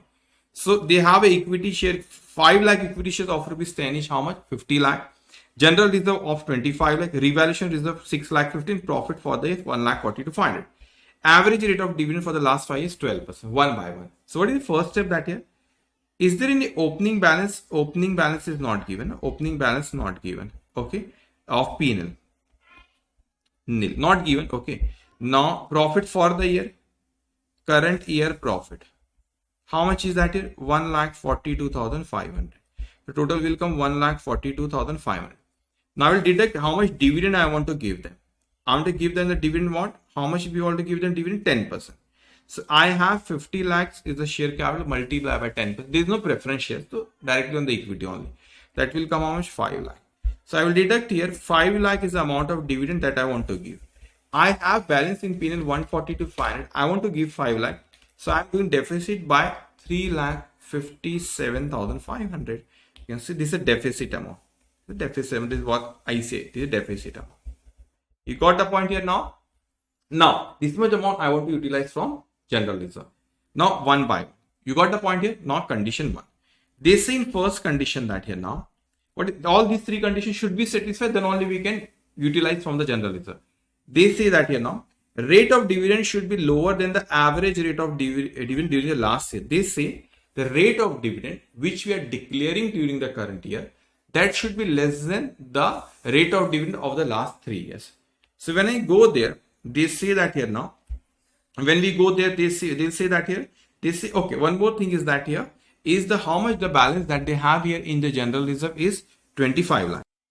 So they have a balance in general reserve 25 lakh. Okay, now understand. So they say, okay, no problem. But how much dividend they want to declare? They want to declare a dividend of how much here?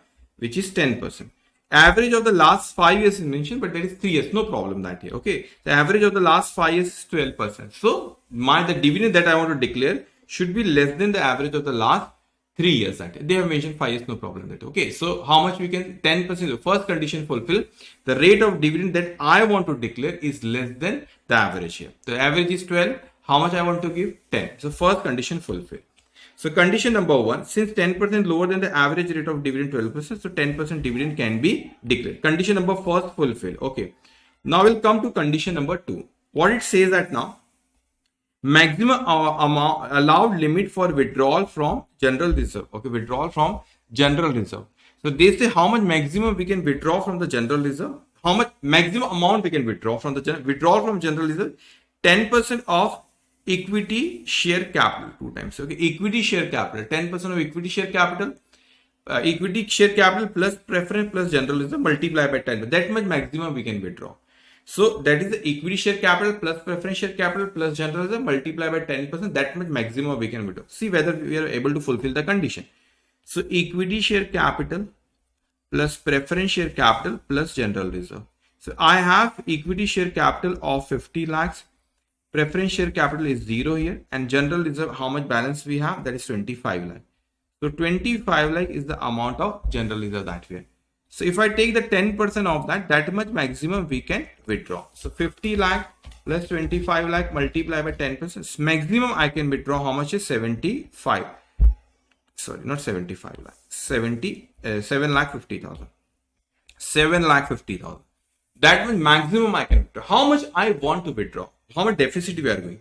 Deficit we are going by 3 lakh 57,500, and maximum we can withdraw this much. So I want to withdraw 3 lakh 57,500. Correct?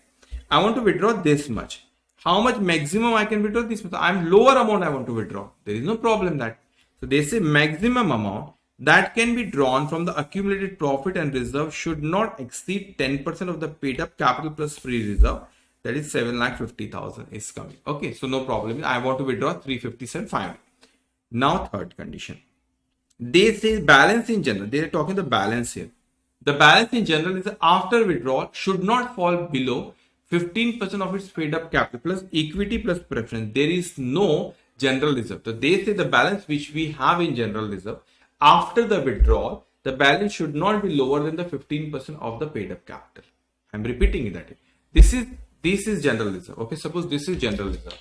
I want to withdraw certain amount. So when I will withdraw amount from the general reserve, the balance I have in general reserve, it should not be less than 15% of paid up capital. I'm repeating it. This is general reserve. I want to withdraw certain amount. So I will withdraw certain amount.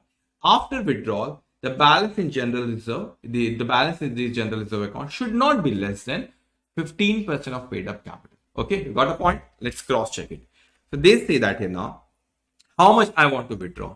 I want to withdraw 3,57,500. That my deficit is going on. Okay. So in general reserve, we have a balance of 25 lakh. So 25 lakh is the balance in general reserve. I want to withdraw 3,57,500. So how much balance will left? 25 lakh minus 3,57,500. I have here 21,42,500. This is the balance that we have. This is the balance that we have in my general reserve. Okay. 21,42,500 after the withdrawal. Okay. Balance there. Now, how much it should be the minimum? How much should be minimum there? 15% of paid up capital. Paid up capital is 50 lakh. So 50 lakh multiplied by 15%, that is coming how much? 7,50,000. The minimum balance that I have to maintain is how much? 7,50,000. But I'm maintaining after withdrawal 21,42,500. So there is no problem. This much we should maintain. We are maintaining this much after withdrawal the balance. There is no problem. So condition 3 will also fulfill that here. So this is the balance of reserve after withdrawal. That is 21,42,500, and that it should not fall below 15% of his paid up capital, 7,50,000. Since all the three conditions are satisfied, the company can withdraw 3,57,500 from the accumulated reserve as per declaration payment of dividend rule 2014 that year. So these three conditions you have to fulfill. First, you have to find it how much is the deficit that year. Second, you have to see then you have to see three conditions. First, the rate of dividend should be lower than the average rate of dividend. The maximum amount that you can withdraw is the 10% of paid up capital and free and general reserve. And condition third, the balance in the general reserve after withdrawal should not be fall below the 15% of paid up capital. Okay, so we have covered all the points of what here the financial statement of company's chapter. So almost what 100% we have covered. Now it's your responsibility is that here now you have to really okay. So we have covered all the concept that here, and so many people ask me, sir, about these notes. The link is given in the comment section that here. If you want very reasonable price, you can purchase this book that here. That will 200% that will help you to do the revision in such a manner that in a very less amount of time you can do the multiple revision that day. Okay, if you like the marathon on the financial statement of company, I strongly recommend that you say something about this marathon in comment section. That will motivate me also that for the coming session that here now. And one more thing is that here these top 50 question that here just you have to do the practice of these 5 questions for the financial statement of company. After this I will come with other chapters that here, not necessary that in the same sequence that I will decide sequence that here, might be I will come with Unmole Commission, whatever that, but I'm going to cover all these 8 chapters here. So today we're done with the first chapter, that is financial statement of company. Okay, now all the best, and you just have to really work hard that you have so much of potential that year, but I strongly recommend that you should be very strong in basics of accounting that year. Okay, so many students face challenges in at C enter level that year because they are not good enough in their basics of accounting. So I'm coming with a series on the basics of accounting, especially for the C entry student that year, even though you know about the basics of accounting, but which is very important for you that year to score to get understanding of the accounting subject. If you know everything, you have to try to understand from the root of what is the root from the basics of accounting. If you're good in basics of accounting, advanced accounting subject is so easy. Okay, so I'm concluding my session here that year, and always my intention is that you to simplify the accounts like never before. So I don't want to make this subject a difficult subject because it is not at all a difficult subject. You just have to focus on the basics of accounting, try to cover the concept, and it is so simple. So always we'll try to make it simple like never before. That is for today. Take care all of you. Bye bye.